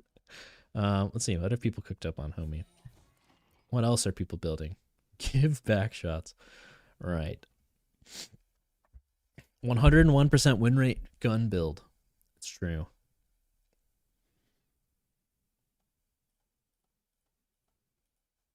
I guess I could make a build. But I don't really want to. This is the build. This is the build. If you're playing anything else, this is what you need to be buying on Raven. Devious ult plus melee. Think the character might be busted? Check some items in the sandbox. I was before. How much duration? I'll check the duration. That is kind of interesting. Oh, Arcane Surge. That's fire. That's really good. Ew. That lasts quite a long time. Superior duration it up. So duration now scales diminishingly, by the way. That was in the new changelog. So how much does this get up to? Like curses for 4 seconds and it lasts for 8. Wait, that's fucked up. It curses for 4 seconds. Okay, typically when Valve from Dota, what Valve will do when they release a hero is it is typically overtuned. That is the way they will likely design a hero in the first place, because to get data on how the hero is, it's better to have people pick him and have it BOP than have no one pick him with the understanding that it's bad. So typically they are busted when they come out, and I would bet that that is the case for Homie here. This is a good combo. Dash 4 devious backshot. That's some crazy. And then this we can take a look at. This is the hardest one to learn. I have no cooldown on. So you have this umbrella that isn't it doesn't have an animation right now. But you can launch in the air and then throw your umbrella down right after. But you don't really have a lot of ammo. People are going to make skins with Sharon again. I don't know what that is. But yeah, that's my basic thought is you want to stack some ammo. I am convinced by the duration. I am convinced. You have changed my mind. I did not have it in mind, but that is good. I rock with that. Boundless, nah. How does this scale with Spirit? Meh. Not about it. I think Arcane Surge is pretty fire because you're already buying Kinetic Dash. I think it's really good. 4 seconds of curse if they don't. I don't know. Oops. Wait.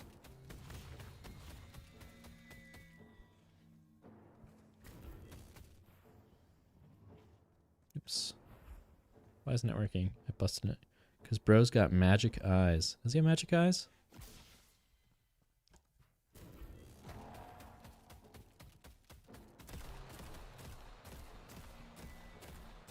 I think you build gun damage out. You get these two, like, basic items. I guess you don't even need... How much does that actually give you?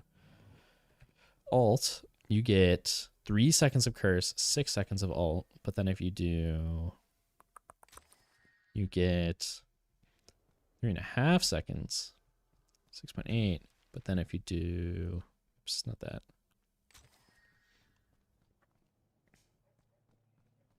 Three, four, two. Wait. That's not, oh, I fucked up. I see. 399. And what, that should make it even longer. 1, 2, 3, 4, 5, 6.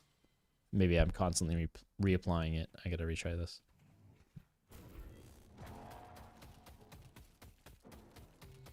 One, 2, 3, 4, 5. Cooldown of ult was superior. Cooldown. We can take a look.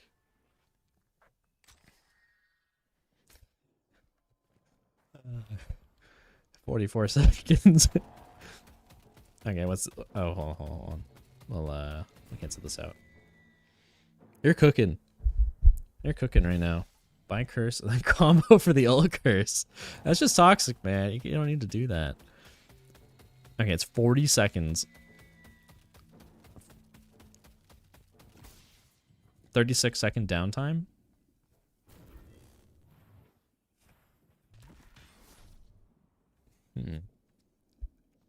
Equals GG.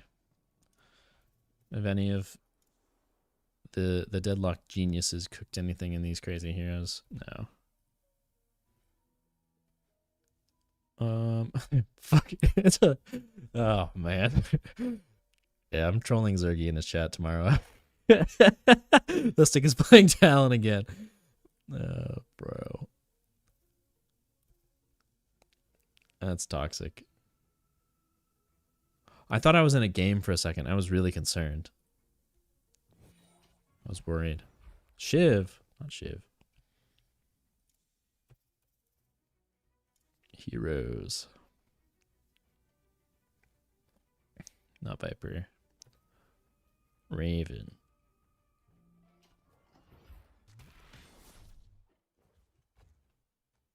Those animations are funny. I wonder, are they this guy's? No, he has animations. They're not perfect yet. Oh, come on, bro. Yeah. He has some animations. I feel like they keep... This hero's cool as fuck. I think once they figure out the third ability, he's, like, ready. Low-key. I mean, obviously he's broken, but... We'll see. Tapping out for a second.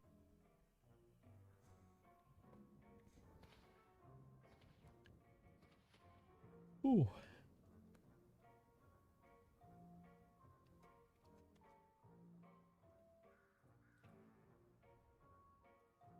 Nice. Okay. Man, I just want to find a game. Is it that hard?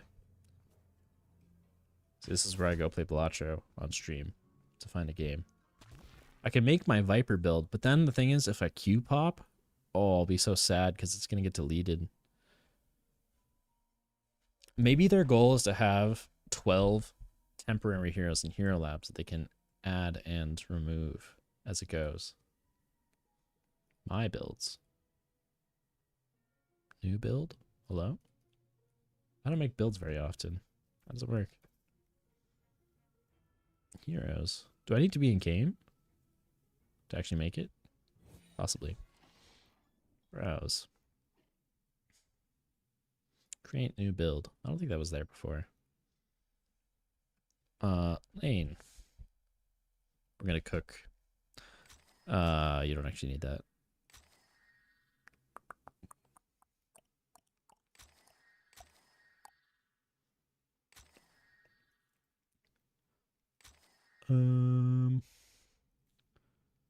What else do you need? Oh, yep. This is why. Okay, I got the guy. I am the guy. I'm the guy. Devious. I'm gonna use your build. Is this the player? Devious? No. Okay. Feel free to back seat game the build. I like the insight sometimes. I won't follow it 100% every time, but I'm intrigued. Where the fuck are they? Huh? Okay. Freeze it. He's attacking it. GG.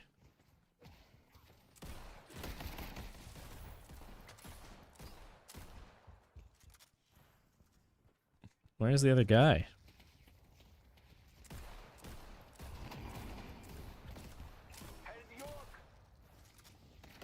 Where's his buddy?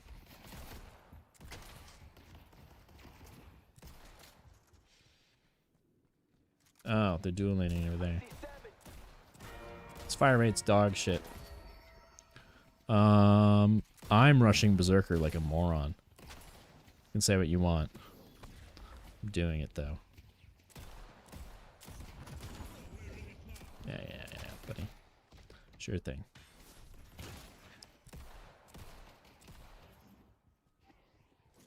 You ran out of ammo.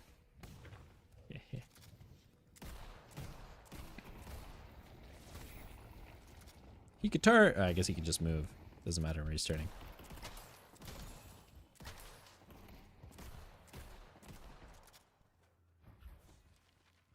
Yeah, I'll take a headshot versus double head Mo.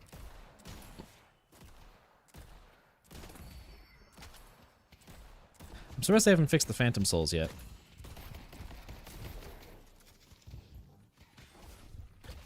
I thought he was a gamer for a second. I thought I was fucked. Bro! I'm gonna blame it on the gun.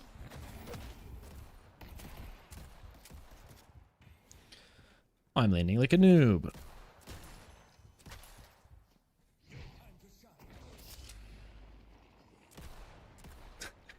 Shouldn't do it when he's burrowed, but I was kind of interested.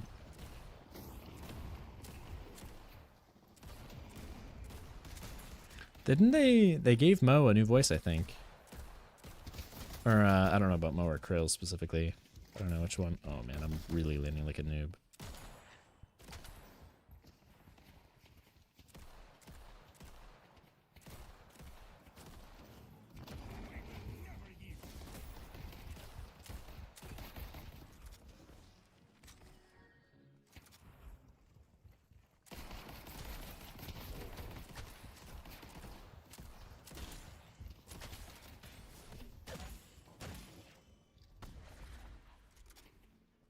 Okay. I don't have my cooldown. The 0. It is goofy. Doesn't feel as strong as Viper. It's not as fun as Viper, honestly.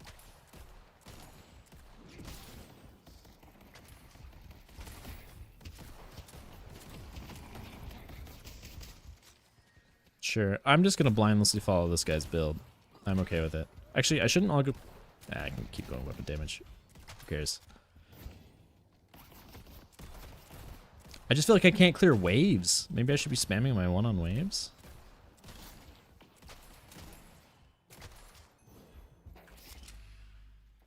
Oh. That's a bug.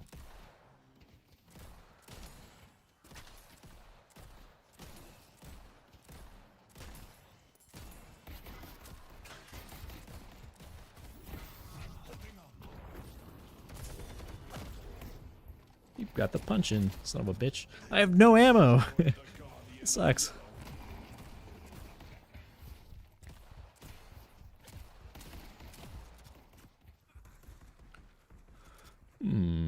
I'll take a melee charge. Actually don't want that. Oh, a kinetic dash is really what I want. Yeah, I'm buying 4 gun items like a moron.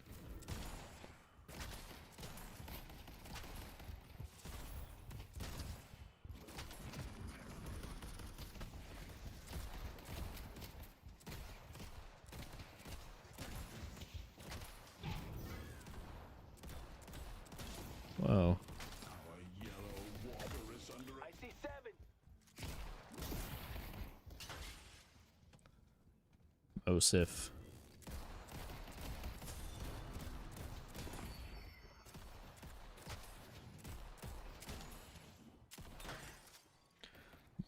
be nice. Time to go hit camps. That is dog shit for farming. Okay. How much damage does it do? 31. It's pretty bad.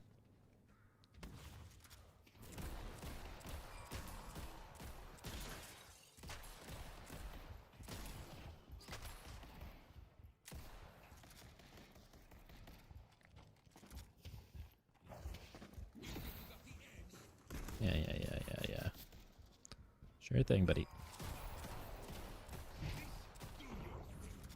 That's like theoretically how you're supposed to play this hero. Is you wait for them to turn around and then you...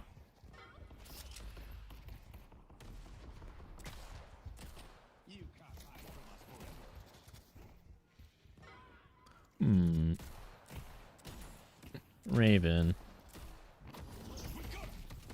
Okay.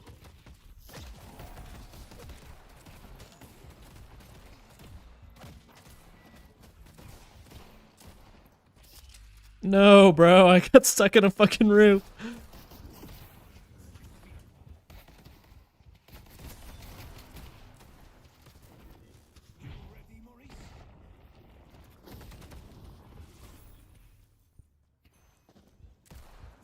It's honestly not terrible.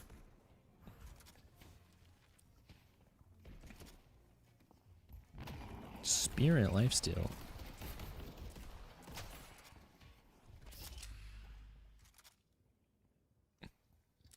Really bad at using umbrella.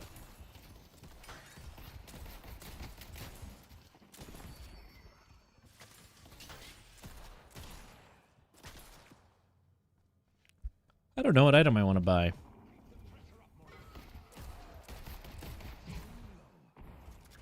I did it again. I keep fucking popping this when I'm reloading. Feels like the right time to, but... Yeah, this guy's a good player. He's alright. Okay, buddy. No.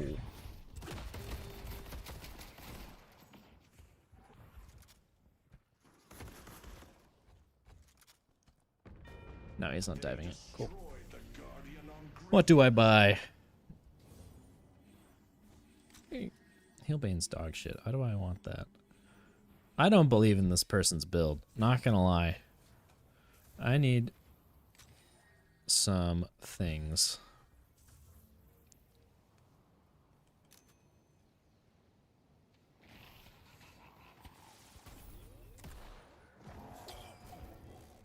Good enough. I'll take it. No.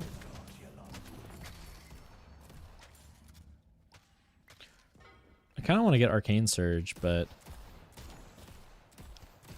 Okay, my problem with this hero so far is it feels like I'm worried I don't have any... Oh, it's Viper. I'm worried that I don't have a steroid for farming. And I wonder if it's supposed to be this.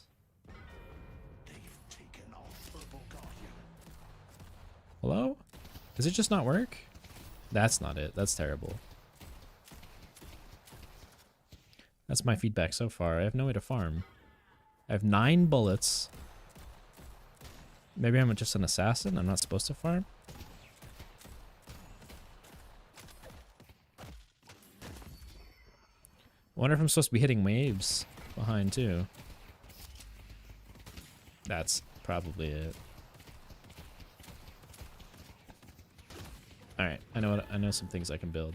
There's someone dying next to me and I'm ignoring it. I'll be perfectly honest. Our yellow walker is under attack.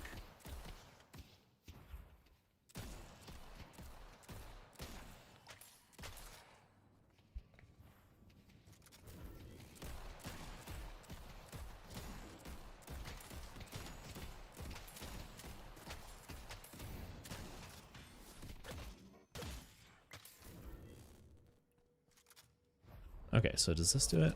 Boss has arrived. Like, not really. It still feels bad. I don't even know if that's proccing. 113 it is. Okay.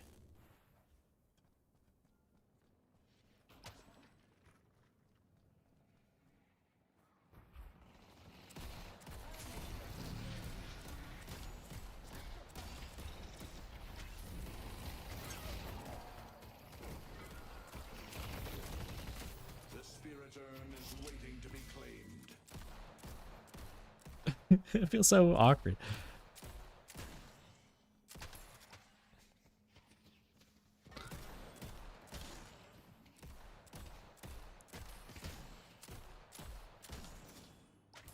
Hmm.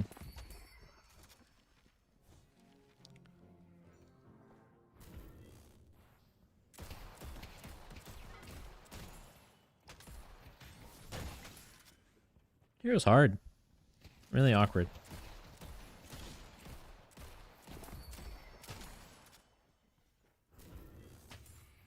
Our purple walker is under attack.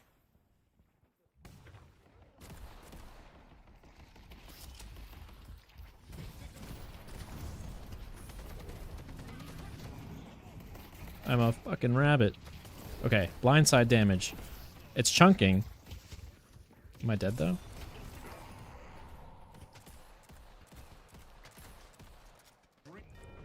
They've taken our green walker. That's awkward. Walker died. Should I go blue? I should probably be blue.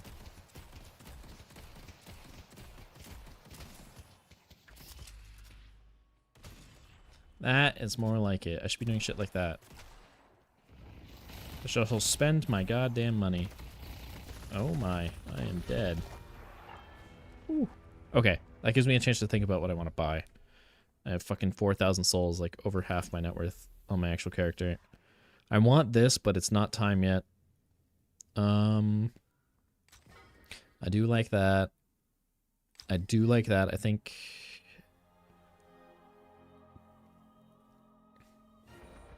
I want my Berserker. I feel like it's going to enable my build heavily. Under attack. And then I'm going to get Arcane Surge, I think. I can't cast the second one.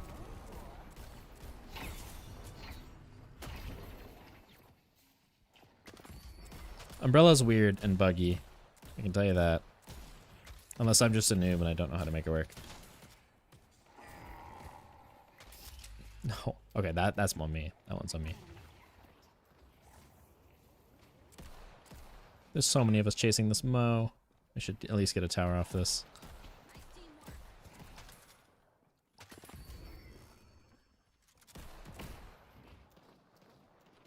Okay.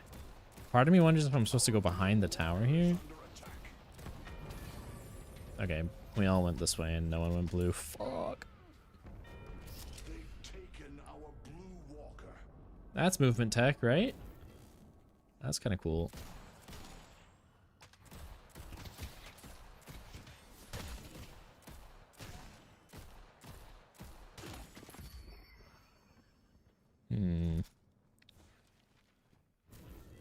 I think I'm not getting in there enough. This is gonna make me get in there. The walker on yellow.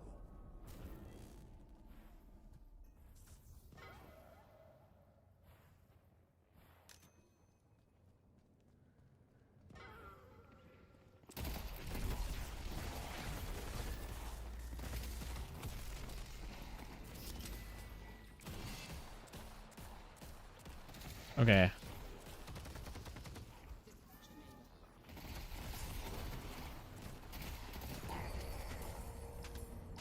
Like, am I going towards his base or away from his base? The way he was running, I was so confused.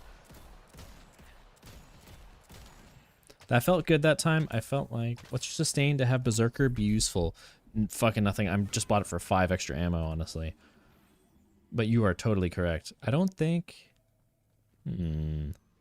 62 DPS. That could be alright. That is a good question, though. At the moment, fuck all. Okay, I gotta go blue.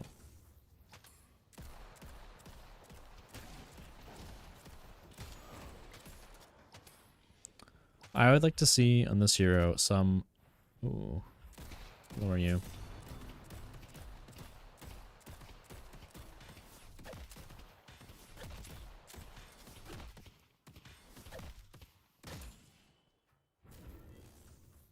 You can take a lot of damage for it to even have any effect. That's true. I just wanted simply the 4 ammo. That's probably a dog shit reason to get this. I kind of just feel like my hero's supposed to get in there and do shit with the ult, but at the same time, I feel like I need to make them run away from me. I feel like you need to be like an Abrams. My team is fighting over there. I think that's good, but I think that I can do this at the same time.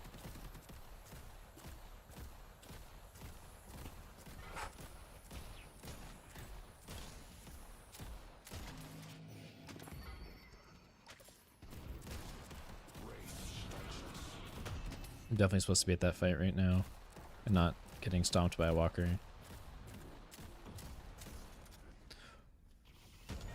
Okay. I'm gonna get the fuck out of here. Nope. Too late. I pressed 1. Why is my camera zoomed in? Fuck. I pressed my escape key. Okay. What am I buying? You're right. I don't have sustain, and I feel like I'm not doing damage. I want more damage, but I probably need... I took a lot of damage from the walker. I could hold on to this for a little bit. It lets me tank through stuff. I want fire rate, but I also need mag size. I have 4,000. I need to spend... I'm going to get... I'm thinking too long. Cooldown on my ult. Umbrella.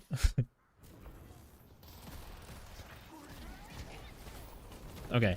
I hit my spell effectively. I that felt nice. I don't think I was the one that did the damage that got the kill.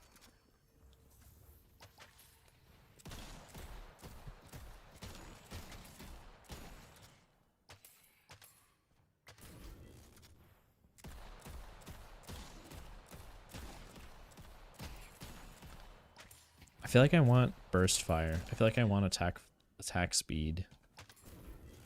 But I don't have a lot of ammo. I guess I have full auto and I'm not pressing it is really the answer.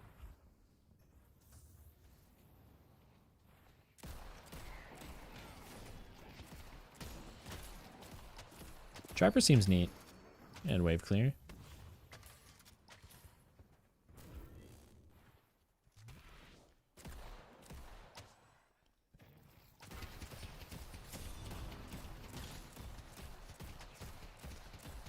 I guess I do just build around the ult. I think that's my answer right now.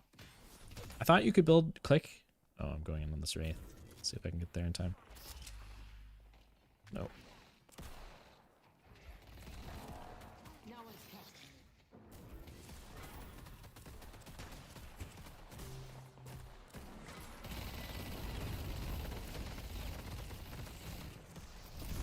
This is not working. My umbrella got me out, I think. My record dead? Oh, I might be dead too. If I keep running in a straight line versus a ball, it's certainly going to be the end of me.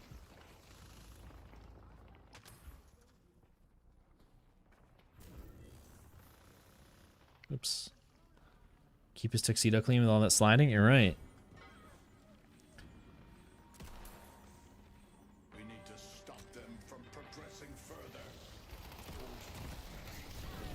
I pressed fucking B. How did I buy?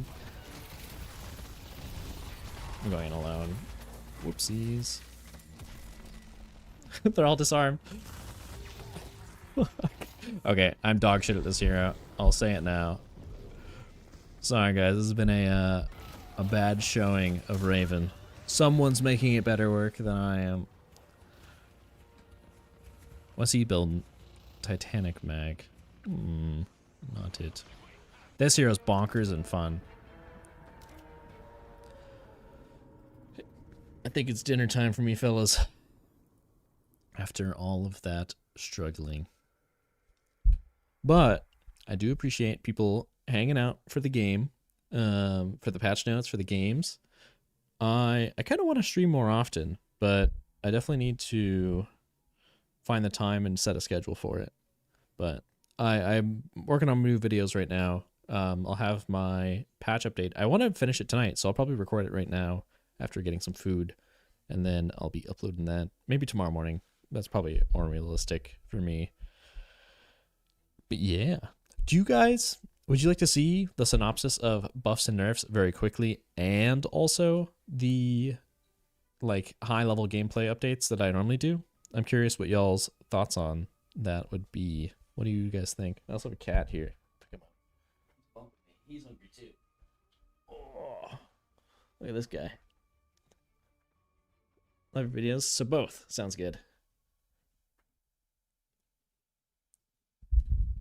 There he is. He's that big guy. He's fat. He's the one fat cat. We have him on like a diet, but he does not care. He's a happy dude though.